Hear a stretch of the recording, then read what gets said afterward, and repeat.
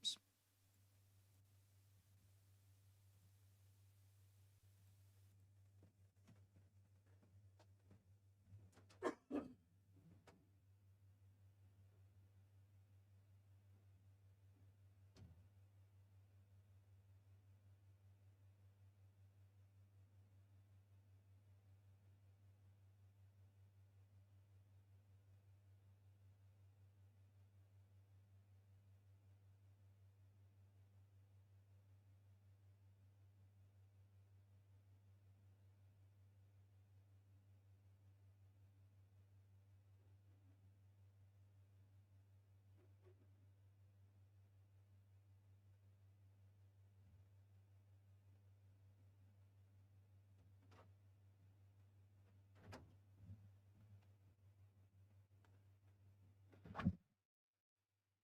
Hey, Mr. Counterfeit, what's up, man?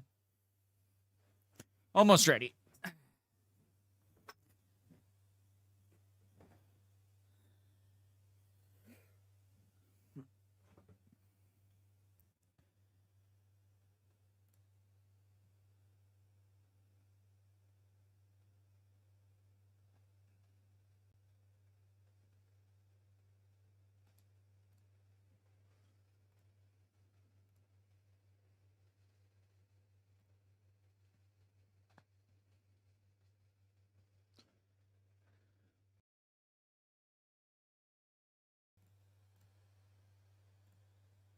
Just getting some final things set up real quick. And then, yeah, we're going to be casting this as well. So, going to be fun to see how all of that goes. Almost there.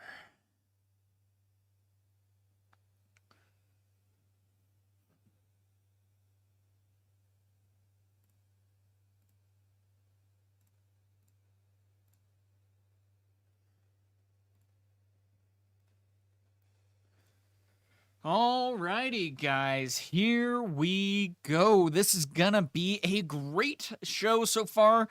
Been watching at work. Work was slow. I went home and here we are. So going to be really fun to be able to bring these games to you. Now, of course, if you guys want to watch this, go ahead and look up on Riftbound on Twitch. You will be able to find their actual broadcast. We are going to be restreaming this to you guys and casting it instead. We might have some people be joining us here pretty soon and seeing how it's going. But again, today is going to be the 5K for those of you who might not know.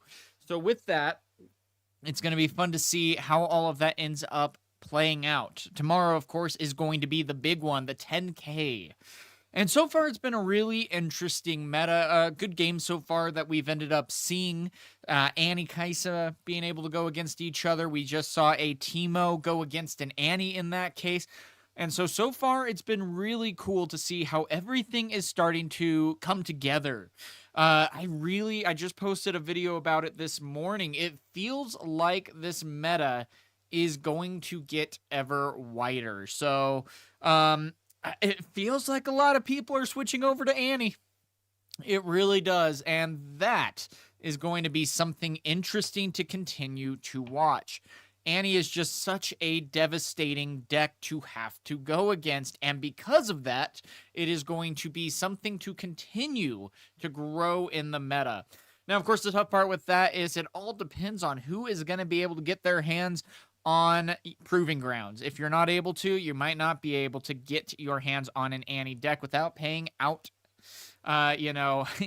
basically taking out a mortgage to get that deck. Hey, Keldor, good to see you here. Woo. So it's going to be interesting to see, is Annie going to be able to win these tournaments again this weekend? Now, we've already seen also one thing to be interesting. Challenger TCG's Master Yi Aurora deck has been already spotted in the earlier round. I think that was round 3, if I recall correctly, where it was actually played. So really fun to be able to see that. It is definitely a deck to keep an eye on. It does a great job at surprising your opponent, where I might be playing Aurora Yi one game, and then I will switch everything out from Aurora Yi to regular and call it good. Now, of course, the big thing is now that that deck list is actually out and about, you're not going to necessarily you know, you're going to be expecting a little bit more. So the surprise factor isn't as much there as what you would maybe expect. Even still, though, this is going to be interesting to be able to see. I really love the concept of Aurora into the mid-range game. It really messes with your opponent's sighting. Yeah, exactly. And that's the thing, because you can even act like you're sighting in and out, you know, and you can make it seem like you're sighting out the Aurora and everything, and you make your pile and everything, and then you just kind of go back and forth. Your opponent already has to focus on their own, and you can choose to keep the Aurora or take it out. But if your opponent thinks that you are switching, they might not go ahead and sub in their gear destruction. So that's something that's really surprising as well, and a great aspect of the game to consider. And so gonna be curious to see how everything ends up going.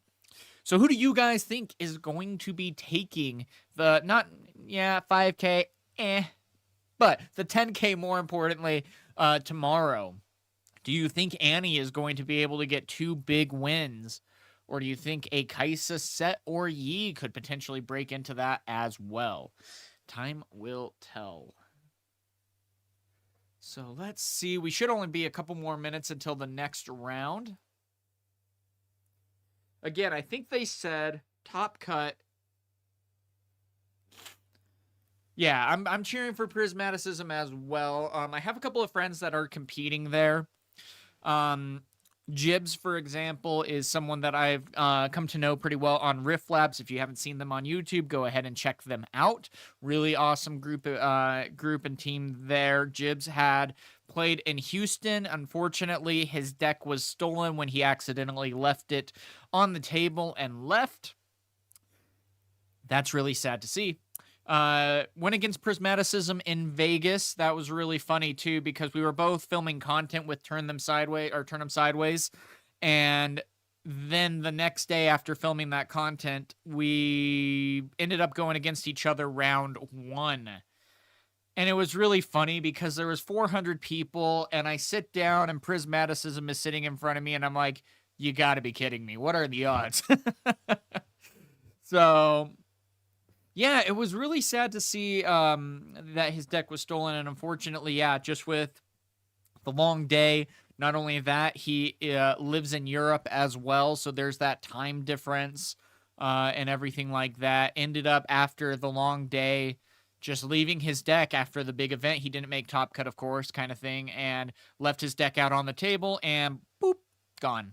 That's all it takes, unfortunately. Really sad to see. So hopefully, you know, he still has a backup deck. He's running MF Aurora today. So, but it was really funny because he went and won his first round really well, and then he went against 2 victors. And for those of you who don't know, victors can do a really good job against Aurora decks, mainly due to either Imperial Decree or even Grand Stratagem. But more importantly, Imperial Decree. Absolutely love that matchup with Aurora. It's like, okay, thanks. I really appreciate that. And so, anyway, it's going to be really interesting to see how all of this ends up unraveling here. And yeah, I think if I remember correctly, they did say because of how many competitors there were, I believe just over 200, that this is going to be 5 rounds and then top cut. So we really should only have 1 more round of top cut. Would have been really cool to be able to cast this too. That would have been fun. Especially because, like, when Max said that he was invited to cast, I thought they were, like, going to be flying him in and he was casting it at the event. No, he's actually just, you know, online and in. So it's going to be interesting to see how that plays out as well. Now, let's see. There we go. Okay, so it was a little out. Yeah, let's go, Wolf. Wolf Paco. Okay, I know. Oh, Wolf Paco. No, good to have you here, man. Great to be here as well. Like I said, work was slow. My CEO is in Cancun. So here we are to have a great time and watch some gameplay together. So, man, I wish I was there, though. Oh, it would be so fun to be able to compete. It would be very difficult to say which deck I would bring in that case. I have Annie built right here. Would have been really fun to bring Annie. I need more reps with it, though. Kaisa is the deck that I am most experienced with. Yeah, let's see. No, what do you think will be the best deck after the new set? That's, oh my gosh, that is about as loaded of a question as we could get. That's the thing. Draven is feeling really good. The big reason why I think Draven could be a top deck, even want to overthrow Kaisa in this case. Kaisa should still be pretty good, but Draven's combat and drawing a card after combat is so incredibly broken in the sense of what starts a combat. What starts a combat is literally two people, 2 units in a battlefield. That is it. So if you go ahead and you move into the battlefield and then you go ahead and fight or flight them, that's a combat, you draw a card. So that alone can already be thinking pretty crazy. Renata's looking really interesting. I played a lot of games against a Renata yesterday. They were able to go ahead and cheat out their the gear that makes 3 units.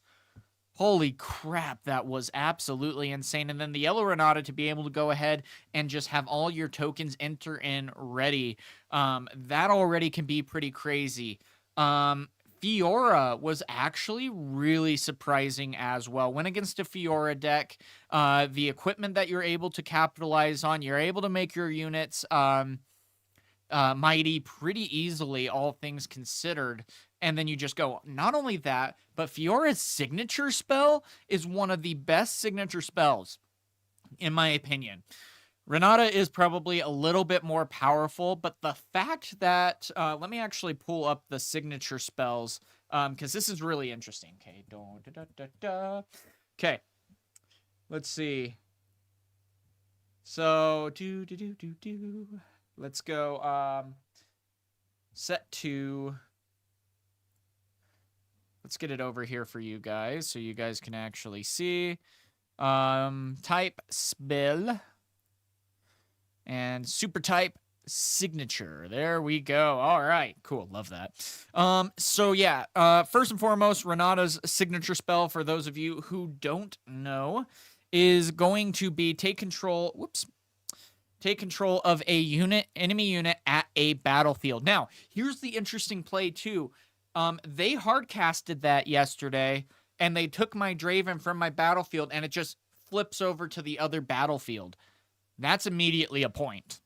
Something to consider there as well. Now, that's really good. Now, they also did sacrifice it after that with the baited hook, and I didn't get my unit back at the end of the turn. That really sucked. Now, here we go with Fiora's signature spell.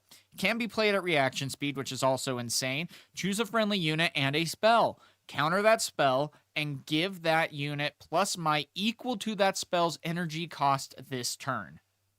So already that's absolutely insane. And the fact that yellow-orange has a counter spell in it now is really interesting. And now, with that, also, it cannot be defied, which is really interesting. So, this, because of the 2 power costs, so something to keep in mind. But Annie got a lot of support. I think Annie could still be incredibly good. Draven is going to be really good. He's going to be built a little bit different than Annie, of course, because you are going for bigger card draw in that case. But yeah, let's see, because we're in a break right now. Thank you guys all for being here, but currently we are about to look at all this. So Fiora right here, if you guys also want the deck list, I can post it in chat. This is going to be really interesting too, because we have the Fiora, which is when I attack or defend one-on-one, double my might, which is really good, running 3 of those. This is going to be your champion zone outside of the deck right here. When a unit you control becomes mighty, recycle a yellow to be able to ready it. Insane. And then not only that, Punch First was just an insane card to add +5 for 1 and 2 power. That's already insane. And a lot of this is looking really good. Strike Down is also another great card. Some really good removal. Choose an equipment-friendly unit. It deals equal to its might to an enemy unit, then detach the equipment. So, again, that's insane. With that, you're exactly right about Aurelia. Let me double-check to make sure that they haven't started. Ah, they've started. Here we go. So, with that being said, Timothy. Hey, that's my first name. Okay. So, let's see. With that being said, guys, here we go with the broadcast. Let me make myself smaller. Ooh. And we're going to be over here because I can. Okay. So here we go, guys. This is going to be interesting. And again, if I get too big or you just don't want to see my face, feel free to tell me. So this is going to be really interesting to see. We are around 6 of 9, so there are going to be 9 rounds before the top cut. So a lot of game to be played. They started at 7 a.m. this morning for me, but again, that is going to be Pacific or Mountain Time when they are over on the Eastern. So 9 a.m. was when these guys all came together on that. Not only that, looks like we have a Darius that has ended up, I think they are still going 4-0 or 5-0 or possibly 6-0, sorry, at this point, and going against a Yi. Now, this can be a very difficult matchup here because you are considering what type of Yi are you potentially going against. Now, also, one of the best parts here in this case is we will see what they are going to be able to do to take back this battlefield. I've played the baited hook build of Darius, really explosive, really good, but you need to also rely on being able to find that hook, and if you don't, you might not be able to find that aggression that you need, especially to take someone down as formidable as a Master Yi. And so I'm going to be curious to see what we are able to do here. I am a Yi believer 100%. The biggest thing with Yi that is such a game changer is the consistency that you are going to be able to find here. Now, here we go, of course, with the cleave. Does not have the defy, so the Darius is immediately going to go up to 10, and even with an unguard, that could be a trade, but looks like the hourglass is going to be taking it out instead. So, really good idea right there. Going in now for 4. Unfortunately, though, that Darius is susceptible, sorry, words are hard sometimes, on being overtaken back by the Yi. So this could be really interesting. You got to be prepared properly for that. But again, that still is going to be a good point taken as we go now up. Should be 4-1 if I recall correctly. I don't think they've updated that point value just yet.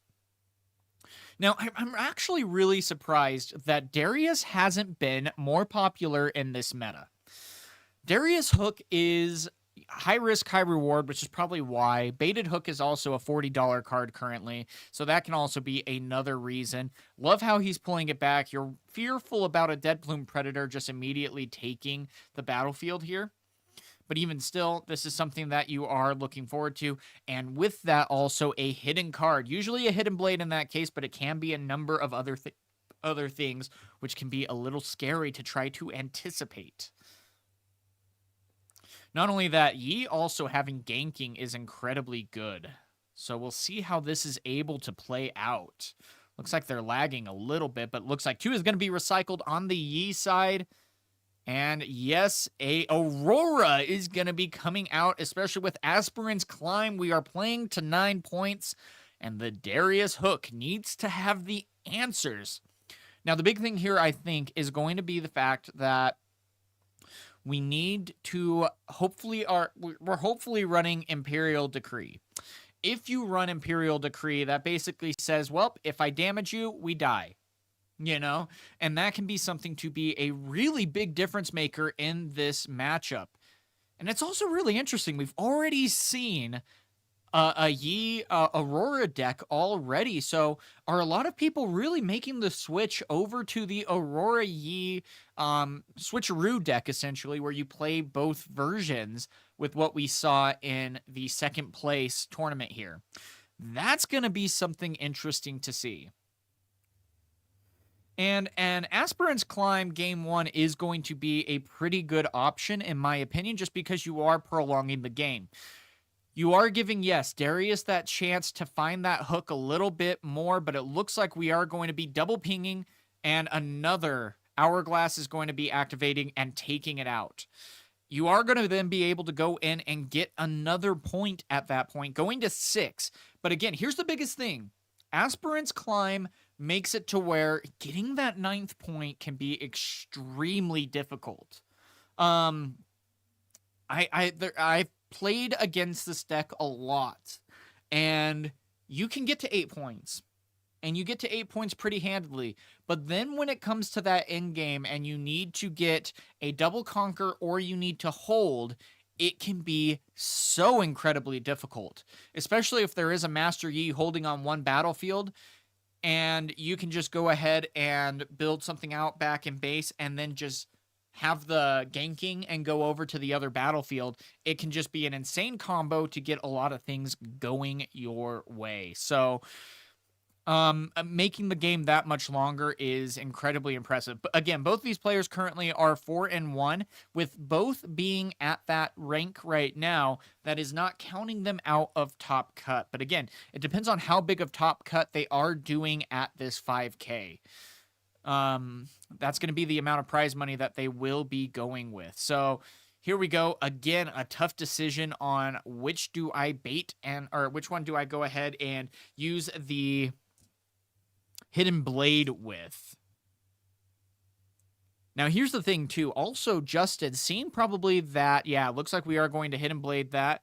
Does he have the Defy? He didn't a turn ago.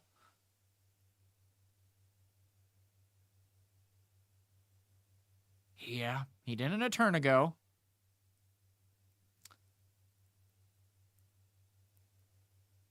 Yeah, looks like that is going to be it. Now, of course, the death knell of that is going to be channeling 2 runes and drawing a card, which, again, is just giving so much more in the arsenal. And holy, all those cards just drawn as well. That is absolutely insane. And the Dead Bloom has been found, though you normally want Aurora to find that in that case. But even still... And then going in and saying, do I want the Protector to be found off of the Aurora? Looks like no. And that's why Candlelit Sanctum can be such a powerful card. We don't know who played what as the battlefields. But, man, it's just going to be an incredibly long day. And also finding the charm at this point, too, to charm the Darius over. Now, of course, with 1 at the ready, you could very well go ahead and potentially cleave. Though with the defense, that's going to be going up to 8-7, so no point in doing so. But yeah, this is going to be a big hit. If another Aurora can be hit with Dead Bloom, and there it is, that is going to be a big difference maker. And again, this is where Aspirant's Climb can be such a vital battlefield in this game 1, because when you finally start hitting those Dead Blooms, when you start hitting all of those cards, it can really start to devastate your opponent. Justin is at 6 points.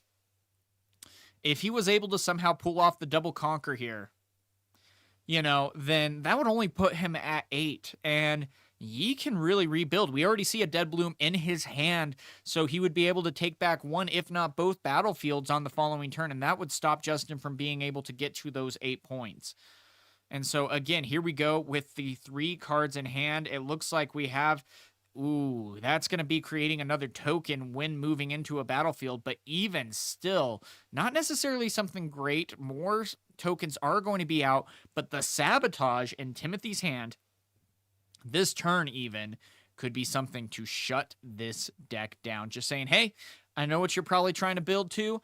If Justin ends up having the Imperial Decree in hand or a Grand Stratagem, sniped with Sabotage. So, gosh, you got to be so careful about that here. Yeah, come on, Keldon. Why are you speaking too soon, man? I mean, so many cards in hand. This is a scary situation for Justin here. Not something that you definitely want to see. I mean, all the runes at the ready for Timothy here. He's going to be recycling 2, building up the backfield, going in with another Dead Bloom Predator with Master Yi's ability that is going to be 2 in the base and then double stacking. So at least Yi's ability is no longer going to be utilized here, but you're trading that for a lot of might. A lot of might. And so this is going to be a very interesting thing. And yeah, I gotta agree with you there, Vega. Stacking the runes is one of the worst habits that you guys can possibly have. Do not do that. When you have the runes, be sure that you go ahead and fluff them out like this. You can tap them, just fine. It's not a big deal. But for some reason, everyone's like, oh, by the way, here, these are the runes I've used so far. Well, that's great. How many do you even have? You know, it's such a bad habit. And it's like, look, there they go. He spreads it out, but then when he pays for it, oh, I'm going to stack it. Thank you. Don't worry, that's a rant I could go on for a while about as well. and I intentionally will ask my opponent every single round, how many runes do you have? How many runes do you have? Because if you stack it, I'm asking. Because I hate that habit. Here we go again with another Dead Bloom coming down on another Aurora being able to hit. I mean, this is a wall, and it looks like that is going to be a scoop at that point going into game 2 as Timothy, with the Aspirant's Climb and Aurora, is able to take game number 1. So, I mean, that right there was also really impressive to be able to have, and again, this is something that you got to be so scary about. If you hit the Aurora, well, here we go running, and a Dead Bloom Predator can get you into this game so incredibly fast. You have to be careful. If you end up missing a couple of times, if you play the Mountain Drakes or anything like that, they do end up going to base, and that alone can also slow you down. Game 1 with Aspirant's Climb can give you such an advantage, but if you go into game number 2 without that, and your opponent just needs to go ahead and score 8 points, well, that can be enough to speed up the game to make it to where you are going to be able to have an uphill battle. Not only that, if you end up losing as well on not finding Aurora early in the game, that can be enough to shut you down as an Aurora Yi deck. So again, you got to be a little bit careful about that. There is that weight and reward, or that risk and reward there, so we'll see, but still, really impressive deck. Now, Darius needs to get going, needs to find that hook, and needs to take it to them. We very well might be seeing Arena's Greatest, which will be adding 1 point. And if Darius is able to go first and get that explosive start, that might be the thing to tick into Darius's favor and give him this win in game number 2. So go ahead and let me know what you guys think about that. Is Darius going to be able to make it in this next game and still go into this best of 3? Let me know down in the comments right now. And this is going to be the scary part. Do you go ahead and, again, you're guessing now at this point. This is the greatness of Yi Aurora playing the regular deck. We don't know if they are. We don't know if he's going to be subbing out 6 cards, taking out Auroras and the big stuff to be able to switch then in the regular Yi deck. That's a risk. At the same time, though, I do think Aurora Yi does have a better matchup into Darius, just because of the explosiveness. You do have to worry about some of the destruction, gear destruction that Darius could utilize here. And so, is that worth it? But with 35 minutes left, even if you go into a game 3 and then switch back into Aurora, that could be something that Timothy could then utilize. Then again, he might be using Obelisk as the battlefield this turn. And if we see Obelisk and Arena's Greatest, this could be a very fast game that Darius just takes. So, I'm serious, though. If Timothy picked Obelisk, this is going to be interesting. So,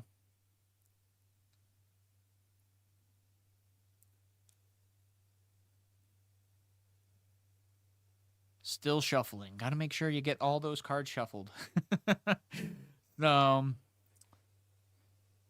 It's also sometimes tough cutting the, like, especially in like an official tournament or whatnot, cutting the rune deck, cutting the deck.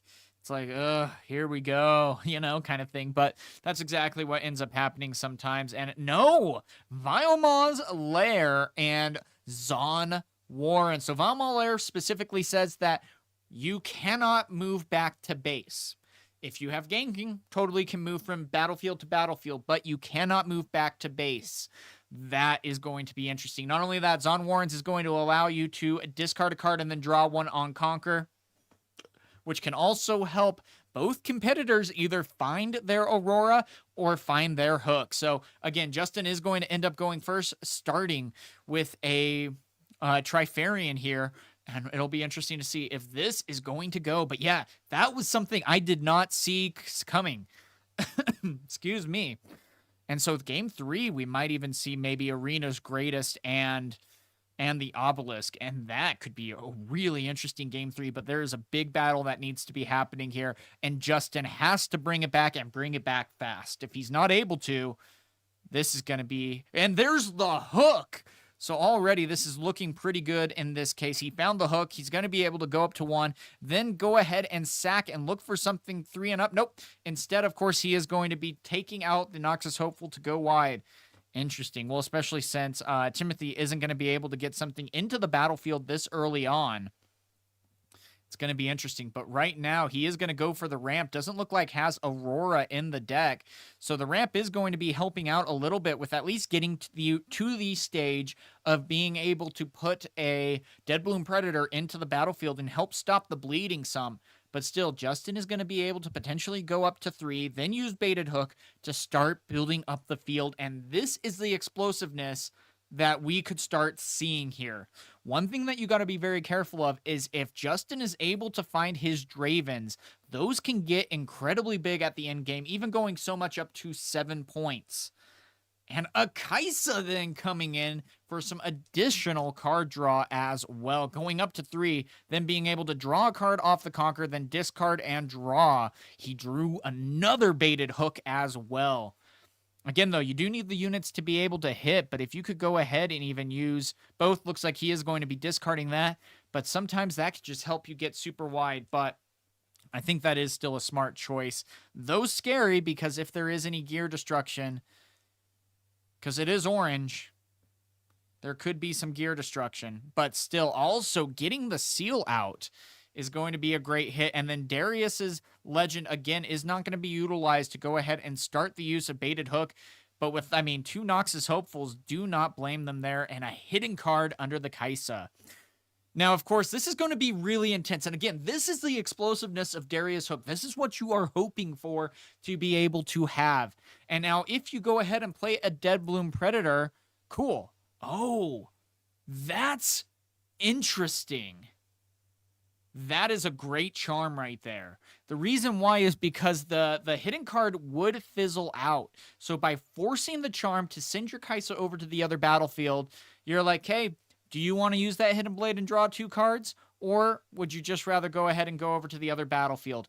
Great play right there from Timothy, and then a Deadbloom to be able to come back. Now, of course, the Deadbloom is stuck in the battlefield, so this is going to be something maybe a little difficult to try to utilize and move around, but Deadbloom likes to stick where he's planted, so just going to be welcoming anything that is going to be thrown at this case, but this is going to be a big turn for Justin. He needs to be able to go ahead and start utilizing what he can to build up his board and take down these big threats that are now going to start coming out turn to turn. That's the thing. If Aurora isn't found by Timothy here, he is going to mainly be able to play 1 unit a turn. If you are able to capitalize on being able to only play 1 unit, you can win. But this again is going to be a very difficult aspect of Justin here, and we still have not seen the Baited Hook being utilized yet. Now, still, he also found a Spectral Matron, which would then go ahead and take a unit back out from the trash at that point, so something that he is considering right there, and that would only be at a 1 power cost because of the seal. So this is going to be really interesting and something to definitely keep an eye on here. Oh, nice. And then going in already with creating another token. But again, need to start moving things forward here. Going to be going 3 and 1 to play out. Yes, there we go with another 2 units coming in with the Legion ability of Vanguard Captain. Look at that stacking. I too like hiding my units. Then, of course, going to be using the Baited Hook to take out a 3. You're going to be looking for a 4 or less on the Baited Hook, looking at the top 5 cards. You're hoping here for a Draven. Ooh, Leona in this case is going to be also just a paramount of a hit, being able to now stun a unit. So you're still going to have to get over that might. So if you go in and attack into Deadbloom Predator, it will get stunned. But you still need to get over that 10 might to be able to kill it. And otherwise, you're just going to bounce back into base. Again, though, this is the opening. This is the explosiveness that you can see here with Justin playing Baited Hook and why it can be such a dangerous deck. But again, that is the risk and reward. You saw what he was able to do in game one when he didn't have Baited Hook, was able to still get 6 points, but ultimately struggled on closing out the game. There is a lot to be seen here as well. And again, I really think Timothy needs to start utilizing a lot more the sabotages here, because you can target things early on like the hook or things of that nature. And even just knowing the hand knowledge at this point is important. And yeah, that's good to know. Not a great hit there in that case, but still. Game one sabotage definitely would have been a little bit easier to at least, because I mean, there was a decent amount of cards in hand. And to even just know what was in there would be a big difference maker as well. So now, again, this is Timothy is doing well on defending. Justin needs to be able to start finding the cards that he needs to be able to really fight back to Timothy. Both battlefields are taken, though he does not have a ton of cards in hand as the E player. That is something that you need to capitalize on here. And that's the thing, too. Being able to then go ahead and say, hey, with Leona, you're stunned. Doesn't matter if you can go ahead then and discipline it. Doesn't matter if you can unguard it.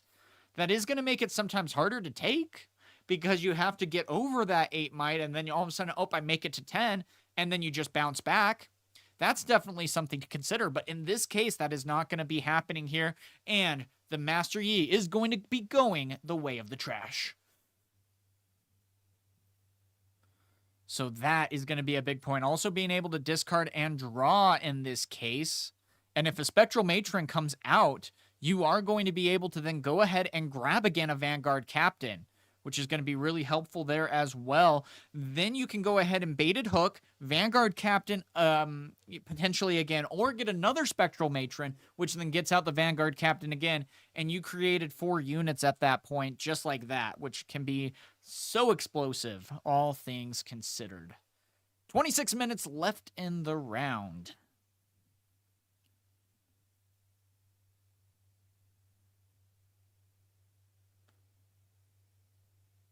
So again, you almost are going to be anticipating potentially a... Yeah, you're gonna have to go Tasty Feyfolk, probably accelerated and then unguarded as well. And so it looks like 2 is going to be recycled. The Spectral Matron is going to be coming out at that point. Spectral Matron will get the Vanguard Captain. It's the #1 thing you go for. The Legion ability will activate, create 2, then Baited Hook. Yep, it's going to be exactly that. Okay. I've played the deck. Yeah, I have it right here, actually. That's really funny. Love the deck. Love the deck. Oh, and it looks like that is going to be potentially the only hit is going to be a Noxus Hopeful for 4. Still, though, you are building up the battlefield. Again, you are going extremely wide. And, well, the Dead Bloom Predator could be on a little bit of a time crunch here. And here we go again with another Vanguard Captain and another 2 tokens. So again, this is going to be really interesting to see what now Master Yi is going to be able to do to clap back at this. We do see a slowed down Tasty Feyfolk in this case. Now also we see a Pit Rookie. Very interesting to notate that in hand. The reason why I say that is because the Pit Rookie, that means he subbed out Aurora. Not only that, he subbed out Aurora and then did not find any of his 2 drops until he was able to finally play out a Dead Bloom Predator. That is severely slowing him down. So it looks like, yeah, he is going ahead and just opting to reinforce the battlefield at that point. And again, yeah, you're adding 6, but you're also minusing 2 from the Master Yi ability. So that's going to be interesting. But still, being able to then buff the Dead Blue Predator mitigates that. Now, Leona with Baited Hook, that is definitely going to be situational. That is one that Justin did side deck in. And you can see that right now. That was something that was able to go ahead and take down a Master Yi, which was a big difference maker. We're going up to 6 points. And Justin has the field. He doesn't necessarily need the cards. The baited hook is going to do all the work for him. And, I mean, at this point, what do you do? Do you just go ahead and pull back and then make for that big final push on the following turn? And just say, okay, how are you going to defend and push in?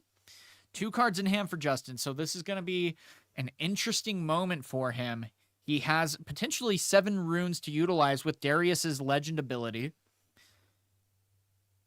Oh, Leona as a legend, yes. Leona as a legend is a really good legend, all things considered, but unfortunately the deck as a whole just moves a little bit too slow. If it just had that little bit more speed to it, or that little bit more power control, where you can control the board a little bit better and more efficiently, it would definitely be a much more played and powerful deck. Unfortunately, it really falls to removal. You go against a Kaisa, they're just going to Falling Star. They're just going to, take care of everything as they need. And then they take both battlefields, and you have to spend a whole turn rebuilding your base and then attacking in. And so sometimes that can just be a little bit too slow. So here we go. I mean, that's a lot. That is a lot of units back in the base for Justin here, and he's got time on his side. They could be going into game number 3. I would guess with probably 16 minutes left on the clock. Plenty of time still, all the same. And here we go, stacking up the deck, doing some math real quick. And we haven't even necessarily had Darius come out yet even. You could go ahead and play Darius and then utilize Hook, and that can also add +7 into the battlefield that you will attack into. The biggest reason why I would probably advocate for that in this case is because right now Timothy completely tapped out. Completely tapped out. So you are going to be able to then go ahead and say, let me just go ahead and take this. Likewise, though, you can still use the Darius and the Hook play for the following turn. Though even still, this is going to be really interesting to see how that is played out. 3 cards in hand for Timothy, and this trade is going to be absolutely insane. Leaving 1 unit left. But that was a lot that was taken out there. So, and you still have Darius that can potentially come in for 7. That's going to be pretty interesting to be able to see. But 7 points, 2 in the battlefield. 1 definitely will be able to be taken over in this case. But even still, ooh, Call of the Week. There we go, to remove 1 unit. Yeah, I'm just going to remove my 1 might. Why not? And again, I do think that's the correct choice. You almost want to destroy the one in the battlefield. But yeah, go ahead and keep it back. Unfortunately, though, I don't necessarily love this. I feel like he needs to move the 1 might over into the Zon Warrens and then utilize the baited hook at that point. Ooh, there we go. Okay, so the baited hook is going to be used on the Vanguard captain if I... Will you? Maybe not. Yeah, so it looks like he still will go ahead and utilize that on the Vanguard captain, so it's going to be able to look at the top 5 for 4 or less might in this case. So again, if he's able to find a Vanguard captain, that could be a very great play. A Spectral Matron gets the Vanguard captain. Another great find. Now, again, if he was also able to go ahead and find a Draven at that point, that would be a 10 might Draven, which again can lock out your opponent. And that is game number 2 as Justin goes ahead and takes it. We are going into game 3. Now, the big question here is going to be, is Timothy going to sub back in the Auroras and go Obelisk, or is that going to be too slow? Because you're assuming now Arena's Greatest is going to be utilized here by the Darius. So this could be a little scary. The risk and reward of that is going to be something to keep an eye on here. Yeah, seriously, the Dravens are hiding at the bottom of the deck. He's like, I'm not going to be coming out when we already have the game. I don't do that. I'm a showstopper. I'm a, I need the limelight. And so, yeah, this is going to be really interesting for sure. Something to definitely consider here is if you were playing the Yi, I'm asking chat here, guys, if you were playing the Yi, would you sub back in Aurora for game 3, or would you go ahead and say, I need to play E, hopefully I can find my 2-drop and keep going? Let me know down in the comments below, and also let me know, who do you think is going to take game number 3?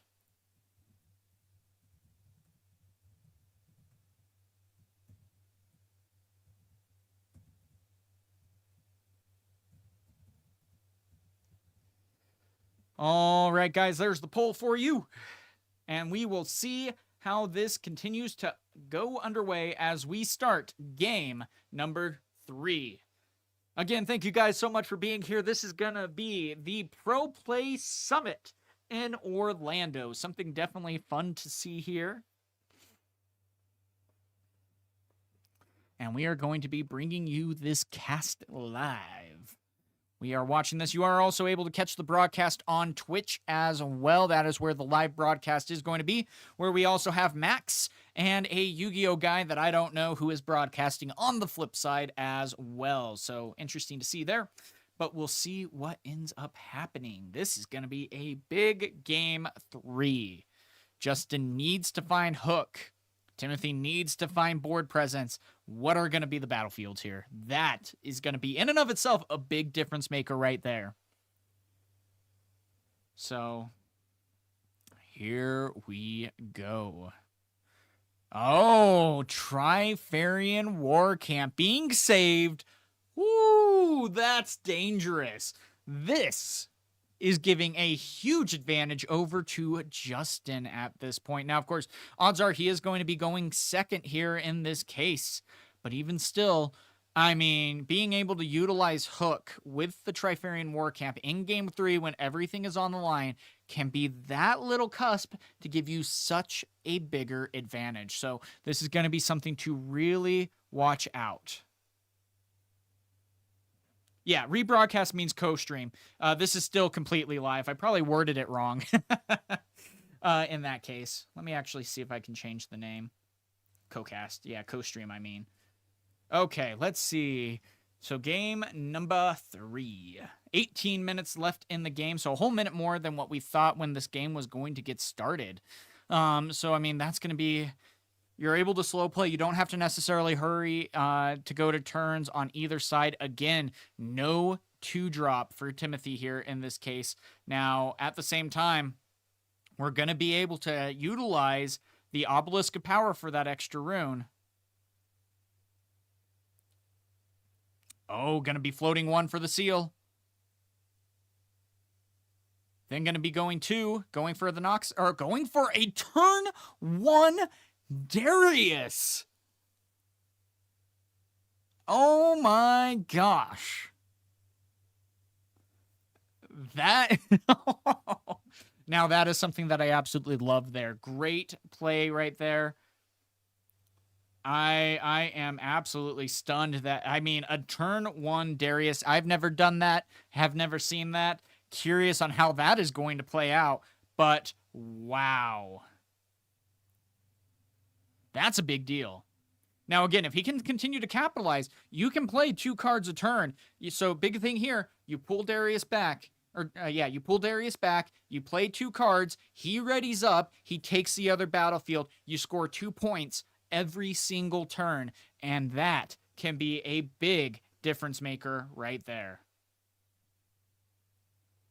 So, again, this is going to be something to be very mindful of, and this can be the thing to really start to seal the game. Already you're seeing how wide they are able to go on top of that, and this is so far even without Hook.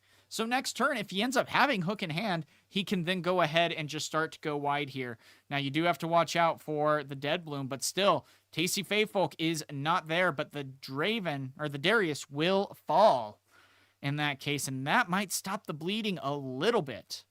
So, I mean, again, a Hook here on this turn is going to be huge for Justin. He needs to be able to find that. If he is able to, this game could very well be as good as done. But not only that, he also has the Imperial Decree. So if he can just go ahead and get to 6 points at this point, that could very well be the thing to seal up the game, because the Imperial Decree will go and just finish things up and clean up. Now, he's putting the captain there like he has the Hook. And he does. Oh my gosh. Thank you, dude. I'm sorry. I love seeing baited hook decks. I love seeing Darius Hook just go ahead and thrive. I love this deck as a whole, and I wish it saw more representation. And that is exactly why. Now going to be looking at 5 or less because +1 of the Trifarian War Camp. So we'll see how this is going to be looking here.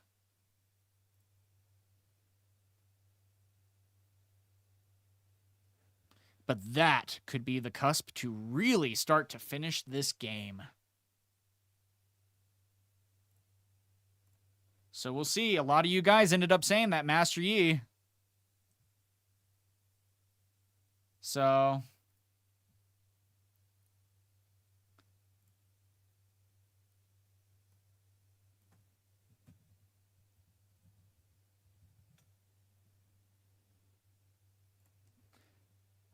all right, so here we go. The Dead Bloom is going to be hit out of the Auroras, but with no one there, it has to go back to base or be played into the battlefield. But again, that can be really dangerous too. Timothy has not yet seen an Imperial Decree.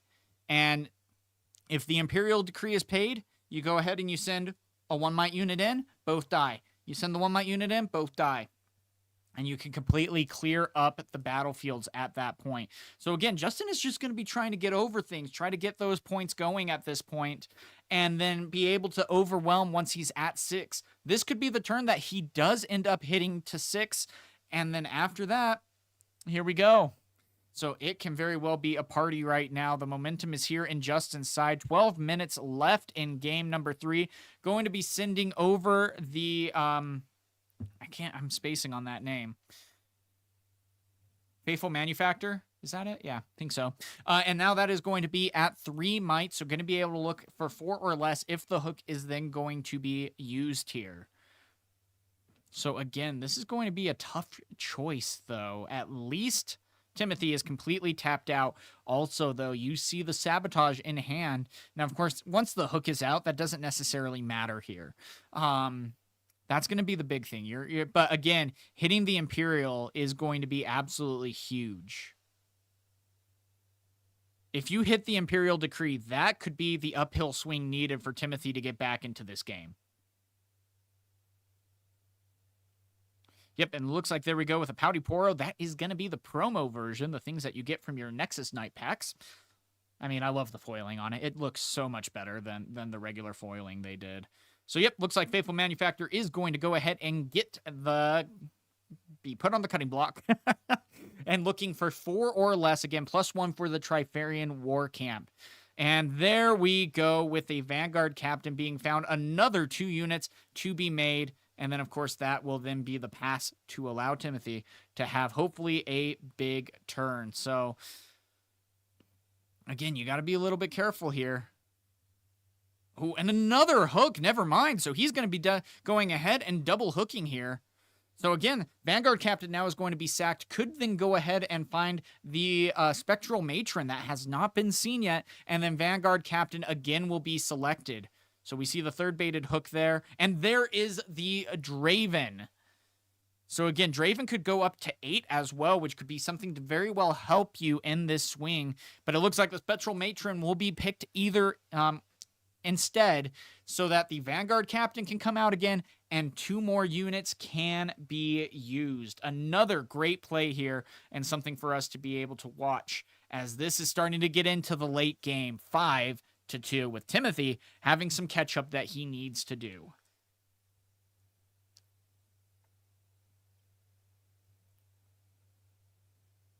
So again, that is going to be taking out the Tasty Faithfolk. That is going to be channeling 2 runes and drawing a card. Again, that could be a big answer. The Dead Bloom is going to be able to go in and take something out, so you got to be a little bit careful about that.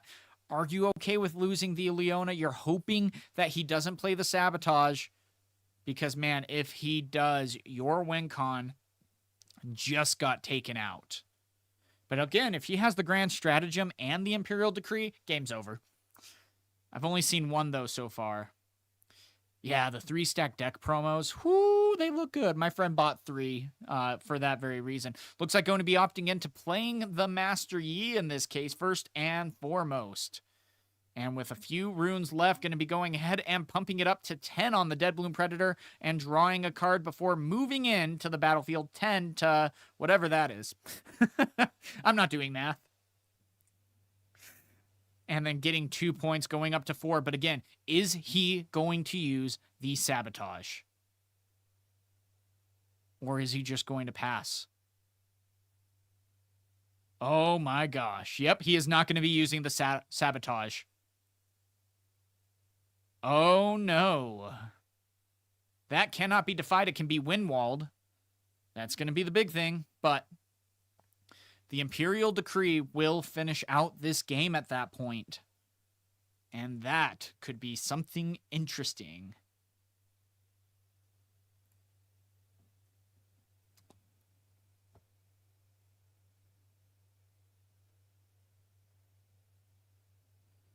So here we go. 2 cards in hand, going to be utilizing here, recycling 1 and then using the seal to go ahead and play the Imperial Decree. Does he have any response? No, that is going to be the game, as Justin with the Darius Hook is going to end up taking game number 3 and the match.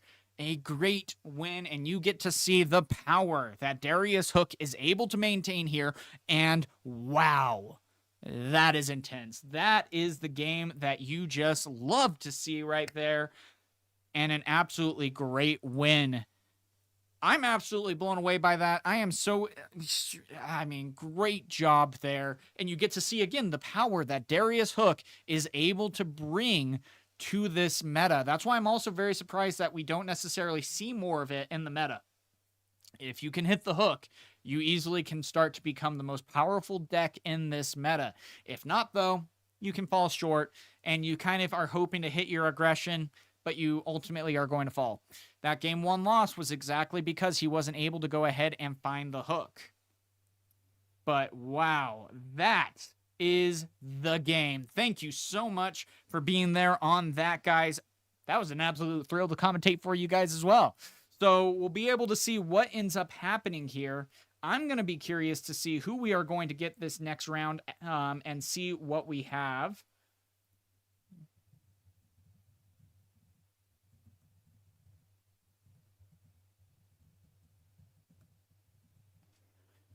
This could be really interesting to see how this is going to end up happening.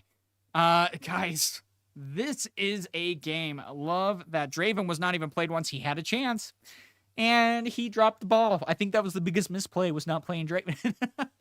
Just because that's one of my favorite cards in the game. And such a powerful ability that Darius Hook is able to then utilize as well. So something really fun to be able to see there, something curious to see. And guys, we got a lot more rounds. That was the end. Sorry, that was a loud clap. I didn't think I had that big of an air pocket. Anyway, we have 2 more rounds to go before we see Top Cut, and then we will see how that ends up going. That's the big thing, is not playing Sabotage. You see 2 cards in hand. You played Sabotage in game 2, and you saw 2 units in hand, and you're like, well, I feel like I just wasted a rune and a power. Thanks, you know? But that would have been the biggest difference maker, because yes, while he still probably would have had the win con in hand, or been able to be wide enough to just overwhelm, that would have been a much more closer game. That would have been so much harder to try to overtake in that case. And it's like, if you're playing the Sabotage, even just having that hand knowledge can be a big difference maker for you as you go into these games. And so I'm going to be curious to see how the rest of these games are going to go. I'm not going to be necessarily just leaving you guys in the dark while waiting for the next game. We're going to be looking up some deck lists. We're going to be talking about the meta of set 1, maybe some meta of set 2. If you guys want to ask any questions, and wait, pointing is hard. If you guys want to ask any questions in the chat as well, happy to keep this as a discussion for you guys, so that we can keep this as entertaining as we can for the duration of this tournament. Oh, thank you, Keldon. Dude, seriously, man, thank you so much. I really appreciate that. And yeah, let's go Prismat. I cannot wait to see how he's able to do. Unfortunately, I was driving home. I did not see the end of his match. Did he end up taking it, Kelvin? But yeah, this is gonna be fun. This is gonna be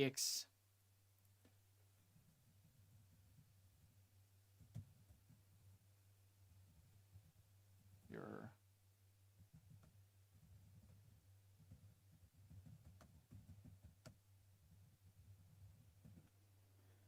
So, and now we are going to be soon joined by Jacob from Rift Lab. So, if you guys know him, he's been running some really big tournaments online and in person, usually over in the UK. So, it'll be interesting to see how all of that is going to go. So, let me go ahead and get that set up. All right, here we go. All right, let me double check some audio settings, make sure you can be heard.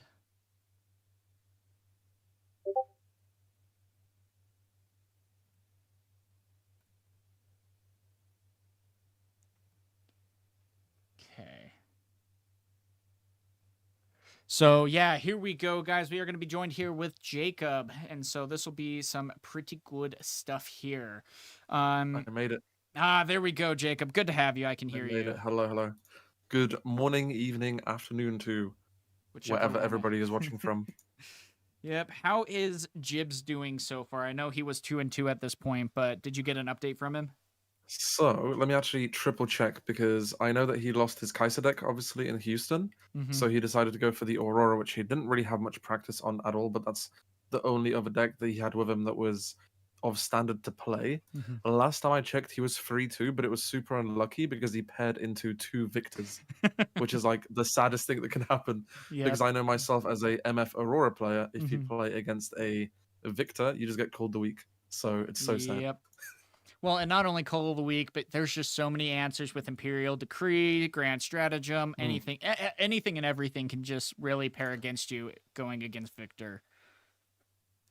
I also, I know. There was a Darius game on stream a little bit ago, right? Did you just watch that one? Yeah, or did you? it was a good end, and yeah, the Imperial Decree won while the Oh. opponent playing Yi had the sabotage in hand and 2 runes left floating and did not use it. Oh no.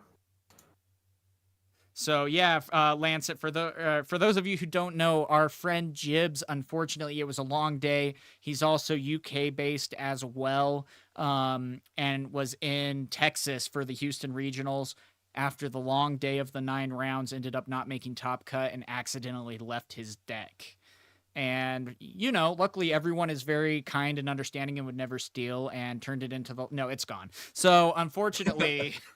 He lost his deck. Someone even joked with him on his X account that they found his deck box on eBay, or like they found his they said like, we found your deck box for sale, and he's like, no way. He's like, send me the link and everything, and it was for his actual deck box, empty, for as brand new kind of thing. So mean. So funny. But he took So it funny. well. Yeah, and it's also his first ever TCG event in person, so yeah, it's a good experience to go to Houston to a regional for the first event, and then now he's gone to Orlando. I think it's 3-3 now, so today he's kind of out of the running, but we'll see what happens tomorrow, really. Yeah, and it's also been really interesting because it looks like this meta has even started to shift a little bit, where we're seeing a lot more of the second place deck from Houston, where people are switching out the Auroras with the Yi. And so like they're playing both decks essentially. We've seen that twice today already, so with 2 completely different competitors. So I'm curious if that might be a new standard going forward. Yeah, because I've seen that the Yi players, a lot of them take their sideboard and turn it into like a full 2-drop. And now with Annie rising in popularity, if you play Aurora against Annie and you don't hit your ramp cards, and the Annie manages to hit a sneaky deck hand, you are so far behind at the beginning stages of the game. It's just not fun anymore. You essentially just potentially lose the game with like an unlucky hand or an unlucky draw. However, with Master Yi, if you ramp up a little bit, you can still play units. You can put your Yi out. You have your Zonyas to keep you safe a little bit. So you have some insurance there. You don't really need to recycle too much, unlike playing a Misfortune deck, I would say. And the other fun thing as well is if you do end up losing or winning that game, you can then swap out your Aurora for all of your 2-drop that you have in your sideboard. And then your opponent has to play against the Master Yi with 2 drops, so essentially a mid-range normal Master Yi deck. And then for the third Mhm. game, you can do another switcheroo and then have to have your opponent guess, are they playing Aurora? Are they playing 2 drops? And if they make a mistake in their sideboard, that's potentially up to 8 cards they can potentially swap out.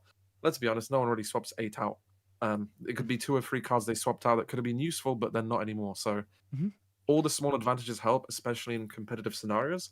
So that's why I think people started going for the Master Yi instead of the Misfortune. Yeah, and I still will argue I do believe Misfortune Aurora is the better deck, just with the utilization Mhm. that you get with the purple units. They are so much more powerful than what you see in Yi's side. You know, yes, outside of Dead Bloom, but you're running Dead Bloom in both regardless. But Yeah. it's like, man, when you hit a Mind Splitter and you reinforce your battlefield 7 and get to pick whatever cards you want from your opponent and say, no, you ain't playing that, that's devastating. So, Oh yeah. You know the most fun thing is if you play Sabotage and then you play a Mind Splitter afterwards, and then you like destroy slash basically get rid of mhm. a like a unit card from your opponent's hand. When they're not used to playing against you, they're like, "Wait, you can only take out a spell," and you're like, "Nope, read Mind Splitter," and then they're like, "Oh god damn it!" Happens every time. Yeah, no, and that's the thing. Nothing is safe, and even if you do end up missing your Aurora, when you play Yi Aurora, it's like, okay, well, I kind of have to force out the draw. I have to force out the ramp and still hope that I can at least play stuff on field. But with Misfortune, it's like, cool. Let me go ahead and find my card draw. I still have Scrap Heap. I still have my gears that can go ahead and infinitely recycle and channel, channel a rune and draw me a card, and there's a lot more utilization that you could potentially use with MF here. Oh yeah, I'm looking at the standings as well right now. George is actually third place currently. Wow. The China regional winning George. Mm-hmm. So he's currently on a record of 5-1. So he just lost his current round against the number 2 player. Mm-hmm. Oh, Randy is actually okay. The standings just updated. Randy is currently 6-0. What? So Randy just went to third place, and George went down to 9th. And also Sean, the Annie winning deck from the regional, Mhm. is currently 5-1.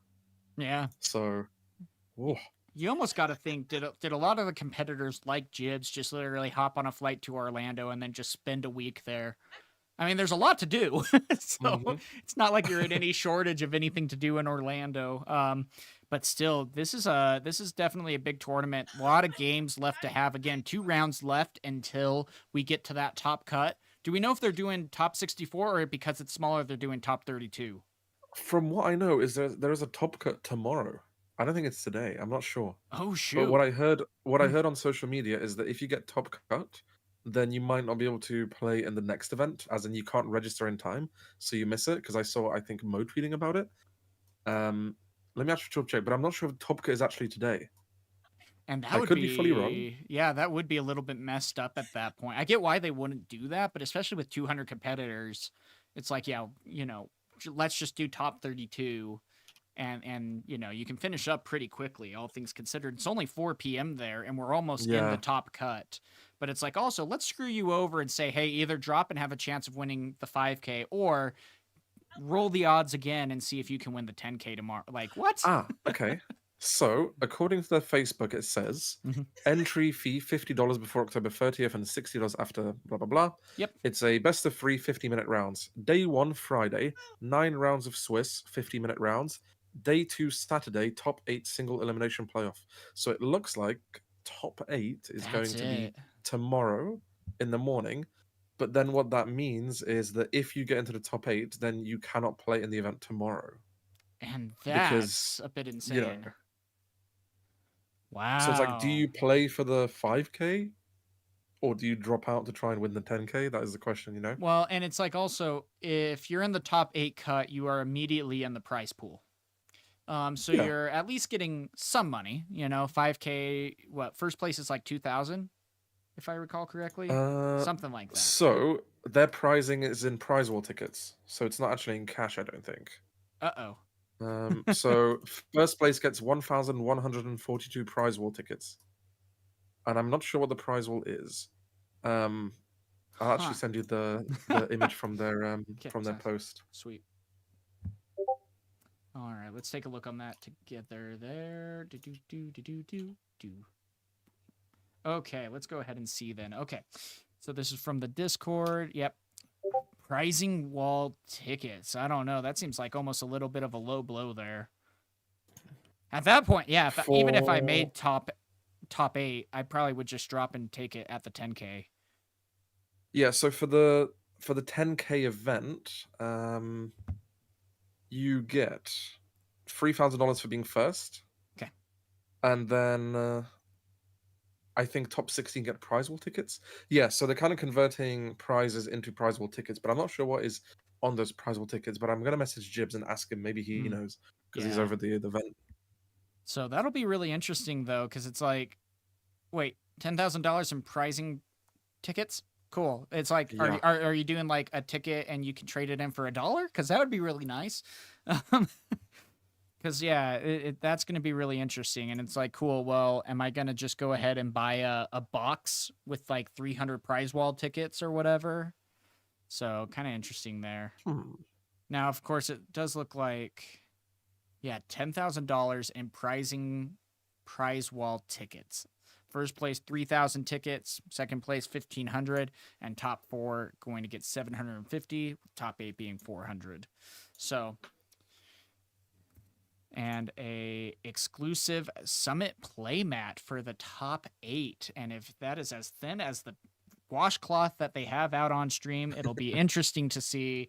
Because, oh, yeah, because I don't know. I don't like that playmat. It doesn't look good. And they didn't even square it up to the camera. Come on, guys. Happens. It happens. Yeah, I don't know. I don't know what the top prize wall tickets will be. Yeah. So we'll wait on that and see. From what Mo put on Twitter, because he was asking about the eligibility and playing in both, they said that he should go to the like support desk and they'll sort it out or something. Because some people bought tickets for both events. And then obviously if you schedule events for 2 different days, then it's like not possible to play in both. So it's kind of just a little bit of waste of money. Let's see exactly. What did they reply? They said, if this situation was to arise, please check in with the info center on site and they'll be happy to assist you. So yeah, that's basically the case. Yeah. Well, it's almost like... So it feels like, oh, you can't play in the second event, we'll give you your money back or something like that. Okay, dudes. It would also just probably even work out to where it's like, look, you're doing a top 8, that's 3 rounds max. And it's like, let's just go. Oh, yeah, it's only top 8, right? Yeah, it's only top 8. It's not going to take very long. So it's like, let's just go ahead and give you guys like even 2 round, like you earned it if you did out of 200 people get into top 8. It's like, let's give you, 2 round 1 buys, Oh my god, do you remember when we did the first Rift trials and I've never done a TCG tournament before and it ended up being 16 hours long? I feel bad for you because you were doing the behind the scenes the entire day. Yeah, I was like, and also I had like, to put it nicely, diarrhea. so between games, I had to run to the toilet, and then I was like remoting into my PC on my like phone, and I was like listening through like wireless headphones, and I was trying to like put on the correct cards and scores by listening and watching the stream from the toilet. Yeah, no one knows. Well, now a lot of people know at least the sacrifices that you had to make to run that stream. But I mean, it was so cool. And it was what, the biggest tournament or online tournament. Now, of course, that was before the game was released, but we had so many people coming together to be able to play that game. Such a great experience. Fun fact, most of those players from those tournaments are in this tournament right now. Yeah, and so, I mean, did Sold Out end up joining Orlando as well? I'm not sure if he went to Orlando or not. I didn't see him anywhere in the player list. Yeah, I didn't either. But also, instead of using like usernames, some people have like full names listed. How dare so they? Unless we know the full name, then yeah. So, but yeah, I mean, we already have seen one casted from Prismaticism. Great showing for him on there. Prisma is actually playing against Presto right now. Oh, is Presto playing Ari, or what did he bring? Presto, I'm pretty sure Presto's on like, I don't know. Because he was a Presto's really good either Ari on Kaiser player. or a master. Presto's either on a Kai'Sa or a Master Yi Aurora. Okay. Yeah, seems to be the thing to do these days. So, but yeah, so we'll see how that ends up going. And yeah, guys, we still got a couple more rounds that we have coming your way for today. We are taking a long break at this point. They are still talking. See, you can see them talking. Yeah, I Anyway. think they're waiting for the next round to start because right now, Yeah. 46 minutes left in the round. I think we might have the Randy table, I'm assuming, since they Ooh. want to stream top tables. It's going to be Randy versus Daniel Zidenberg. I don't know their username. Yeah. But I'm assuming that's what we would have. And is it the Randy that he's pretty active in the Yes. Discords as well. Okay, so it is him. Cool. That's awesome. Yes, he actually has a Kai'Sa guide that he made. And he basically, me coming into TCGs, I don't like the fact that a lot of players like go to an event and then like advertise a Metafy guide. However, I learned that that's just how it is in card games, so I can't really just go into a card game and be like, I hate that idea, it sucks, you shouldn't do it.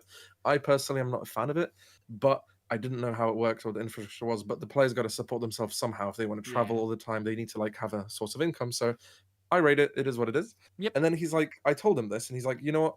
Try out my guide. Let me know how it is. And I actually read the guide, and I was like, not to actually advertise it. I was like, this is actually worth the money. And I read all of it. It was like a $30 guide. I watched the VODs, and it helped me to a point where I went to like a skirmish the next day, and I basically got to like the top 8 just by playing the way I read from the guide, and it changed my like outlook on the game completely. I went from just playing like an idiot to playing for like point parity, making sure I was on like even points. I was trying to look for winning conditions and stuff like that. So That's awesome. Yeah, and it can make a big difference.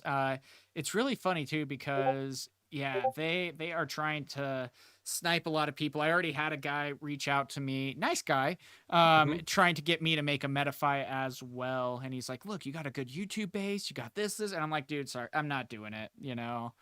It's Yeah. like I don't care enough. So here we go though into round number 7.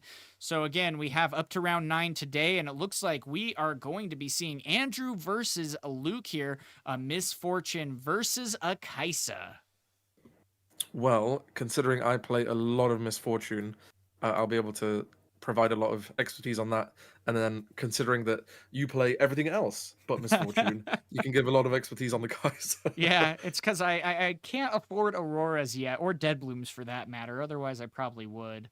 But Uh, already we get to see that Andrew is just coming out swinging at this point with 2 quick points, knows that he is on the time clock going against MF. So if he can get as many points as possible, Aspirant's Climb is out. So we are going to be going to 9 points. That can be a big difference maker there.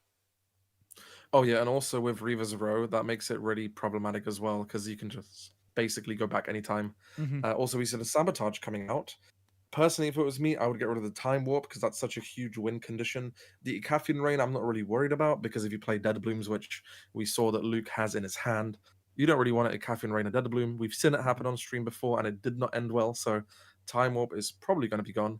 But yeah, so far, going to 9 points, Andrew being on 2, you'll go to 4 next turn, 6, and then 8. It gives a lot of time for the Aurora to ramp itself. If the Aurora isn't played, look how many runes he's already on. He also has another Catalyst in hand.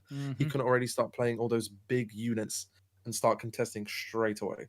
And this is going to be the big thing too. Gotta say, love the notebook that he is using there to take note of all the cards. You do not have to keep that to memory. That's the nicest part. You can write them down and then even cross them out as your competitor plays them, so you know what they still have in the majority of their hand. But this is going to be a tough choice. I think you're right though. I would still go with the Time Warp here. You have the Dead Bloom in hand. Oh, but he's choosing the Acathian Rain to go to the bottom of the deck. And that's something surprising too, because with the Dead Bloom having Deflect, that is a very desperation move if you have to get rid of it that way. But again, you're still probably worried more about what else might be coming out with that as well. Oh yeah, and also that book is indeed a Codex journal. Because I recognize the layout immediately. Yep. It's very popular amongst Flesh and Blood players, so I'm not sure much about Luke, but I'm assuming if he uses one of those, he probably has played a load of Flesh and Blood before, and that game being such like high skilled, a lot of those players coming in, are performing so well in these Riftbound events. Mm-hmm. Yeah, and that's the thing. That is such a technical game because the cards that you have in hand are also the cards you use for cost. And depending on what the value of that card is, can really differentiate what you're able to play here. But still, I mean, we've already seen Flesh and Blood players perform so well in English, at least, with this game, and they continue to impress. And now Aurora coming out, incredible. It's just so easy now for Luke to carry on. Having the Aurora when Kaiser's only on 3 points, 5 on this turn, 7 on the next, 9 on the turn after potentially. So you have 3 rounds of getting something out from Aurora, and also with that insane amount of ramp, we see the Dead Bloom in hand. We can instantly go to a battlefield, take it over, and then just keep stacking. We know that Caffeine Rain is there, so the Mountain Drake can die because it doesn't have deflect, but the Dead Bloom is going to be really hard to kill. Going to be a really, really tough target for Andrew to do. So in my opinion, I think Luke is in a really, really great spot right now. Yeah, I would have to agree with you on that. Now, still getting +2 cards if you decide to utilize both Kaisas on the Conquer, going up to 5 is still going to be a good climb to make. But you're really hoping here that you're able to bounce back on this in some way, shape, or form. And this game is just going to get harder, especially because Misfortune isn't afraid to stack battlefields either. You're going to be able to stack up a battlefield, make it impossible to take, and then use Misfortune's legend ability to give ganking so that you just go over to the other battlefield. Yeah. It's so strong, and most people forget this most of the time, that you're just there on a battlefield, you have like a really strong Volibear or something, and you're like, oh yeah, that's just gonna sit there, let's just go to the other one. And then Volibear just moves over. But Reaver's Row, pretty nice to have, so you can just retreat back, and especially with Darius, going to a Reaver's Row, holding that, and then moving back is so nice, because then you can just play another card afterwards, and then just chill. And we see a Sabotage coming out again. I'm not sure what the delay is like for you on the stream, so hopefully I'm not too far ahead of you. I'm going to refresh But just in another case. time warp, another time warp in hand that's going to be removed, possibly. Yep. And so, unfortunately, I'm also hitting ads for 40 more seconds on the Ah, refresh. Oh, well. wait, I got you. I got you. So, oh, there we go. So, This might help for a second. yeah, exactly. If I can actually, I have too many discords. Gosh, I really do. Holy crap. I know you're simple. This should hopefully. Oh, there we go. Yeah.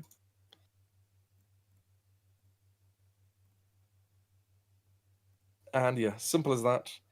Mountain Drake going in, Kaiser retreating from Reaver's Row. That's 1 point to Misfortune, and then a Dead Bloom going into the other battlefield, just to have control of both now. Also a hidden card played, most likely a Fight or Flight, and then Aurora Trigger taking another Dead Bloom out. So what are you going to do? Are you going to develop your base?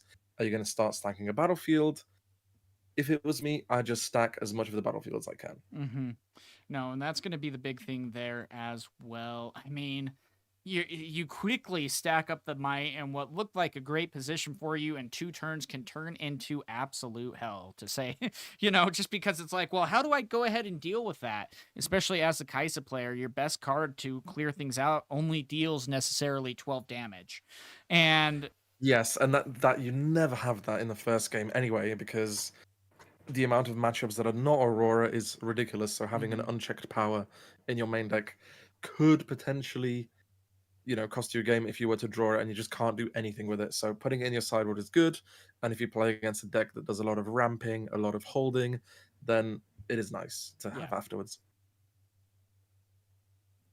So here we go, though, and that hidden card can just be so almost baffling. Like, what is it going to be? Now, of course, for sure it's not Paka Cub, just because why would you ever play that in an Aurora deck? But still, it definitely is like, if you don't know this matchup, Aurora Misfortune is not necessarily one that you see a whole ton. We did, at least in Houston, a little bit more than normal.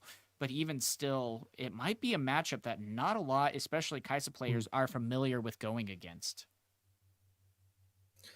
Yeah, I genuinely don't see currently a way for Kaisa to win anymore. I think it's just. I think Zora has it, and I'm also very biased for Aurora because I love Aurora. Wait, how many cards in hand are there? That's a lot. 1, 2, 3, 4, 5, 6, 7. There's 2 Void Seekers there, which you can technically kill the Mountain Drake. Just throw 2 Void Seekers going over Poro, and you get to trade against the Mountain Drake. That's nice. You could take the Darius, put it to 7, going with the Kai'Sa. That's like a lot of might as well. I think that's 11 total. Then you can kill the Mountain Drake as well. There's quite a few options, but yeah, like you said before, the ganking is what's going to catch out the Kai'Sa player. Yeah, and again, that's another thing that just I think gives the MF Aurora just such an upper hand compared to Yi.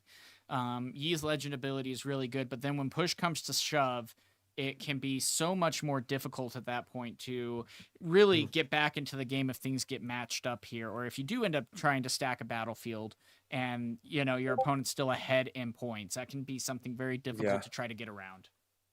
Yeah, and we see that Andrew is currently thinking so much about what his next play is going to be. He's got all those runes available. That's a total of 9, I believe. 1, 2, 3. Yeah, that's a total of 9. Is it 9? I think it's 10. Yeah, he's got 10 runes available, so he's thinking of what to do. He plays a Lecturing Yordle to draw a card, but it's a Pouty Poro that comes in. And then playing Darius from hand, readies him, gives him +2. The other Darius also gets a +2, so that's a total of 14 might going into the Mountain Drake right now, which is going to kill it unless it retreats back to the base. I totally forgot about Reaver's Row. Totally forgot. Yep. Reaver's Row also, it can give and it can take. What you think is an advantage can also help out your opponent just as much. And so that's something that can be so difficult to try to work around. And now we have 2 dead blooms that are also looking pretty hungry and ready to attack in. And the Kai'Sa is tapped out, so you can pretty much do whatever the hell you want. And with the ganking ability, you can just move in from both places. So you can take the Mountain Drake, move in, also give a Dead Bloom ganking, and then that's 18 might that could just move in. And those Dariuses are currently only at a 10. But moving in the Mountain Drake, 1 Darius retreats, 1 dies. That's a point for the misfortune scored. And then full hand available. Well, there's only 1 card there. We'll see what is played, and then there'll be another trigger of Dazzling Aurora. Now, one cool thing that could happen in this deck, I'm not sure what their deck list is like, is if they play Soul Gorger. I personally love playing Soul Gorger, because if you are to hit it from your Aurora late in the game, and one of your units is dead, all you have to do is pay the power cost, and you can play it from your trash. So imagine a Dead Bloom is dead. It took so many resources for your opponent to kill it. All you have to do is just play the Soul Gorger, pay another cost, and you get 2 units back onto the field. That is so strong. Yep. No, and that again, that's probably one of my favorite combos in the game. Just the fact that you can immediately catch right back up in the game and refill the battlefield. And it is, especially for Kai'Sa, it can be such a difficult deck to try to get ahead in. And then all of a sudden, just like that, you then go ahead and you can just go ahead and rebuild everything. And Kai'Sa struggles. It's like, what, you have Darius and Cleave that maybe can go ahead and get over. And there we go with a Mind Splitter. The whole hand now is going to be revealed and a card selected to go to the trash. So you can see Luke currently deliberating what to do. Do you want to stack the other battlefield fully, or do you want to put on Reaver's Row where you can only take 1 unit back? And if I was me, I am getting rid of that Singularity right now. Yep. Because Singularity just does 12 damage total. It is so strong. You can get rid of the Misfortune, and you can basically get the Mind Splitter back to 1 might, go in with like an Accelerated Darius, or throw a Void Seeker out, or anything, and it just does so much damage. Yep. So, I mean, again, another just great find right there. Mind Splitter being such a powerful card. Looks like that is going to be, 6-4, a lot of game left. But at the same time, not really. There's still so much there. And we still even have the hidden card on Aspirant's Climb. So Andrew is going to need to find some answers. And again, this might be very well a big reason why a lot of people are switching from Kai'Sa over to Annie, because Annie does have a great matchup into Aurora-like decks, especially just with the movement. And that can be something to really watch out for in this case. But right now, Kai'Sa is just not looking great here. And you can see Andrew maybe even struggling on deciding what to even play at this point. Yeah, so we saw a Stupefy hit the Misfortune, allowing for a card draw, and then a Void Seeker coming out. I believe Andrew is currently thinking what to target, but I assume it's going to target the Misfortune to try and kill it. So, and luckily that will go ahead and buff up the Ravenbloom student. 2 spells were played, so it is going to be going up to 4 might, something to definitely keep in mind. Still, though, per the rules, you definitely don't have to necessarily announce that right when it happens. It's still just like a given ability, but still nice that he is notating that early on. Also, gotta just say, I'm glad these guys are not stacking their runes. Great Oh yeah, it's habit. so nice. So nice. I actually when I pay for cost now, I tap, and then the one I'm going to recycle, I put face down before actually recycling, and it seems to be so much more helpful. But also having a quick glance at the hand of the Kaiser, it's not looking good. You have a Kaiser in there, you're paying for it, you don't want to accelerate it because you don't have enough runes available. Next turn, how many might can you have? That's a 2 might on the Yordles. Yordles are 2 might, aren't they? Yeah. So that's 2, 2, 2. So that's a total of 6. With Kaiser, it's a 10. The other Yordle, 12. The other Kaiser 4, so that's 16. So you have 16 base might in your base. That's enough to just about trade with both battlefields, where there is also a fight or flight hidden, and the other battlefield being 17. Now a full turn to the Aurora. I really do not see a way for Kaiser to come back and win this game at all. I think this one's gone. And what I would do is just make the game as long as possible, and then see what other cards that the Misfortune deck is playing. Yeah, that would be the biggest thing, and that's one of the biggest tells also of Aurora decks is they do deal the cards face up until they find that unit to play out. So I mean, if you really wanted to, you could write down every single card that you see to be able to utilize that. But again, that is going to be a huge tell going into this game.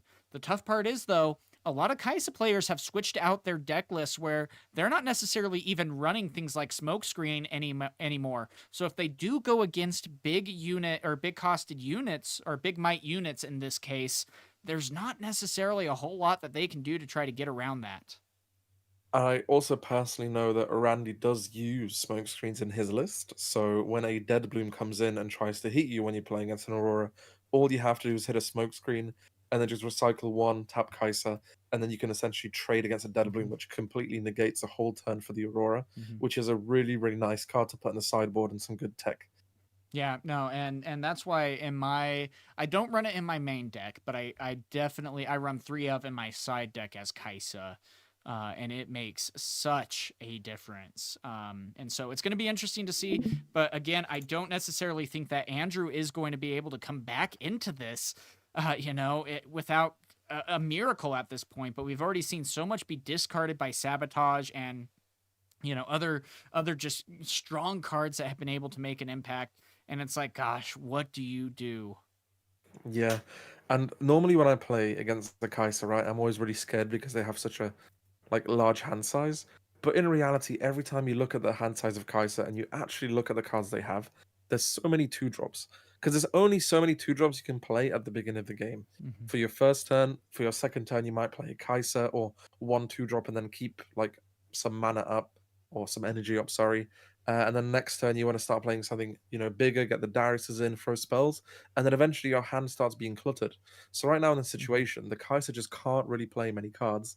And then Luke is probably aware of this, just going to keep stacking because he knows that if there was an answer, there would have been an answer by now. You don't want to let Aurora just keep stacking and stacking and stacking.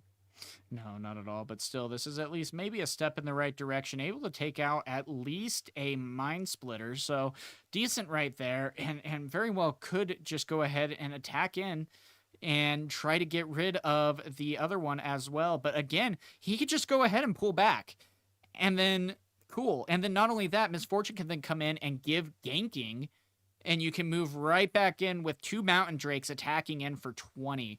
And that right there could very well be game. Oh, yeah.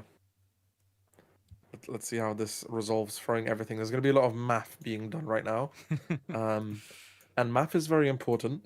We've seen multiple times on streams where the players could just not do the math correctly. There was one point, actually, where it was at the Vegas 10K event that Turnham Sideways streamed, that one of the players didn't count enough, even though they would have won. They just scooped, but they Yeah. would have won by 1 might. So math will be difficult to do here. Yeah, and that's can be the hardest part about this game, but you got to be so calculated. And it's okay to even double check the math just to be safe. And again, this is also why pen and paper can just be so helpful at that point, because you can notate and try to do that, as well, to make sure that you calculate it out correctly. And especially with like Lee Sins, if you start doing Lee Sins or sets as well with all their Mm. might added +2 if they're buffed and, all that, it can get very confusing very fast. But it looks like it is going to be a decent trade with leaving a Kaisa and a Ravenbloom student at that point, as Andrew goes up to 7. But will he be able to have an answer at this point? And as you saw, the Reaver's Row wasn't utilized when defending, so Luke decided to keep his units there to trade with as much stuff as possible. And right now we see 3 2-drops just coming out straight from the hand. Crazy. Yeah, and so it's still interesting though, because it looks like they weren't necessarily put into the base as backup either. So again, very well might have been potentially forgetting of the Ganking. ganking ability of Misfortune, and Hmm. that very well could have just cost him the game. Yeah, and there's only one up, right? So if Mm-hmm. you gank over with the Mountain Drake, yeah, which is literally Mm-hmm. what's happening now, that's 4 6 might against a 10 might. If you throw a Hextech Ray or something, you can't really do anything. So, oh, and Yep. we see a retreat being played. Take the Raven Bloom back to hand to channel 1 Yep. rune exhausted, which is not really going to matter. Kaisa goes back to base. The base, how much might is that? 2, 4, 6, 8, 12 total might. There's 16 on the Dead Blooms battlefield. Yeah, Yeah. it's Not no much you can chance. do. No chance. So, I mean, but again, great options. Luke was able to find the cards that he needed, was able to find the Aurora early enough on. They still, of course, do have to go to 9 because of the Aspirant's Climb. But even still, this is looking like Luke's one to take. And on top of that, he's playing out another Mind Splitter to be able to take back the card that was just returned to hand potentially with the retreat. Yeah, and then the trigger of the Aurora happening as well. Let's see what's going to come in. Oh. It's really good to know that Primal Strength is also in this deck. It's such a strong card. Oh, and the Mm-hmm. Volley Bear's in. Yeah, you can Yep. just scoop. Yep. Just go next. Yeah, there you go, scoop. So Primal Strength, really good card. So let's say you're far into the Aurora, or maybe it gets like salvaged, it gets destroyed. You no longer have an Aurora in play, but you still have some units. And then your opponent is like, okay, cool. There's no Aurora left. I'm going to go all in and try and clear your battlefield because I know that you cannot build it back Mm-hmm. easily. Then you just play Primal Strength. You win the showdown. Your opponent's units die, changes the game completely. Or Yes. even if you have some sort of base developed, let's say you have a Misfortune, which is pretty cheap. You can play her for 5 energy and 1 recycle, Mm-hmm. or 6 energy and 2 recycle to play her accelerated. You give her a Primal Strength, then she can clear out most boards, which is super, super nice. So, a really strong card in the Aurora deck that I don't personally play in mine, because I decided to go full gamble mode, but it's something I'm going to be adding. Yeah, and it's definitely interesting on just how much that can shift the tide, especially once you do have the Aurora out and you go primal. It can just completely cut your opponent off guard, where they think they actually are going to have the ability to take back the battlefield, and then you're just like, no, you're not. And with that too, a lot of the times once you get the Aurora out, you are utilizing your runes so little. Maybe you want to build up your battlefield a little bit more, or build up your base a little bit in case it gets overrun, but you still could potentially have a lot of runes left over. And so with that, it's going to be interesting. What are your thoughts though on Bullet Time and MF Aurora? Sometimes it feels like it's a Oh. dead card to me, more than it's helpful. So, I personally love Bullet Time, and there is one reason for it. Because when you play Bullet Time and you play it, you pay 1 energy. You can then you basically tell your opponent, does it resolve? You do not need to pay the cost until after it resolves. So, if you want to bluff, let's say, if your opponent attacks and you have a Bullet Time, you can play the Bullet Time for 1, bluff potentially, see what they can do to play around, which has happened before, like use a reaction to basically add some might to their units because they're terrified and they'll want to make you spend more. But you can use it to bluff. Or if you want to be risky, you can wipe out their entire battlefield or entire stack of them attacking. Hmm. This is particularly useful for grand stratagem. So there was one situation where I played against a Lux, which is a very funny deck to play against, and the Lux spammed all recruits into her base. She then played grand stratagem. She had a total of 18 recruits coming at me, 6 my each. She walks into my battlefield. I have one up. I play bullet time, recycle 6. Everybody dies and I win the game. It's just so True. strong, and there's so many things you can play with it that it's just good. Yeah. I love it. I think it's a great card. Sounds good. No, great for that. And like that, we are also going to be going into game number 2. Kaisa opting to go first. Now, of course, the big question on everyone's mind is, and especially Andrew's, did he open with the Aurora and the ramp needed to get things moving? So I see that there is a Star-tipped Peak being played from Kai'Sa. Mm-hmm. So it basically is the Annie ability, where you ready 2 runes at the end of your turn, only if you have conquered that battlefield that turn. And playing against an Aurora is nice because you can go conquer. The next turn you just go back to base, and then afterwards you just conquer it again. Yep. So that's going to have a lot of value that you used. However, Sigil of the Storm, not really fun, because every time you conquer it, you have to recycle one of your runes. So that's a bit of a negative battlefield to go to. And as well, what I noticed is that going Star-tipped Peak, if the Kaiser player was playing Arena's Greatest, you kind of want to go Arena's Greatest if you're going first and you secure yourself that win. So potentially it's looking like the next battlefield that she'll be using if this goes to game 3 might be something like a Dreaming Tree. Mm. And that can be a little bit scary as well, considering what that can imply. Dreaming Tree allowing you to draw a card when you target the unit at that battlefield. You can do that once per turn. But again, that can really backfire if someone's able to go ahead and take back the battlefield and then even start utilizing it for themselves. And we've already seen that Miss Fortune does a great job of locking you out of battlefields. Now, this is still going to be a big turn for Luke here as well. Still trying to go ahead and, not necessarily seeing his Aurora. That can be a breath of fresh air for Andrew here. But Oof. again, this is still going to be a big turn. Going up to 4 and not also having to worry about the aspirant's climb of going to 9 points. And then, yeah, having the Mountain Drake in hand as well, just pure raw 10 might that you can bring out. And especially if you ramp yourself up, but you don't hit the Aurora, the Mountain Drake is super nice to play with. However, we do see in Kaiser's hand, we have a Stupefy, we have a Cleave, and we have a Thousand-Tailed Watcher. So that Mountain Drake is not going to live for very long, it seems like. And also now, everything being retreated back to the base. If Luke moves in to conquer something, score the point, next turn it's just simply going to die.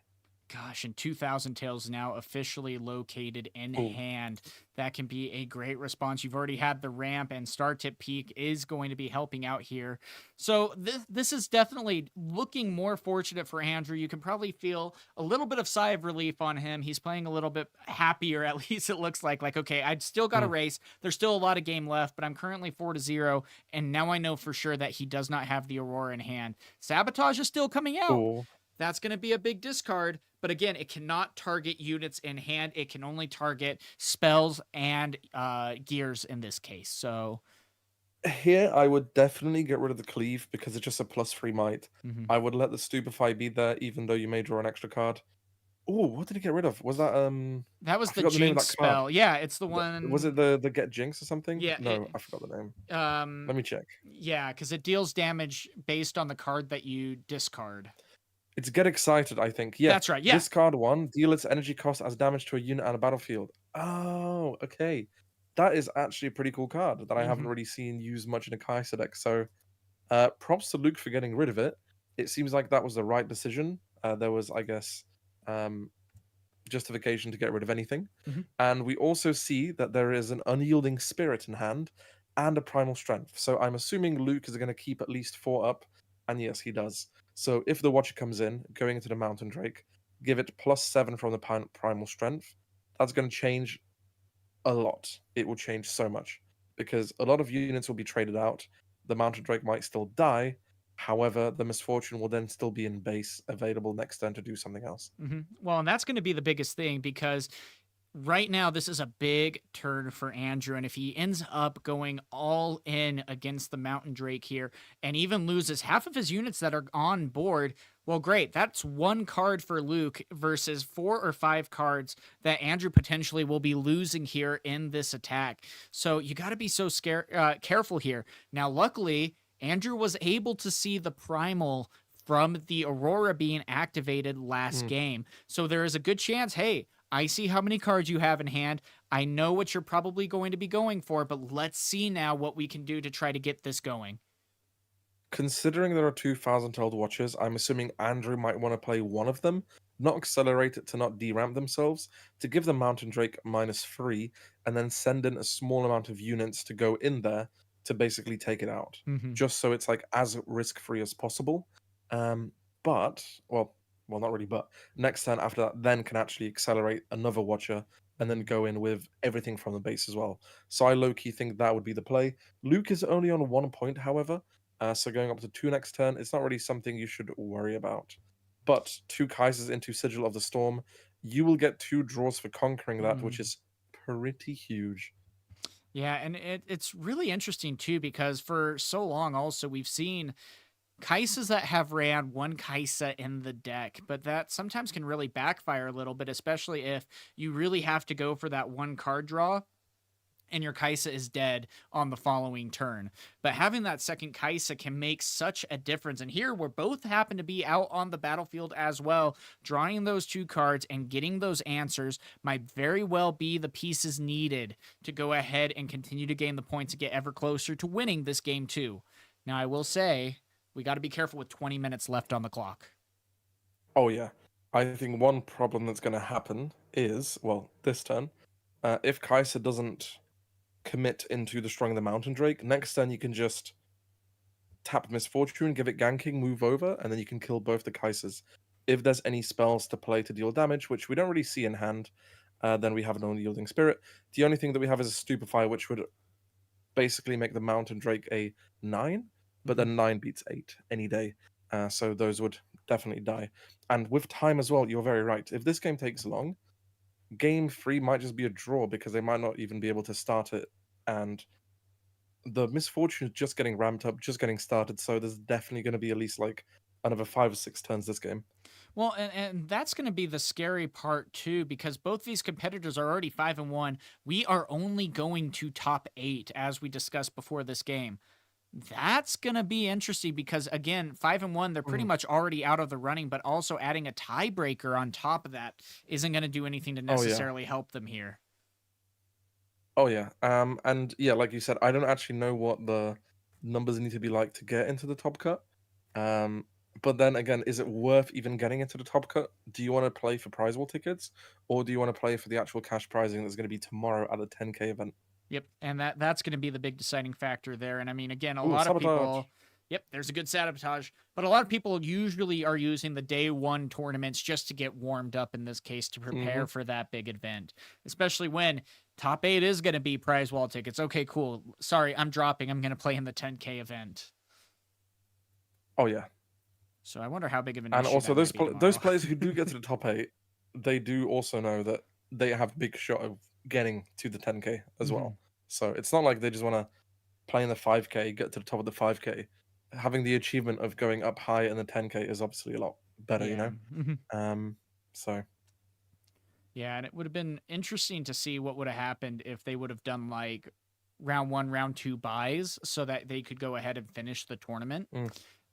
Especially just for going ahead and getting into the top 8 with a over 200 player field. It's something really interesting to consider, like, why didn't they do that? Or, I mean, even finish all of this in one day. I get that's a long day. It's currently 5 o'clock and we have 2 more rounds, so you would probably be going to probably 11 p.m., which can be late. yeah. But it's like, I mean, almost kind of hurting the players a little bit too on that by making it a day 2 thing. Yeah, and Jibs as well, being in U2 card games, he realized how exhausting everything is. You know, going in, being tired every day, maybe skipping breakfast. And as a note for Bologna, the hotel we got is breakfast included, by the way. Ooh, So planned ahead breakfast there. included. Yeah. So that's going to be awesome and cool that you guys both get to go to that event. And we looks like, yeah, Mhm. the misfortune ganking is going to be the big difference maker again. Still having to sacrifice the misfortune there, but still 3 to 5. This is looking a little scary, especially since we are still seeing no Aurora and a very wide board for Kaisa. And yeah, the primal strength is in play there. That's going to be coming out for sure. There is no way Andrew doesn't know that Luke has it.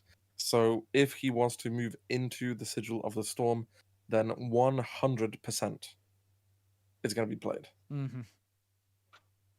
And also 5 points for Andrew, so he cannot necessarily get the game winning point from this turn. So there'll be at least one more turn for Luke afterwards. Having a Dead Bloom would be fun, but that's like reaching, you know? Yeah, it is definitely.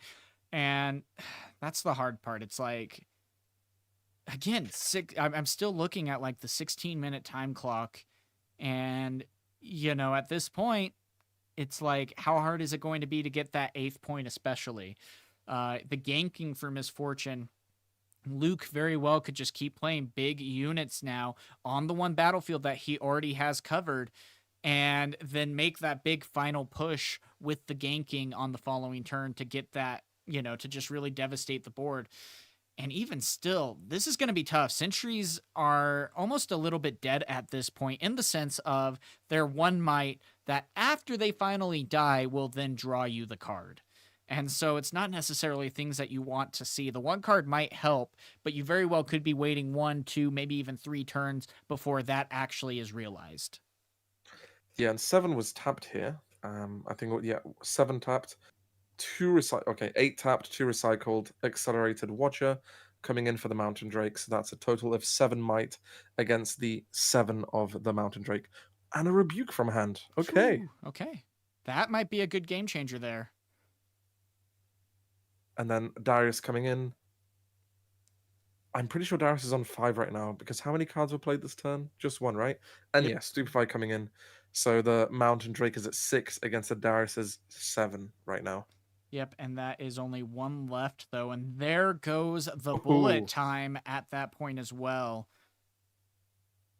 So going to be recycling and now gets to decide how many runes at this point, but looks like just the 1. So not necessarily having to deal a whole lot of damage there, but still enough to go ahead and clear the board. And next turn, you're going to be on 8 runes. The only real play that you have is having a Dead Bloom. If you don't have a Dead Bloom, you scoop, and which is what happened. They're scooping, go into game 3. So 14 minutes left onto the third game.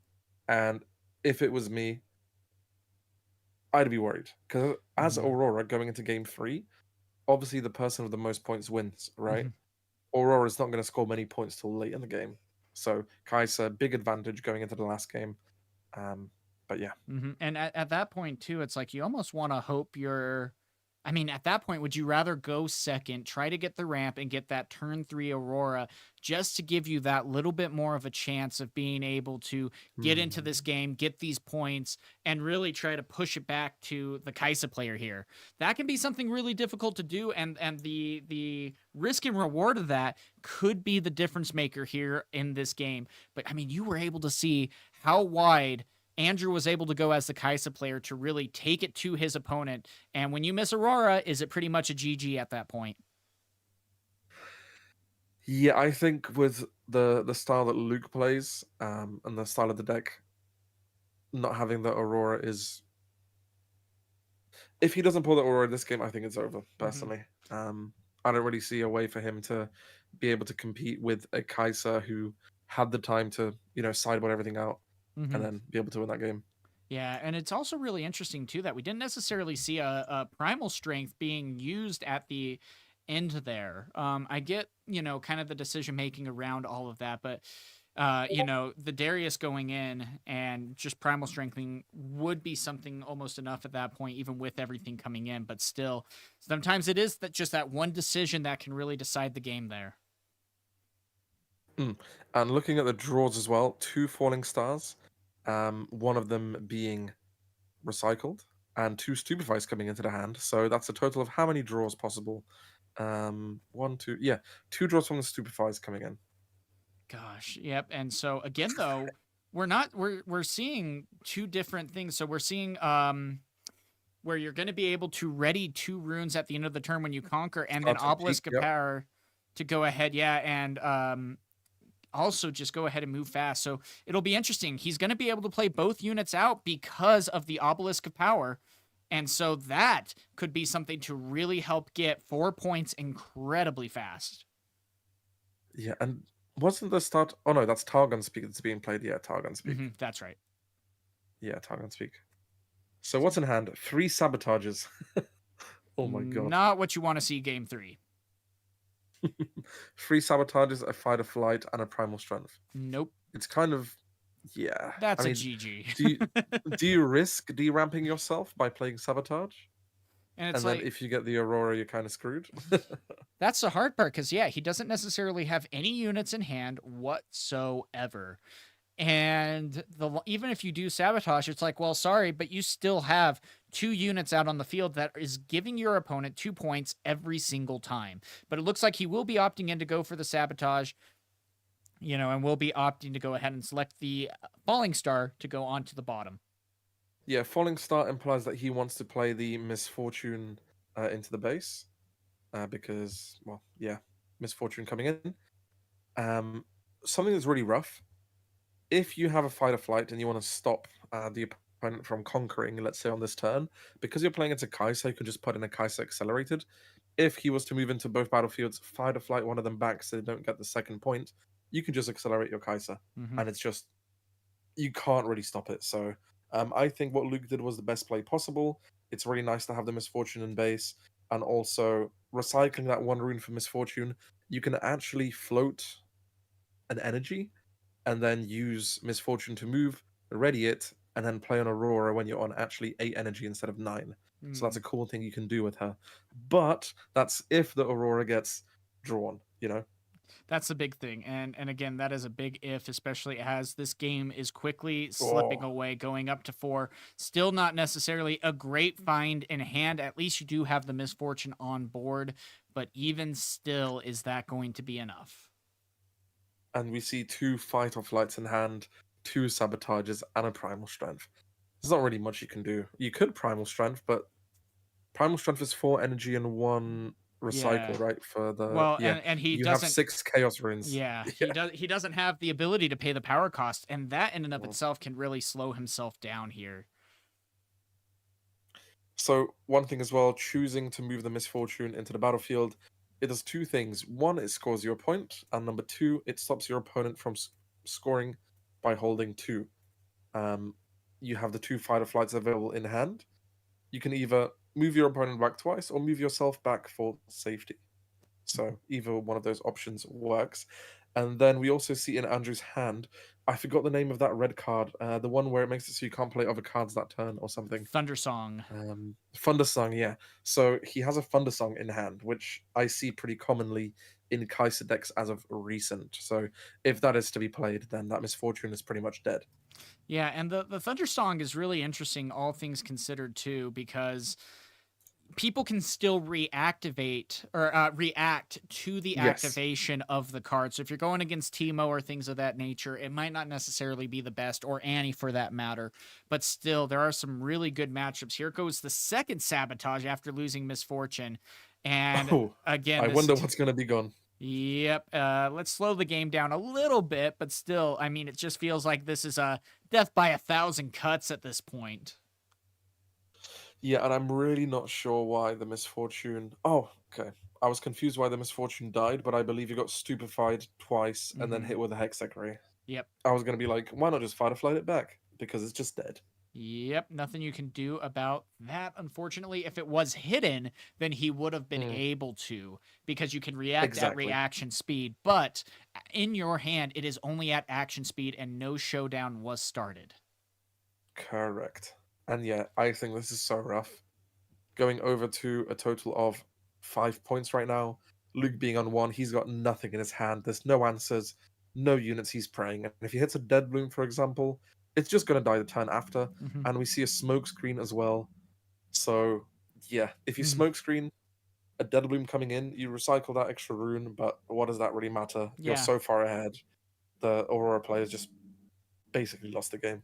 This would be probably one of the few times that I would a Cathian Rain a Dead Bloom Predator, where I'm okay with going Oh ahead yeah, and recycling everything because I know my opponent is already struggling. But even still, I mean, Andrew is able to find the things. And here's the thing about Kai'Sa and what makes her such a good deck is Kai'Sa punishes more than any other deck bad draws.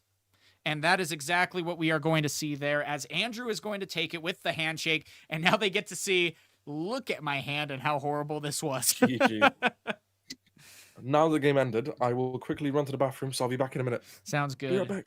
So with that, guys, that is going to be round 7. We have 8 and 9 that is going to be coming your way, and we will be bringing that to you this entire time. Great to have all of you here. If you do want to check out the live stream that is still on Twitch, we are doing a co-cast right now. I am joined here with Jacob in Rift Lab. So really great time to have you guys here. I could do it without you.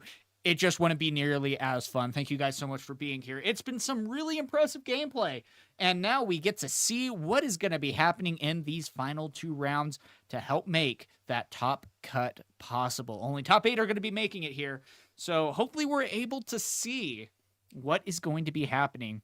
Now, again, this is going to be a slight break that we are going to be seeing here while we wait for round 8.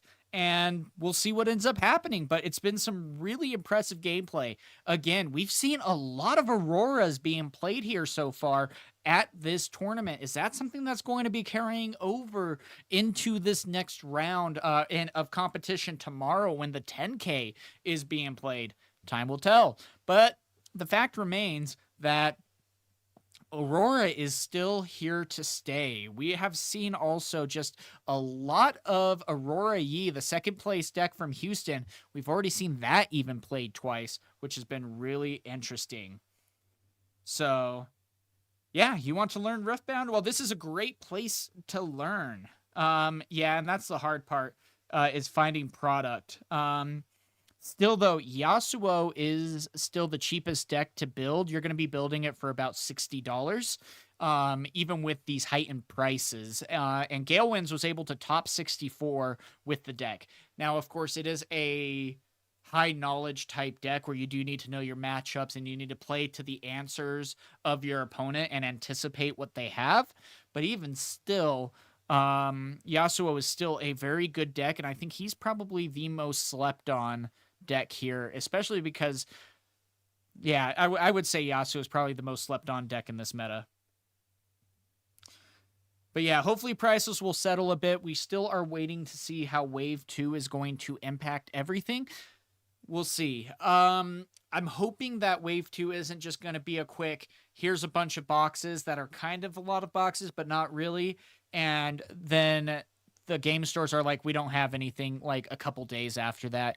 And then that's going to be it. So we'll wait to see on what Wave 2 is going to be. I'm hopeful, but we'll see.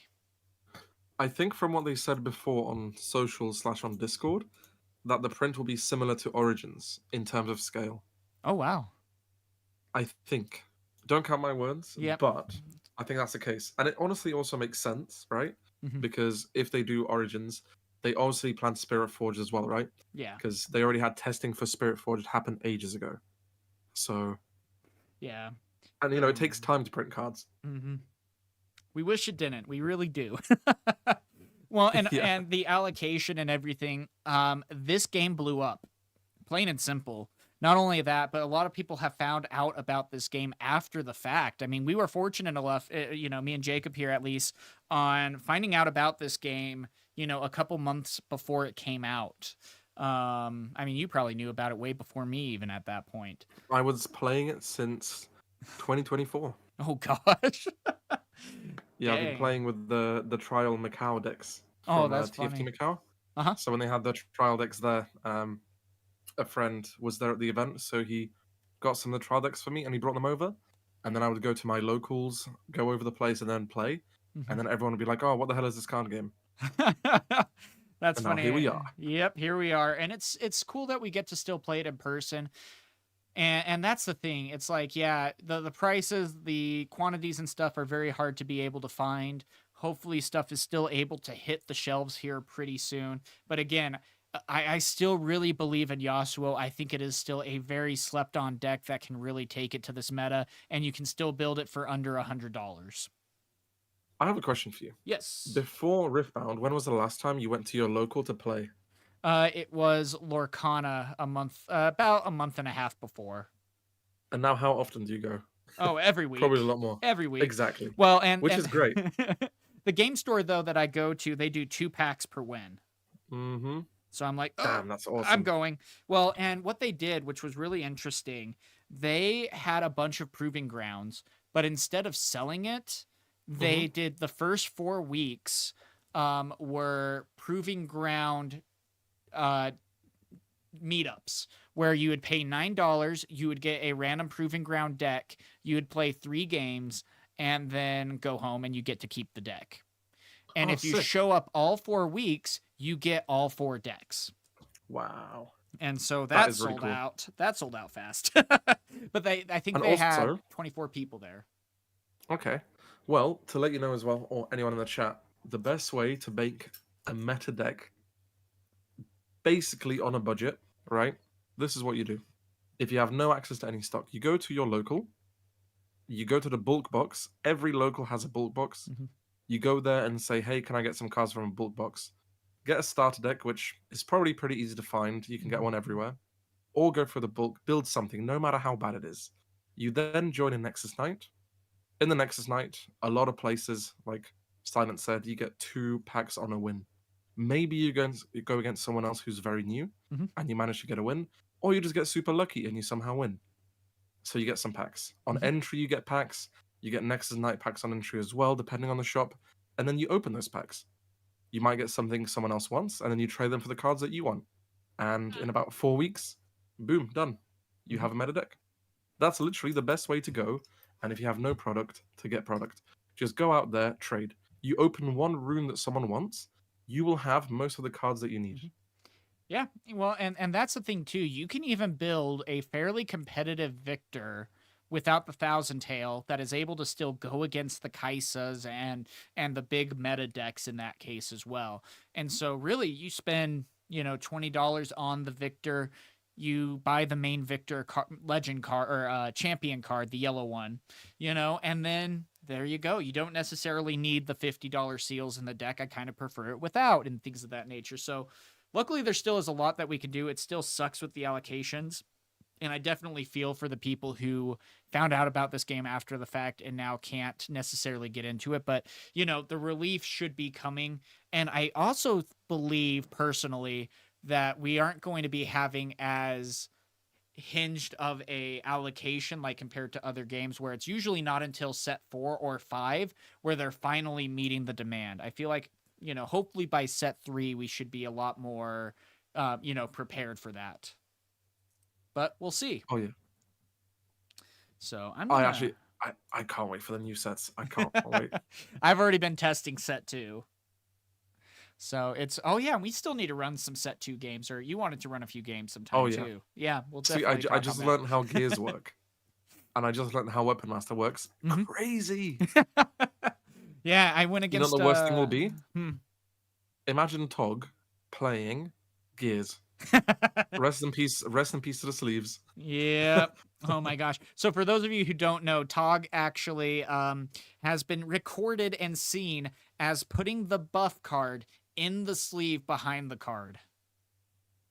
So the ultimate cringe Yep. for any TCG player. He needs to go on trial for that. So I'll be right back. This sweater is way too hot. I'm gonna switch.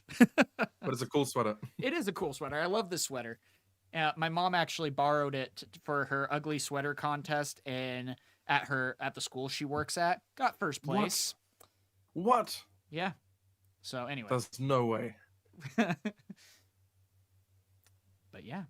All right, chat. I'm gonna entertain you while Okay, he's bye. changing. Or you can also entertain them by changing on stream.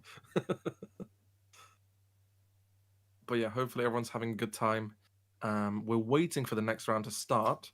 I'm actually going to check the standings and then let you know where you can find them so you can see what's actually going on.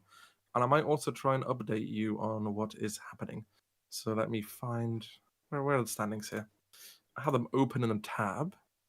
There you go. Friday 5K Riftbound event. Let me update you on the top. So, pairings. So Randy is still in his game, table 307, which is technically table 1 right now, which is nice.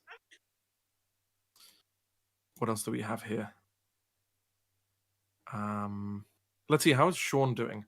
Sean, the Annie winner, actually won their game, which is amazing. So what does that make it in the standings? Let's type it in, Sean.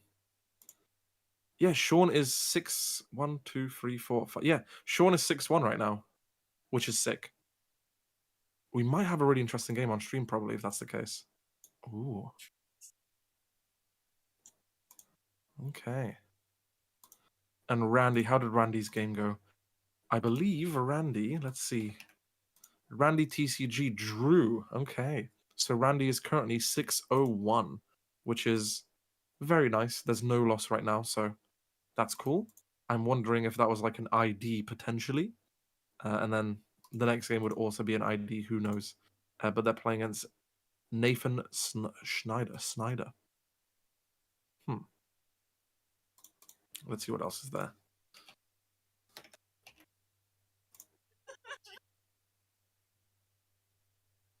Let's have a look.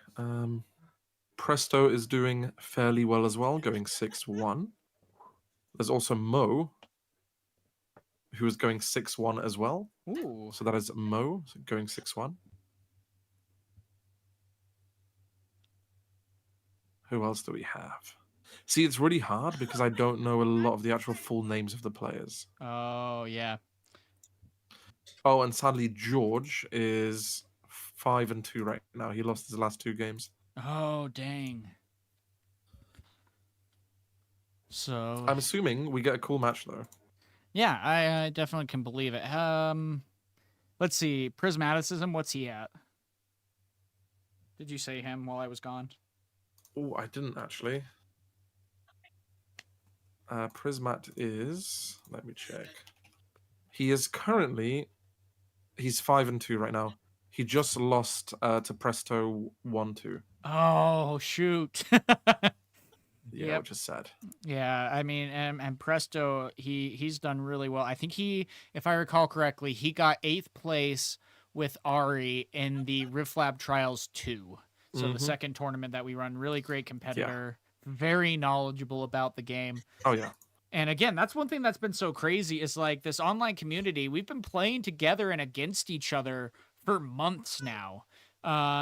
We even have like playtest groups, for example, of a lot of the online community. I play against Terra all the time, and those play groups we had.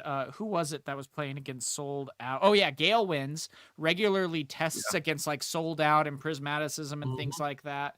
And I mean, it shows. Oh yeah, and also like Mo was in a group with Presto before as well, in a testing group. So a lot of these players, like you said, yeah, they are all in testing groups together. A lot of people meet, online, and then they meet up for the first time ever at this event. So not only it's a tournament, you get to meet your friends, you get to hang out, you get to have Texas barbecue for the first time in your life, which is cool. So I'm really jealous about that aspect, but yeah. Yep. So that's going to be, I mean, and I'm surprised though, because overseas, you do not necessarily get the barbecue like we enjoy here in America. I only had North Carolina barbecue, and that was incredible. Yep. So, and there's so many different ways to do it. It's such an amazing thing. If you ever come out to Utah, I will smoke some stuff for you. Ooh. And definitely treat you well. I have a good brisket recipe. I have a good ribs recipe with a homemade barbecue sauce. I can show you the American dream right there, so. I would love to. So. I would love to. The closest I've been to Utah is Denver. Okay, so not too far. About 8 hours. It's like not too far, but far. Yeah. Well, if you're from Europe, it's far.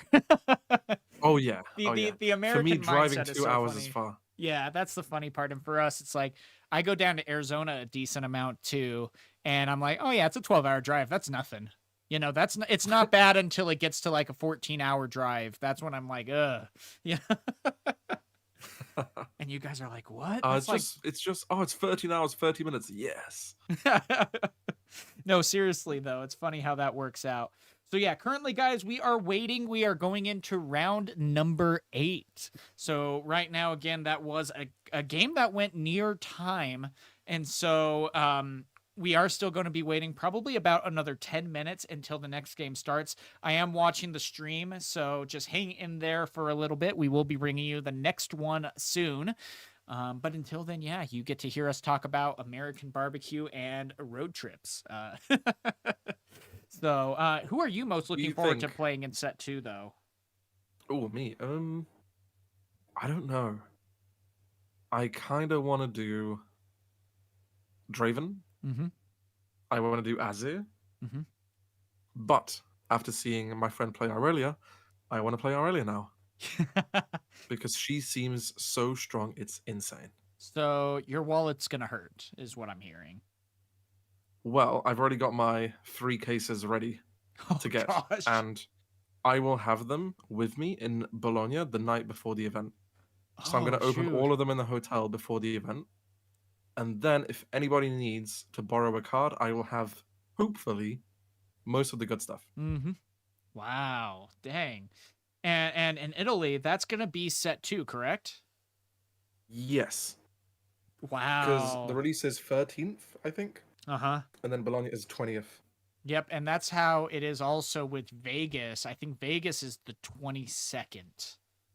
Something like 21st to 23rd, I think. So you know the value of cards is gonna shoot up. Yes. Like crazy. Everyone's going to be searching. Now, luckily, my friend is going to be ordering a case. I should be able to get my hand on 4 boxes. I'm poor. Hell yeah. But we'll see how we're able to do because, yeah. And then the nice part is in Utah, in the Utah Valley, we actually have a really good community where it's like, hey, man, what do you need? You know, let's trade for it, or here, just go even ahead and borrow this, you know, kind of thing. And that's been a really big difference maker for us here, too. It's like, look, we already know scarcity. Let's just help each other out. And that's been a big difference. And we even had like a new person show up and he was like, you know, I have my Jinx deck, but it's literally the Jinx structure deck. And we're like, dude, here. Oh, yeah. And someone brought bulk and they're like, let's upgrade it. Let's see what we can do. Yep. And, you know, it's such a difference maker, especially compared to how the League of Legends toxicity normally is. Oh, yeah. And since I am addicted to opening packs, I'll quickly say this before we get into our next game. I would go to a shop, I would buy a starter deck just to take the pack out of it, and then I would donate the starter deck to a random player. Oh, that's awesome. Ooh, and I got my hit, so... Oh, it looks like, well, they haven't cleared the wins out yet. Okay, cool. So here we go, though. They are going to be updating everything. These players are, or Daniel at least, is 6 with 1 tie, playing Master Yi. And then on the other side, we have Darius Hook, potentially. Best chance of it being Darius Hook, being also 6 and a tie. So this is going to be I have a big surprise difference. for you. Yes, sir. We have a Darius Hook, and Batsu just joined. Oh, no. I thought we had standards on this stream. What's up, Batsu? Batsu, you're in time for the Darius Hook. You're in time for the Darius Hook. Enlighten us. So for those of you who... Oh, go for it. Oh, so I just came back from a skirmish and saw you guys were looking at some great content from Orlando.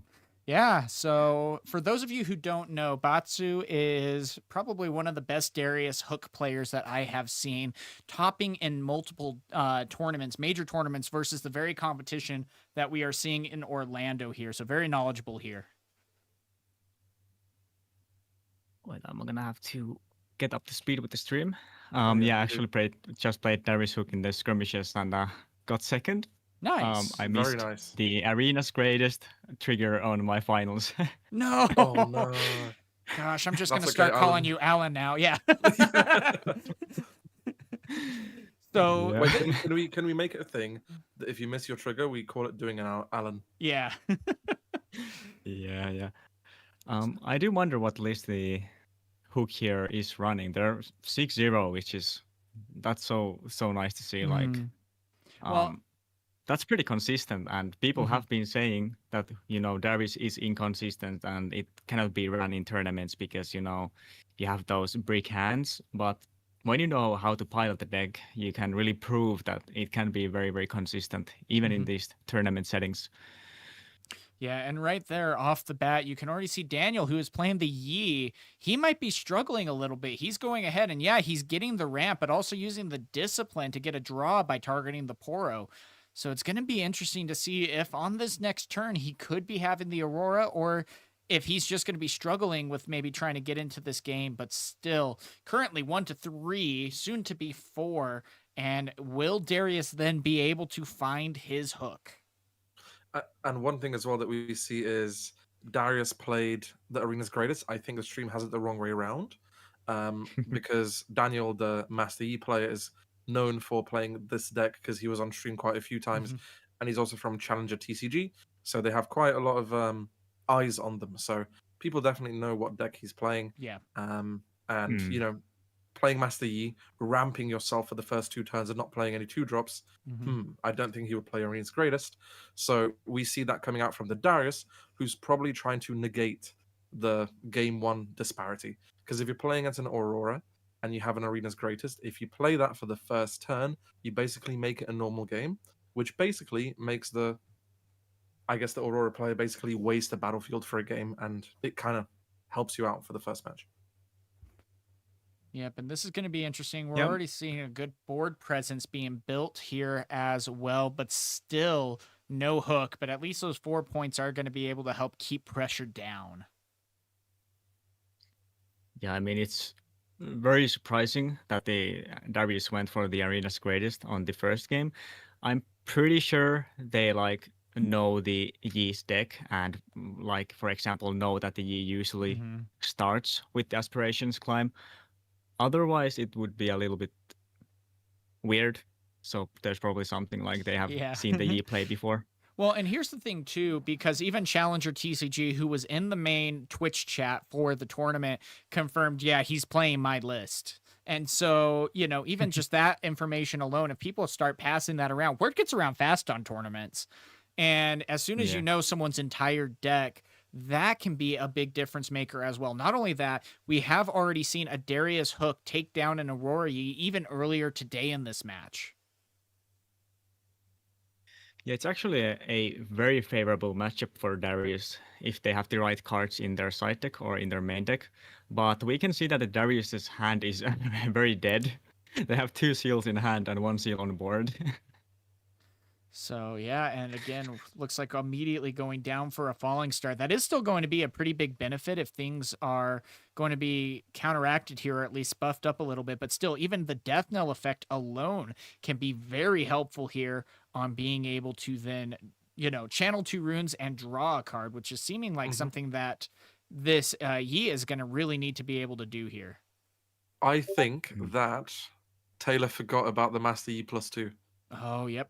Yeah. Because I was like, he could just go in, and then he just forgot. So, because I was like, oh, he could just deal damage, then walk in. Nope, he totally forgot about the Master Yi +2. So, like I said earlier, maths is the biggest thing in this game, if you just forget. That's why I think Master Yi is such a good deck, and that's also why I think Ari is such a good deck, because you just do not know how to count sometimes. Yeah, well, and Ari's ability especially, it's not a matchup that you normally see. I mean, heck, even today, for example, we haven't seen a single Ari deck on stream, to my knowledge, at least. And we already see the Darius now going in. But again, that's going to be another +2. The damage has also been healed at this point. And so the Falling Star is not going to be making the impact anymore. This is not the misplays that you want to be making at this point. Wow. Yeah, I mean, I do understand the first misplay, but the second one, not knowing that damage gets healed after a showdown, I mean, that's some very, very basic information. Maybe not a good time to wear a goat shirt. And we also, if we see a charm come out right now, I'm going to be so sad. I mean, it's possible, but there's a dead bloom at least. Okay. I mean, unfortunately, the Darius still has those 2 seals in hand, so this is gonna be very, very tough to come back from. And still choosing to use the Hidden Blade on the Deathbloom that did get defied instantly. And another thing that I noticed, they did not tap the seal, but instead they removed the rune. Oh. Oof. Well, and that's And the charm something, as well. Oh. yeah, that's something that can be very difficult is, one little mistake, you start getting in your own head about it, and it can just cascade into mistake after mistake after mistake. I mean, I've done that, so many times. I did that Yeah. in Vegas in the first 2 rounds where I was just making, such a big difference there, and just overthinking every single one of my plays just from the pressure of starting a tournament there. And it's like, gosh, I know how to play this deck. Why am I making these mistakes? Yeah. Yeah. I mean, we were just talking about the arena's greatest trigger with my opponent, and I still missed it. So it's, it does look very weird when you're watching a game and they miss these very easy triggers. But when you're actually playing there, it's your 8th round. Then, I mean, it's very understandable. Oh yeah, In my and opinion, at least. all the testing before getting to the venue, signing up, breakfast, waking up. That's And that's going to be a scoop. that was a scoop. Yeah, but yeah, what I was gonna say, that's like at least an hour and a half minimum of time. Well, Then 8 rounds of Riftbound. That's at least another 9 hours. Well, and So on top of that too, even just the time zone difference and everything. Like, for example, the tournament started at 7 a.m. for me, technically, for my time zone. So what I would be used to, so I'd be getting up at potentially 5 a.m. on the time that I'm used to get ready for this tournament. And this is going to be a big difference on how that can even affect you mentally as well. Yeah. Yeah, I mean, then there's the one thing that is very tilting when there's, some players that play very slow, and then the whole venue has to wait for those couple players, and then suddenly you're 1 or 2 hours behind because of them. It's very taxing, especially because you're waiting for a couple of players. There's a couple thousand players waiting for them, and then you pair that with having to play 8 rounds in total. Then having to usually wait for those couple players. That's probably like even 2 hours on the total time instantly. Yep. Well, and that's the hard part too. This is day 1 of competition. We still have another day of tournaments, and there very well could be, on the 10K, there might be 400 or 500 people who sign up for that. And we had about just under 250 who signed up for this. And so if you end up doubling that and seeing who is then able to go ahead and come in even fresh compared to not playing for 9 hours on the previous day, that mental toll could also be a big difference maker. Let's see what battlefields are going to come out this game. I'm wondering. I still don't remember if Daniel did play those 2 drops in the sideboard to swap out, but I don't think he did. Yeah, and this is going to be a big thing too, because you can really throw off your opponent. Did I go ahead and switch out Auroras? Did I not? And we talked about this a few rounds ago, Jacob, on how you can really mislead your opponent on what you are going to take in and out. Oh yeah, and especially with Yi, it's so easy to do because of the +2 that we saw as well that Taylor literally forgot about. Yeah. And it would just be very funny to see like Taylor with a couple salvages in hand, and then Yi play down a Poro, and Taylor instantly knows, oh yeah, the aura is gone already from the deck of Yi. Well, and is that a Magic Pro Tour sleeve? I think so. Sick. So, and I think this is going to be a big tell as well, because we saw in the first Darius Hook matchup where when Hook was missed, the game was lost, but when Hook was found, they kind of ran with it. Now, we already see in hand, this isn't necessarily looking incredibly promising. You have a Spectral Matron and a Draven in hand. That's not 2 things that you want to see. And so still tough choice there on what you're probably going to be mulliganing. So, Batsu, what are you normally trying to do in this situation with kind of a bad opening hand there? Yeah, I think that mulligan was I think it was almost right. I would have still probably kept the Spectral Matron, just because of the Warcamp battlefield and being able to hold that battlefield against Yi so easily, because he plays a couple units while you play tons of units. Also, I'm not sure if he kept a Draven there, which I hope not, because that wouldn't make any sense. But yeah, just because of Oh, the Warcamp battlefield, yeah. Ooh, so a little bit of ramp and a not a pouty poro, a shield poro, being able to yeah. come down. Isn't this like a dream hand? Yeah, so you get the best of both worlds, and can potentially even get out a Master Yi on the following turn to really start to devastate your opponent there. And had to wait for that salvage to be in hand, only to realize it's 2 drops. Oh no. So double Wow. hook. I mean, yeah, that's not really what you want to see. Yep, and here's the thing too. I don't know if they have necessarily counted the points correctly on Arena's Greatest originally, but yeah, that can be something that is missed. Just so you know, when it's not mandatory, so you got to be very careful. Same with Obelisk of Power. You can miss the channeled rune. I also, the problem with Dariuses and Vaynes in general are that usually those accelerated units can't even solo some of the smaller units of Yi. Just because of the +2, a Vayne, which is a 4-cost unit 1 power, will still die to a little Poro. So that's why you should always try to maybe hold the Warcamp against Yi. But I don't really blame the Darius player, because their start has been very, very awkward. Yeah, and how do you normally feel about going into the Master Yi matchup as a baited hook player?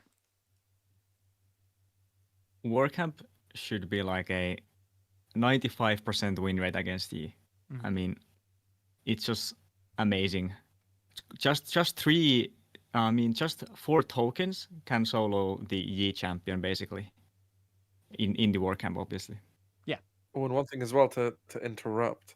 Going in here, you really want to conquer the Obelisk of Power battlefield, kill the Poro, purely because you have a colder week. So then it forces the Master Yi to just straight up die. So yeah, the second card will be played. Darius will be ready. Go in, get the Obelisk of Power, kill the Poro, and then you just call the weak one of your recruits, and then Master Yi will die. Yeah, that's such a So powerful he does combo. have a colder week. And this is one of the big reasons why you have to be so careful as the Master Yi player. There's a lot of times where people try to go for the big momentum shift, especially when they are starting even a little bit behind, and they will sacrifice all of their runes in order to get out Master Yi and be able to take a battlefield. But the biggest thing that you find is, more often than not, if you're going against a Kaisa, you're going to get Falling Start. If you're going against a, Darius Hook, there's going to be answers here to potentially take care of things. And there we see Cole of the Week coming down with a very minimal loss on the baited hook side and a huge blow to that Master Yi. And I forgot as well Darius's ability, because I was like, he only has 1 energy up. Nope. Darius has a Legion ability that you essentially give yourself an extra energy. So he tapped Darius, he tapped the seal, and 1 energy in order to play Colder Week, which is awesome. And I mean, Darius really, Taylor really got saved here with the top decks. If he didn't get that seal, that play wouldn't have been possible in general. So yeah, and now Ed Bloom just straight up into his face with a hidden card, which most likely is a Zhonya's. Now here, luckily, you still at least have the Vanguard Captain to be utilized on the War Camp, but again, Dead Blooms can be so difficult sometimes to try to get over, especially when you know the Hourglass is hidden here. And we were just counting today how insanely high value Hourglass is. Basically, if you have a Dead Bloom on board, Hourglass is a recycle 1 8 might. Yeah. Which is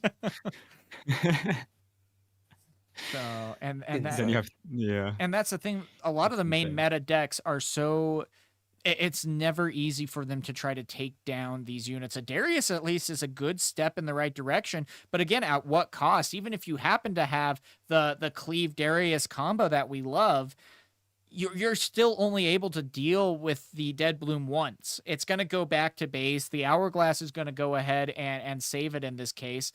And you're finding yourself even getting a little bit further behind at this point. Now, still, it is at least 3-3. We have two hooks out on the board, so we'll see what's able to be hit here. But Taylor needs to be playing very carefully. And you also see there was a salvage in that pile, so he did bring in the salvages. I think they were also looking for a second Darius there because they moved Vanguard Captain to the war camp, then hooked it. And if they had found a second Darius, both would have been readied and they would have gotten the Obelisk of Power. Yeah, that would have been 14 might against the 10 of the Dead Bloom. That would have been a great step back too, but unfortunately that also would then still be costing you 2 Dariuses at that point to take care and basically get a point. And that again can just feel so slow at that.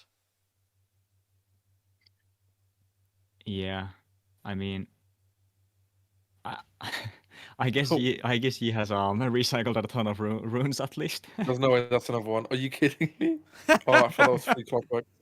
Gosh, I had someone do that to me at my locals on Monday, where they had one card in hand, and they did clockwork, and then find your center, and refilled their hand. And I was so mad. Yeah. I once played a Kaiser on Dreaming Tree, and she had like 20 cards in hand, and then I played Invert Timelines. That must have been pretty satisfying. Oh, yeah. So, I mean, still, though, this is going to be a pretty close game, but Darius, I still feel like is a half step behind, needs to start utilizing the hooks, and I feel like the second hook is really hurting here, where the one, I mean, if the other hook was any unit for that matter, even like a Faithful Manufactor, that could have in and of itself been a big difference maker to shift the momentum and allow Taylor to really start taking the hammer over to Daniel. And honestly, this game is a good representation of just being who gets units on the board first. I think Yi got units on the board first because Taylor played the hook on their turn 1, and now Taylor is just playing from behind for the rest of the game. Yi has been ahead, 1 point ahead all game, and Taylor can't even go to the war camp to hold because Yi will win the holding game at this point. So just getting 1 unit first to the board is an insane tempo swing instantly. Yeah. I think you have to move the Darius back here now that it's ready, right? Because otherwise you just expose it to death next turn. Yeah, there always is that chance, but it looks like another pop is going to be happening here, this time going for a 3 might unit. That can be high risk, high reward, especially with 2 Spectral Matrons in there, and he's trading in for a Pora, whereas if he would have taken out a Vanguard Captain, could have gone a little wider at that point, wondering if he's regretting that choice. I mean, if he knew that there were at least 2 spectrals in their deck. They have used their hook a couple of times. They have drawn cards, etc. I think there were about 15 to 20 cards they didn't know, and there were at least 2 spectrals. So they had like a, I don't know, 30% chance to see at least 1 spectral. So I don't know why they didn't play Vanguard Captain to the battlefield, then hook it.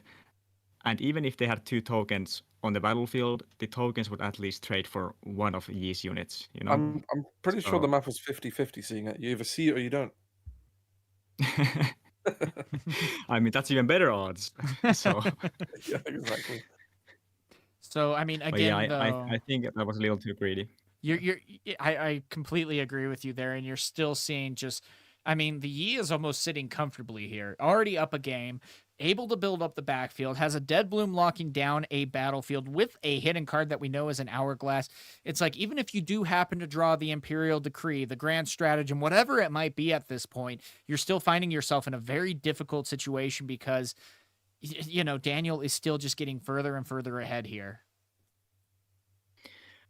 But even a Hidden Blade would be a pretty good tempo swing, just getting 2 points and then getting to hold the war camp would be pretty huge. That's another Zhonya's.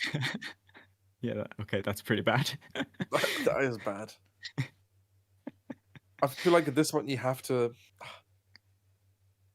I feel like Taylor just wants to kill the Poro just to get rid of one of the Zonyas, but now there's 2 Zonyas, and also Daniel being that 1 point ahead. Well, I think Daniel's on Yeah. 6 right now, I believe. Yeah, I think they miscounted on the update Yeah. so far. You're correct. Yeah, he's on 6, which is rough. Because you have to forcefully go in, and then the Zonyas is just literally going to send everything back to the base. And then next turn you have a whole player's Yeah. Master Yi. Yep, and that At this point, the Master Yi is gonna get more value out of the war camp than the Darius. yeah, seriously. I mean, that is a 6 might. That is already going to be hard enough to go around. And, you know, at least you have the Draven that could potentially do that. But again, like you said, you're just forcing it back to base. And so he's really rolling the dice here on potentially sacrificing the Vanguard captain here to see what can I possibly roll. And it's like, what, are you hoping for maybe a Vayne here? But really, that's almost wishful thinking all the same. Yeah, and they can't even take a Darius if they see one right now. So yeah, it would, Kai'Sa? We saw a decree there. Unfortunately, you can't take decree out of your hook. Oh, it's so sad. that'll be set 5. You know, we'll have a spell hook. That would be you could interesting. do. I think Rek'Sai can play spells when they attack or something. Yeah. Rek'Sai looks at the top 2, and you can pick one to pay or play out. Yeah. So again, But I do wonder what the Taylor's list looks like, because they had 3 runes at the start and they didn't find a 3 or 2 drop at the start. So either that's very unlucky, or they just don't have enough, 2 to 3 drop units. Watch him use your exact list, Batsu, from your last tournament. I think I saw one Noxian Guillotine. How do you say it? In one of their hooks. Noxian Guillotine, yeah. Uh-huh. Yeah. So Noxian. No, it's that's Noxian. Yeah. Yeah, just I have been Noxian, thinking easy. about running that actually, but because in general people just don't play around it, so that's why. Yeah, and that's a huge advantage in and of itself. But still, this is a difficult situation for Taylor. It's like, his opponent's already at 6 points. I have to take both, or I'm pretty much I have to take at least one. I just throw the Draven in. And it's like, if there's even another Dead Bloom that's potentially in hand here, it's like, well, it's over. So this is just tough. And the problematic thing here is that because Yi got to the battlefields first, the Draven is actually not that amazing in this situation, because if you get the battlefields first, you can just play Draven straight to a battlefield, and it can basically, defend your units against a Death Plume, for example. But now that you have to attack into the Death Plume, it's a little bit bigger than a Draven. Now looks like going on full reinforcement, but still, that's almost feeling almost too little, too late. You don't have a whole ton. If they go ahead and try to double stack on the Dead Bloom battlefield here, well, I'm at 7. Okay, now it's your turn. Can you go ahead and take back? I guess Darius is going for the time warp line or something. Gosh, could you imagine if Darius Hook had a time warp? I mean, now their units are kind of stuck on the war camp. I don't know what they can do against the Death Bloom anymore. Either they are gonna top deck a... Oh, maybe just a Hidden Blade. Yeah, maybe a Hidden Blade, or I guess the Decree would still save the game here. Yeah, and he's got enough runes up for a Hidden Blade too, or, whatever he needs. Watch the Sabotage come in. You're gonna... So, that would be something. So this is going to be a big turn for Daniel. I mean, at this point, do you just go ahead and try to completely reinforce the battlefield? It looks like that very well might be what he's doing, as the Clockwork Keeper comes in and with the recycle, drawing another card. Honestly, it's the one unit that I'm okay. There's the Sabotage. Oh, the salvage. The salvage. Oh, no. Oh. But yeah. I mean, what can you do? But no, I wonder what the Darius was afraid of when they put all of their units at the war camp. But I guess it doesn't really matter. I mean, I do think Yi is just way too ahead, anyways. Mm-hmm. Well, we're hoping for a top deck. Oh my god. But even That's still, at this 2, point, 4, well, 6, 8, 16. That's 8 with the Kaiser, 11 with the that's the thing though, because Legion Guard. you can do both Kaisas and kill all the back row units, then send one unit in to kill the dead bloom, and then still have enough to take over the battlefield. So there's a chance if he's able to top deck, we're going into game 3. But I mean, that is some slim odds here. And don't forget about the Darius double move, for Mhm. example. Darius yeah. can still attack into the other battlefield. Yeah, because you can just bait it hook twice, right? And also, Oh, if Draven was at home right now, Oh. this would be an easy attack actually for Darius. So I think they should have taken the risk last turn and left Draven at their base. Oh, But we're gonna have to see what top deck is. Runes are being counted. sometimes I just pick up my whole rune pile and just count it to, really make my opponent a little more stressed. That's 4. Yeah, this is going to be interesting here. It all comes down to this. Wait, is there another Darius in hand? If there is, that is going to be a no. game changer. But Okay, baited hook. yep, that's going to be for 6 or more. So anything that he sees, he is going to be able to hit there. He did see a matron, though. That doesn't necessarily help when playing an accelerated here, unless it would be a vein, but we don't have a vein in the discard. Well, I think he decided if the Darius, if the Darius left the Draven last turn at the base, they could have actually turned this game around very effortlessly, actually, because now they would have one Draven at the battlefield holding, and they would have had enough might to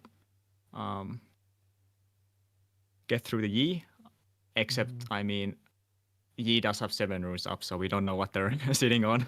Yeah. Primal Strength.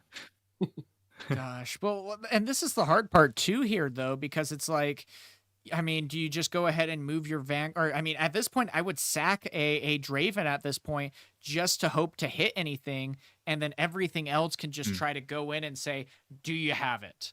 By the way, oh no, that was such a bad idea to go there, I think, no? No, he's at 7. Is he praying for something to be hit? Well, that's the thing. He was looking for his trash. You have a Draven, though. Like, sack the Draven, it's dead. It's dead there. He had a total of 20 might in his base that he could have attacked with after playing one more card. Now with the Legion Guard gone, that's a total of 17 that can be played now. The only hope is getting a Darius, possibly. And I don't think he's picking that. I don't think he has one to pick. Oh. Instead of Pit Rookie. And Darius wouldn't have saved. Wait, actually would have? How many cards have they played? It would have. That would have been the second card. Oh, yeah. So he was fishing for the Darius. Yep. Yeah. So that's going in with 8 plus 7, that's 15, 16, 17 into the 2, 4, 6 Rune Prism. Oh, okay, that's him. Yep. Well, who knows? He might just have a ton of hidden blades. that hidden blade would be pretty hidden. I mean, they still haven't shown us the one card in their hand, so it could be a hidden blade. Or Grand Stratagem. This suspense is real. Imagine it's a Grand Stratagem. That'd be insane at this point. I mean, they don't have enough yellows for. Yeah, because they have the seal.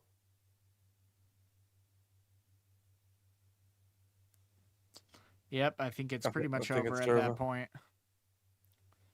And it's sad because, just a few misplays at this point might have just been the thing to make the biggest difference here. That could have literally been game. Also, I wonder, if they're doing Top Cut tomorrow, then are they going to stream the 10K from the beginning? Or are they not streaming the Top Cut and then doing the 10K instead? Yeah, I guess we'll see. But yep, that's gonna be the game as Master Yi is able to take down a Darius hook and Batsu dies a little inside. It's been a rough day for us Darius enjoyers. I mean, you were still able to get second place at least, and there was a really good Darius hook game while you were competing at your skirmish where an Obelisk of Power was out. He was going second. He played and floated a seal and then played out a Darius and took the battlefield. And I was like, okay, that's just cool. And this one lasted because you were here. Yep. I brought some bad luck to the Darius player. So yeah, looks like at that we have one more round that is going to be coming your guys' way. I'm joined here with Batsu and Jacob. We are going to be commentating and talking to you guys throughout this entire event as well. So we have a little bit long that we're going to be waiting here. There was 16 minutes on the clock, so that's probably going to be about a 25-minute break here. So we'll see how that ends up going. And if you guys get bored or tired of hearing of us or seeing my face for that matter, we'll go from there, but we should be back in 30 minutes with the final round of the day. So anyway, yeah, what's up, Batsu?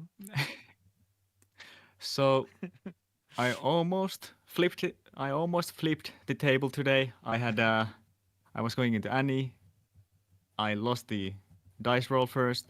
Then I had Seal Vanguard Captain and I was so hopeful.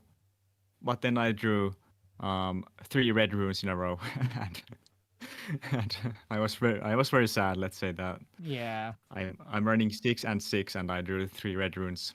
So no Seal Vanguard Captain, and I ended up losing. Yeah, that happened to me too. I took Kaisa. I didn't have a fully built Kaisa. I wanted to run 2 Acathian Rain, so I did a Singularity and Acathian Rain instead. And I managed to make it to the finals. And I lost against Master Yi because in the final 2 turns, I only drew 2 drops. That was it. And it's like if I would have found a Thousand Tail or a Darius, I would have had it. But every story still usually has a good end. So I did find a Dead Bloom and some other epics from 3 boosters today. Whoa. Okay. Wow. So. And I traded that Dead Bloom for a red Kaisa. So now I'm one step closer to having my full list in real life. Oh, that's awesome. Yeah, luckily my local game store started selling singles on their website, and I have $500 of store credit. So I was like, huh. I'm still saving money to pre-order the boxes with my store credit, so my wife doesn't get mad at me when she sees the credit card bill. But with that, so just let her open the packs, and then she'll be okay with it. No, she's the one that opened my signed Victor. She loves opening the packs, and she has some good luck there when it comes to that. So, but I'm glad our local game stores are like, they're amazing. The one worker that just worked until 1 a.m. today. The skirmish just ended. They don't even get paid for it. They're just there for the love of the game. Wow. That's awesome. How many people were at your skirmish? There were, this game store I went to is like almost the smallest one near us. The bigger game stores actually were very skeptical of Riftbound, so they have yet to even jump on the Riftbound train. Mm-hmm. I guess they're gonna start, doing some Riftbound stuff at Spiritforged. But yeah, there were only 16 of us. And there was one player that made the skirmish go from ending at 10 p.m. to ending at 1 a.m. Oh, one gosh. player. Seriously? That actually happened where someone took to a Yu-Gi-Oh! YCS, so a regional essentially, and they intentionally played the deck that takes the full hour to do 1 turn, because you are just doing activation after activation. And he did that for the entire tournament where he went to time and won every single time. because of that. And by like the 8th round, if I recall correctly, everyone was just so mad at him that he finally conceded and just dropped from the tournament. But he did it to prove a point. So Did I tell Yeah. you about my opponent at a skirmish that would shuffle my rune deck every time I had to recycle a rune, what? even if it was 2 of the same runes? You can do that? Huh. Yeah, so I'm pretty sure in the rules it says you have to like your opponent can shuffle your rune deck, and they were adamant about shuffling my deck. Then every time I would recycle anything, they would shuffle it, and I was playing Aurora, so they kept shuffling my cards like non-stop, and the game took so long. Oh no. So Batsu, I've already asked Jacob, but what are you looking to play? I figure this is a one edged sword though. What are Rek'Sai you Hook. what are you looking to play in set 2? Darius. Me. I have tried to cook some Rek'Sai, but I mean, it's very tough because Rek'Sai is so hard to build. I mean, it looks very easy to play, and it's a basic aggro deck, but it's so hard to build because you're really relying on those, seeing those top cards. But if you can't play the top cards, then what's you don't get any value out of your ability. So then you have to build the deck with the thought in mind that every time I see these cards, they're gonna be useful and I can always play them. So then you have to go very low on the cost of the cards, etc., which in turn makes it so that it's very hard to build the end game of Rek'Sai because then when you put 5, those bigger cards, it's gonna really make it harder to play, and you won't be able to play them. So I mean, it's just a hard deck to build, honestly. Yeah. Well, and I do love though its champion ability where if you go ahead and play a unit from anywhere other than the deck or other than your hand, you can give it accelerate. I mean, you still have to pay the 1 and a recycle in that point, but you are still able to go ahead and give one of your big hits that you're able to utilize accelerate and just immediately bombard it into a battlefield. So Yeah, I mean that would be that would be something with a Vi or a Draven. So we'll see how that ends up actually, shaping up here. So no, it's going to be interesting, and I feel like this meta is wide open, for the taking here. There's so many new legends that just seem like they could be the one to really make it difficult to be able to run away with this game here. So I'm going to be curious to see. I really do think Draven still has a great chance of being at the top here. Can't wait to see though. And what the game. Did set 2 come out today in China? Yes. So Monday we could start seeing some deck lists. Ooh. I will keep you updated with all the deck lists because I'm on the Chinese WeChat. Because when I went to China, they added me to all the group chats. Ooh. I've tried to get in. I try. Yeah. I also try to make the watching the Chinese streams work, but on my so phone. hard. But it was so hard. I was on my computer on the website to watch the Chinese regionals, and I have my phone up with Google Translate, like trying to like angle it correctly so it translates in real time. Oh my gosh, that was still such a struggle. But the things we do for Riftbound. I mean, Riftbound has like dethroned everything in Finland, which is so crazy. Hell yeah. Where there's some. I mean, me and my friend made the Riftbound Finland Discord, and we made these kind of Riftbound Finland shirts for ourselves and these Riftbound Finland mats. And people like they're asking for them every day. We got some local game stores to sponsor those t-shirts, so that way we got the t-shirts out for the Riftbound Finland members for free. And like there was even more in the Riftbound release event, there were more people in the local game stores than ever before in any TCG in Finland. Wow. Oh wow. In Nottingham, where I'm from in England, where I like my parents live and everything, Mhm. when I went there to travel, I spent a month playing basically 4 times a week. We had 4 different shops on 4 different nights. One of the shops would go Yeah. up to even 40 people for a Nexus night. Mhm. Every single one would do 16 to 32 players consistently every time. Insane. That's awesome. Insane. Well, and that's the thing is, and that's even with poor allocation, you know. And it's like, and it's the coolest thing because we saw this in Houston as well, just with the high level of competition that we had in the top 64. That it's a Good very news. yes. Randy just won his game, so he is currently 8-0-1. Ooh, that's a big deal. Nice, Yeah. happy for him. That's great. What was I saying? What was I saying? Sorry, I interrupted you. How dare you, Jacob? I'm just gonna kick you from your own Yeah. channel in the Discord.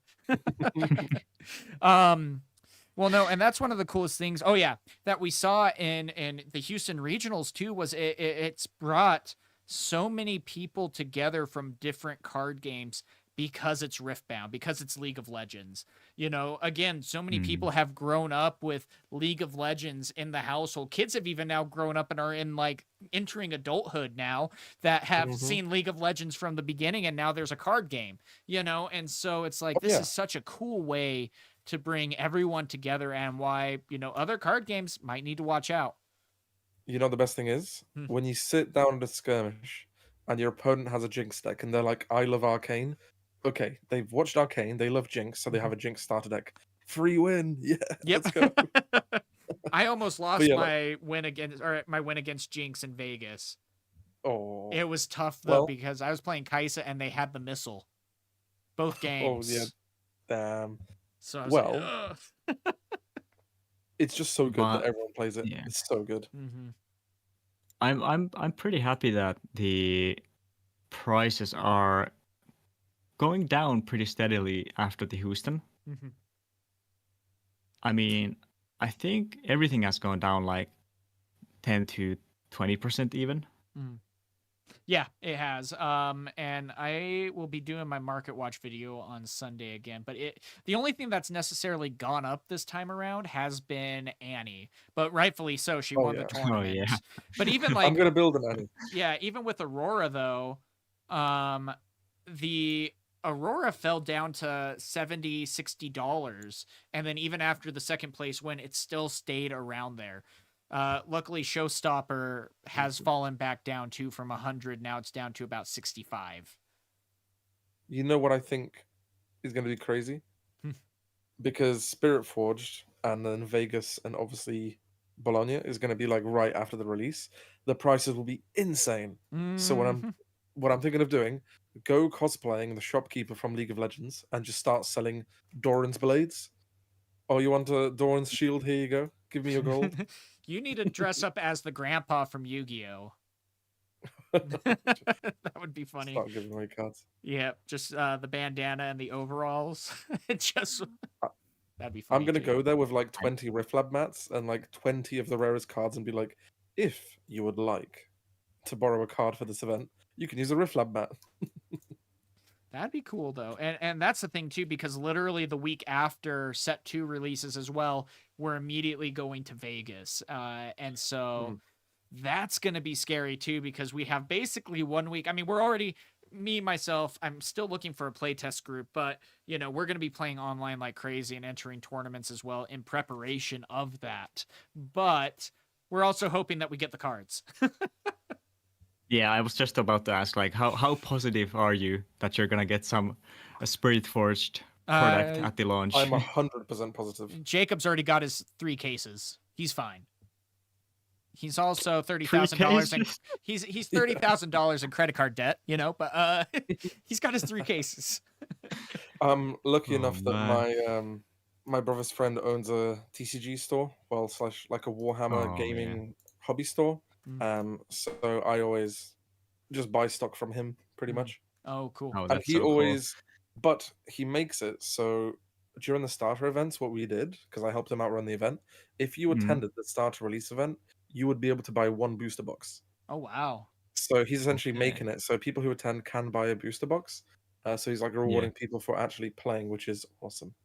Yeah, we had a game store What's here your- that did that, but the problem is they didn't tell anyone that they had like only 6 boxes for sale. And so 32 people Oh. showed up Oh. and they're like, "Oh, we're just giving the box priority to those who got first." Like, you know, no. and limiting 1 per box. And it was like, "Oh, So it's like whoever's got a meta decks, you can build more meta decks. And yep." most of our game stores actually don't sell Riftbound at all in their online stores because they just know that they just need to send messages in Discord telling everybody Riftbound is out, and everybody will just rush to the store and get all the product. And they're just not selling them online on purpose because they're very nice and they do want the product to go to the players first. Mm.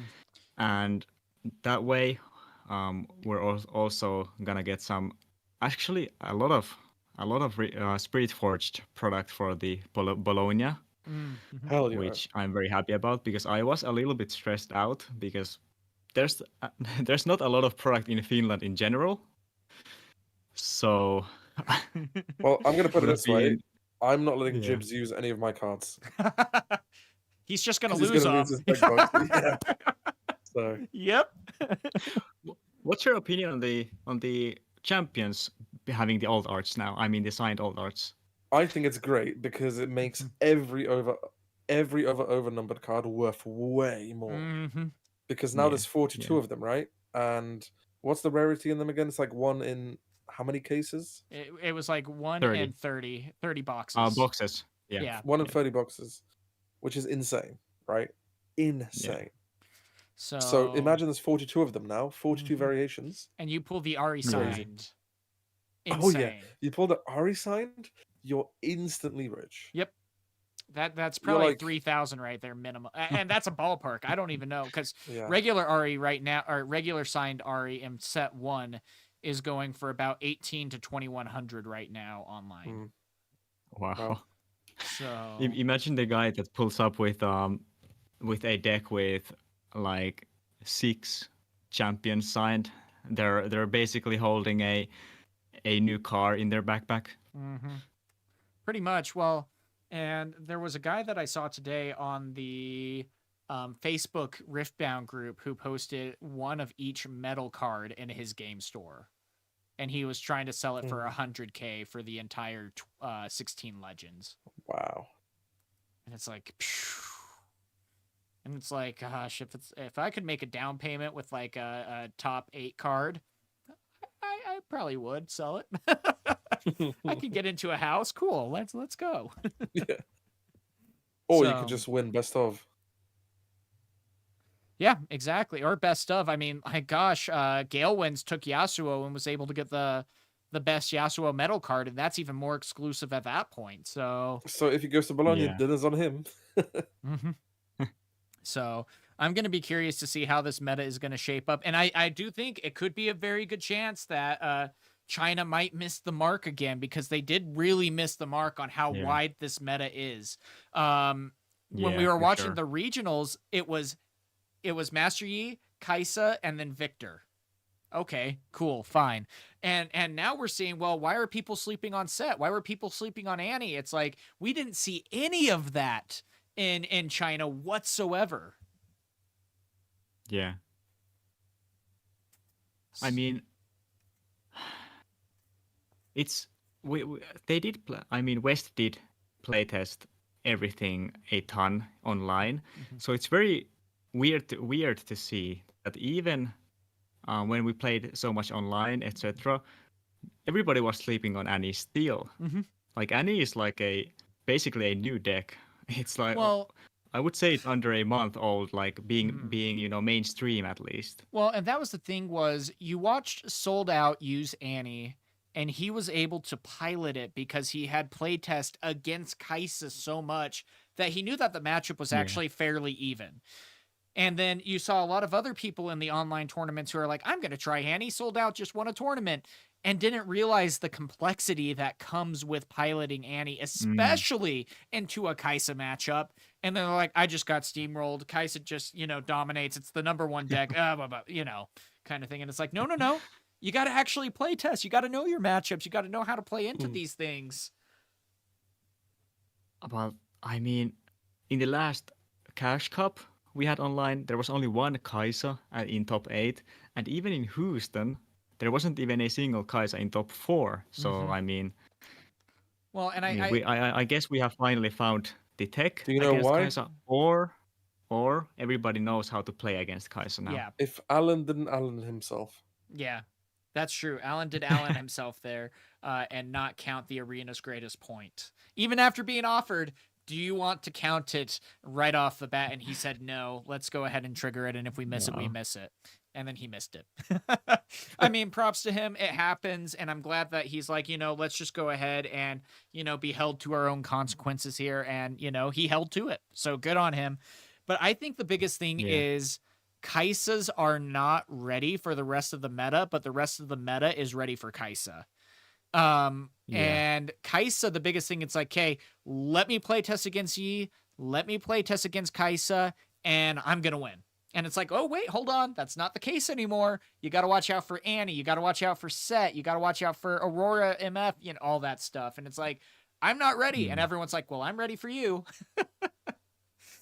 So. Yeah, I mean, everybody knows Kai'Sa decks in and out. Like, I could probably name them in my sleep. All the 40 cards the Kai'Sa has. Yep.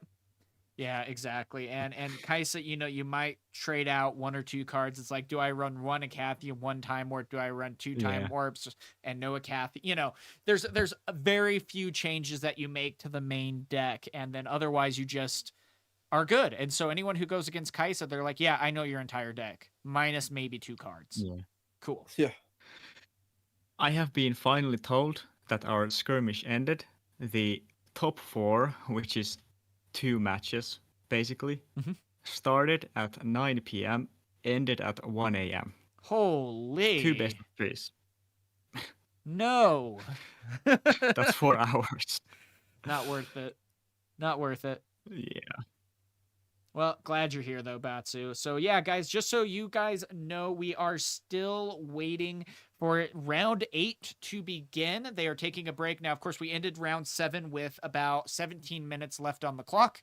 So that's not going to also count how much for turns in the next round as well. Should be probably about another 10 minutes if I had to guess. Good to have you all here. And again, you can catch this main stream with Max being able to cast it on Twitch. That is the only place that you can watch it in this case. But yeah, great to have you all here in the co-casted match. It's been a really good time. There's only 2 tables left to play, by the way, and they're 9 minutes into overtime. And Sean also lost again. Oh, again? Yes, against Colin Kai'Sa. Huh. Which the name is so familiar. Yeah. Yeah. Is this like a top cut right now, or? No, top cut's tomorrow. But the problem is, right? It's 9 rounds today. We're about to go into the 9th round. Tomorrow is top cut. However, tomorrow is also the 10K event. So if you make it to the top cut of the 5K, you can't play in the 10K unless you drop from 5K. And the problem with the 5K is it's not really a 5K. You just get like prize wall tickets. Yep. You get $3,000 of prize wall. Yay! Yeah. Yeah. And then tomorrow is like, what's in the prize wall? Oh, I don't know. He's the I set asked winner. Jibs. He's the set winner from Atlanta. Oh, That's who he is. sick. Thanks, chat. Yeah, that makes sense. So we've got okay. So the set beat the Annie. Yeah. Which makes sense. Yeah. Oh, you want a sneaky deck hand? I'm gonna showstopper into you. Yeah, and it's like, and you want to go ahead and fight or flight? Okay, cool. I'll accelerate with first mate after the fact. There's a lot of ways to sneak back and attack right back in. I really want to see Randy next. Oh, that'd be so fun. Give me a Randy. Yeah, let's go for undefeated. We haven't seen many Kaisers at this point. I'm like, just give me a Kai'Sa game. So is there a Kai'Sa in top 4 now? Randy. Randy is a Kai'Sa. So that's going to be interesting too, because I mean, we'll have to see what can actually end up happening here. But and I really hope, because we've seen a ton of Aurora. It's like I'm kind of tired of Aurora at this Ooh. point. Like, let's just go into the One game regular. left. Okay, good. That's You're, Jeremy versus you're saying me. you're saying you're tired of Aurora? I'm tired of well, just for the matches today, we've seen 3 Aurora decks so far. We saw like round 2, What? we saw Aurora Yi with a Challenger TCG that we just watched again. Then we saw an MF when Jacob joined me. We saw one. I think we've seen 3. 3 of the 7 rounds so far have been Aurora. That's crazy. I mean, I personally I haven't played against Aurora in like 2.5 months. It's Well, not do you a want to? single Aurora. Do you know what happened to Jibs? He went Aurora. He won his first game. Second matchup, Victor. Third matchup, Yeah, Victor. Fourth game, he yeah, won. And then fifth game, he lost. And then it's like, okay, yeah, GG. I just paired into 2 victors. Biggest counter to Aurora. You just get Cold Weak, you get Hidden Blade, and you just can't do anything. Yep. yeah. GG. And the Aurora also has the problem, which actually Yi has the same problem. Unfortunately, Darius couldn't utilize that edge very well this time on the last game. But, you know, especially if the Go Wide deck has War Camp, you're gonna be like, oh yeah, I got my 8 might unit from Aurora. But Oh, then yeah. there's 4 tokens on the battlefield, which are also 8 might alone. So that one battlefield alone is just very, very annoying for all of these go wide. Like, actually, no, go tall decks. They're going tall, not wide. So we'll see how this ends up happening. So, I mean, it's been a long day of competition already for them. It's 6:15. You're almost trying to hope that your game ends a little quickly so that you can at least maybe sneak away and get some food at the convention, if they even have food at the convention. So we'll see what ends up happening. But looks like Max is going to be back in the broadcast. So we should be starting the next round any time now. So we'll see what I ends up feel happening. like, yeah, because there's only one table left that apparently hasn't reported their scores, but potentially they know who's going to be playing, so they might just get the stream game faster. Who knows? That's a very long cap, by the way. Very long. Oh, yeah. Damn.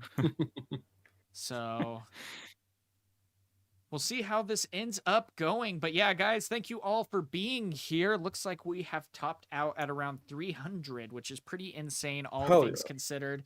And looks like they are starting to load into the playmat. No one has sat down just yet from the quick cut. But we will bring you the next round here any moment now. And we will also post a poll for you to vote on who you think is going to win the match. So, a little fun. I like voting. Voting's good. America. Okay. That's why you laughing, man. Come on. Oh, so Jibs told me, he says prize wall is lots of Chinese cards, random One Piece boxes, and that's it. What? And there's also Proving Grounds in Chinese. That's it? So what a waste. Like, yay, $3,000 to that? You can buy 3 overpriced time warps. Oh my gosh. Because like one Chinese time warp costs $25. No. Wow. Yay. And then you can't even necessarily play it. Yay, great. Yeah. what? There isn't even enough stuff to even spend the money on. I mean, it's not even money. It's just some currency which doesn't even have any real value to it because you can't spend it on anything, relevant. No, not at all. And that's the thing. It is, it just seems like this tournament's been, at least with the 5Ks, essentially a little bit lackluster in that case. Because, I originally, I didn't necessarily read the prize pool, but when you say a 5K, I immediately assume that that's going to be $5,000 in potential prize money that I'm going to be winning. And I wonder how many of the competitors there also thought the same thing and then find out, oh, by the way, nope, you get $3,000 worth of tickets. And so it's like, Yeah, so for the 10K, that's the only one where you actually get cash prizing.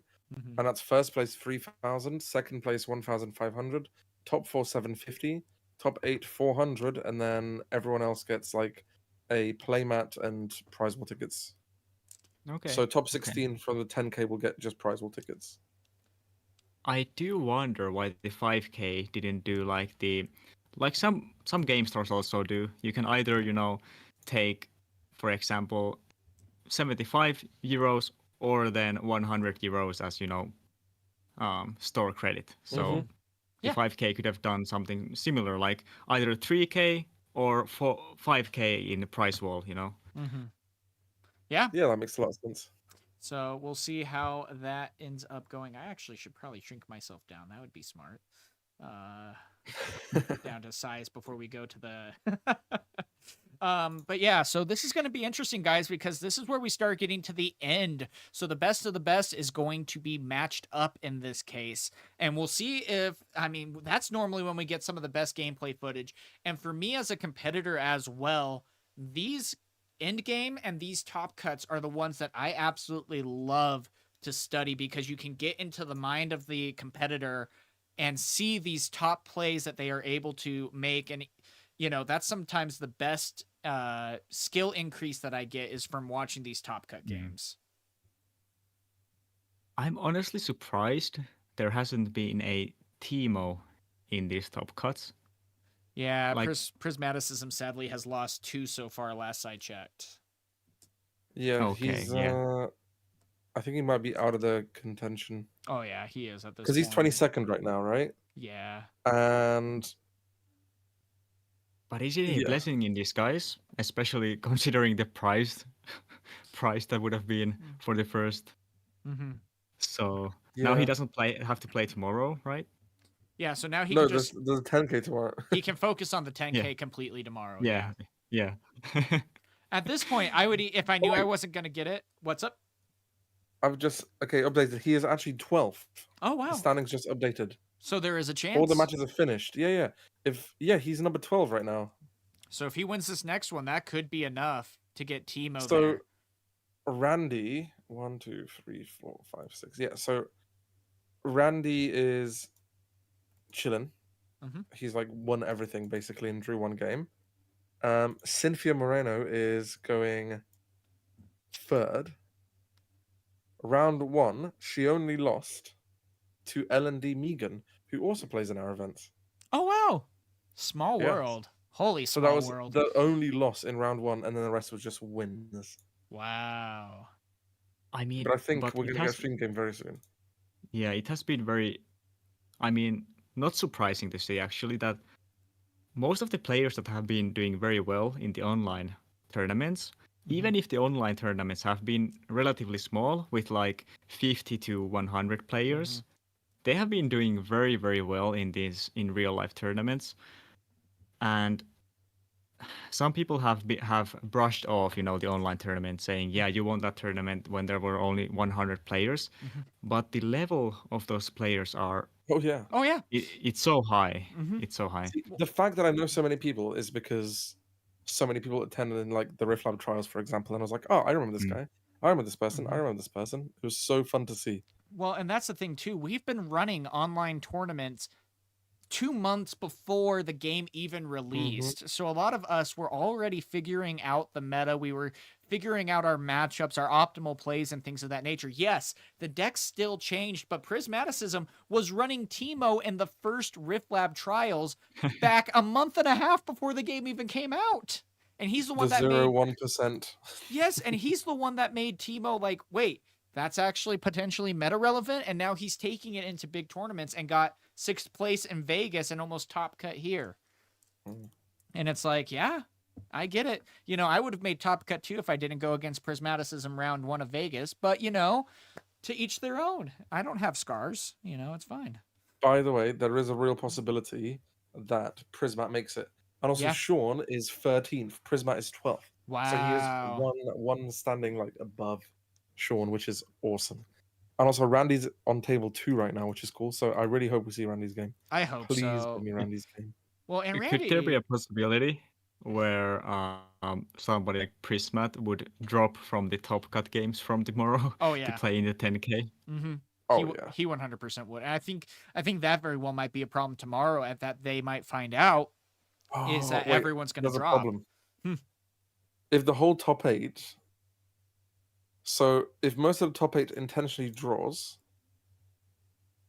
they get a point, right? Mm-hmm. So then places 10 and above are locked out from being able to get in. Because place 7, right? Place 7, 6, 5, 4, 3, 2, 1, Mm-hmm. they're all on 21 or 22 points. If they ID, they get to 22 to 23. Mm. And then if you get 3 points for winning, you only get to 21 from 18. So basically, if all of the top 8 just IDs, Wow. That's it. then everyone else is locked out. And I feel like that's what's going to happen. Uh-huh. Yeah, because look at the standings. Yep. I have a feeling they're all going to ID. Yeah, and definitely a very good chance to do so. And this is also why I kind of wish, Actually, Taylor's game, Taylor can't ID. Taylor's the only person who shouldn't ID. Okay. Taylor needs to play the game out, but the other tables will ID, I think. Wow. And just go get dinner. Call it good. Yeah, I genuinely think that's how they secure themselves, but so that might realistically, most of these people are going to be dropping. Yeah, that's they why might just split the prize or tickets. That's why we're probably waiting so long to start this final round here or whatever, because the pairings are already up, but I'm wondering if they're talking to each of like the top 8 in this case, and they're like, nope, we're intentionally drawing, nope, we're drawing, nope, we're drawing, nope, we're drawing, and they're like, well, who do we put on broadcast then? Oh my god, one of the Rift Lab Trials events, the whole top 8 wanted to ID, and then I said to them it was cringe, because I hate IDs. Yep. And then one of the players didn't ID and play the game out because they didn't want to do it. And then they managed to like win and get in, because one of the other players who ID'd dropped out of the top 8. And then they got so mad. It was so funny. Oh, that's hilarious. Well, and wasn't it like the first Rift Lab trials where like so many that was it, yeah, the set player ended up making it to the finals and getting second, if I remember correctly. Something like that. That was a long day for you too. Oh yeah. I also see Randy on Discord on his phone instead of actually playing, so I'm gonna ask him if everyone's IDing. Yeah. That's what I'm 100% thinking, because we still haven't cut. Table 1 just ID'd 0-0. Yep. Yeah. I mean, I have heard that in some TCG, I don't know exactly what, a tie can give like 0 points. Yeah. Well, and you're also hoping that everyone else also does the same, because if you're at top table and you both intentionally draw and no one else does, that can also shift the point values too, where you might be bumped out potentially. Oh yeah. So you're hoping that if at least half of them can intentionally draw, then you're sitting in a good spot. I think actually this exact thing happened in the last Cash Cup in the online version. I think there were like 6 people that intentionally drew in the last game, on the 6th game, and then there was one person that was very confused because they were supposed to get the top cut 100% if they draw, but there was one table that didn't draw, and then the one guy stole their spot. So I guess that's the risk when you do draw. Yep. Colin Kaiser has also intentionally drawn on table 3, so interesting there as well. Of course, we're still waiting for Randy. Again, I think that is we are going into round 9, not 8, guys. Sorry, that was my fault there. But yeah, it looks like this is round 9, so the final round of the day. And again, still have not yet started the broadcast, because I guarantee you pretty much probably the top 6 tables, the top 4 for sure, are probably intentionally drawing. What if all the top cut is a no-show tomorrow? Oh, Randy just intentionally drew. Yeah, well, I mean, that would also make a statement like, why are you guys doing this? Because the tournament on Sunday is going to be an all-day thing. You're not going to go ahead and say, oh, come back Monday. It's like, sorry, the event's closed after that. So it's like, why aren't you just getting it over and done with here? That's one of my biggest complaints about this tournament. I try not to complain a lot, guys. I'm sorry. But that's one of my complaints. I mean, sometimes the feedback is valid, so... I have a feeling it's going to happen.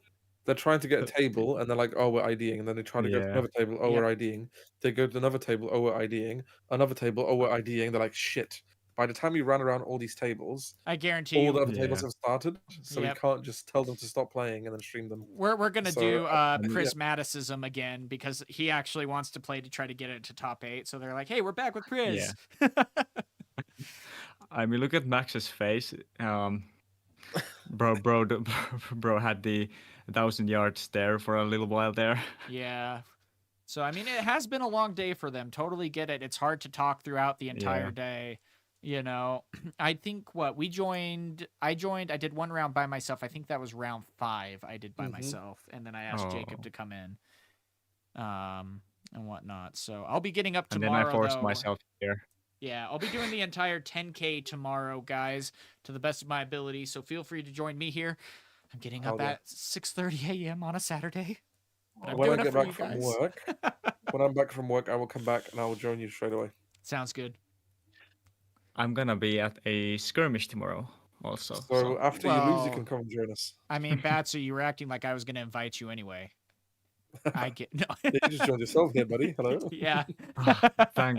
Thankfully, it's some Jacob server, so I was just kidding. Well, I'm about to remove your roles. Yep. And the channel's going to be changed to like no Finland or loud. But I mean, at least my sleep schedule would finally be fixed because once again, it's 1:30 a.m. Yeah. right now for me, yeah. and I'm gonna be waking up in 6 hours to drive 2 hours to the skirmish tomorrow. Oh gosh.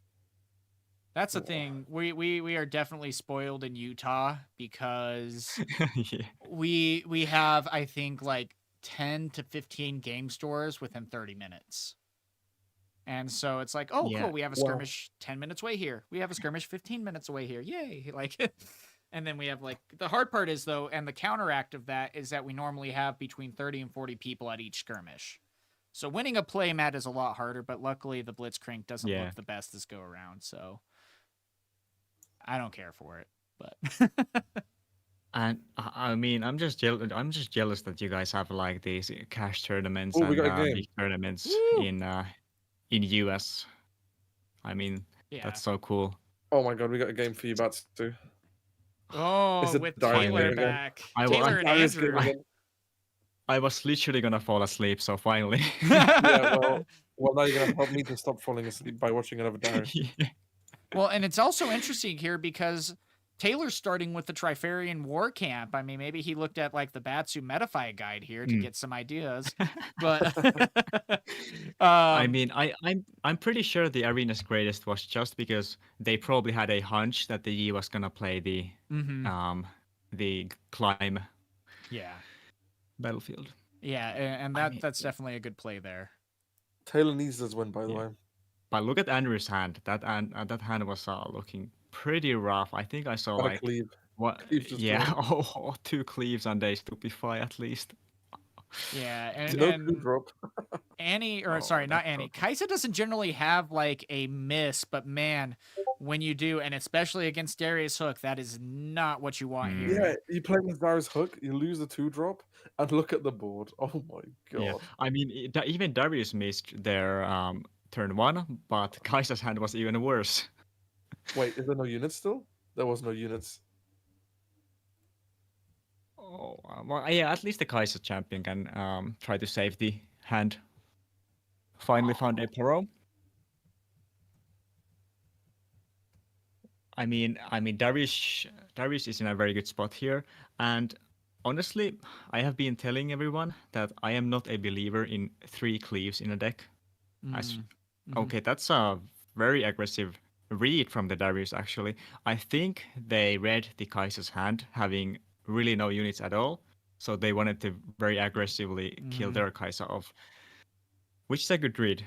Yeah, especially if I mean that's almost a desperation move here, and with extending it like that, you know, hey, I can't retreat that, I can't get rid of that to save it if you have any targets, and you're already seeing even without Hook, Taylor is still going wide and applying the pressure, and it is getting to be a very different game here quickly, and Andrew needs to find answers outside of spells. Yeah, and singularity isn't the answer here. There's really no good singularity targets even. I'll pick 2 recruits, please. Yeah. And it's all deramping as well, right? Singularity deramps, the Yeah. Void Seeker deramps. But I guess you get to draw a card. Wow. And there's And the he poor, turned into other Void Seeker. but yeah, I mean, you're finding yourself in just a super difficult situation right here. And again, just like what I said a few rounds ago, is that Kaisa is one of the best decks to punish bad draws. But here, I mean, you're seeing just what can happen when you defy the odds and you really aren't able to find, even a 2-drop or even like a Darius at this point.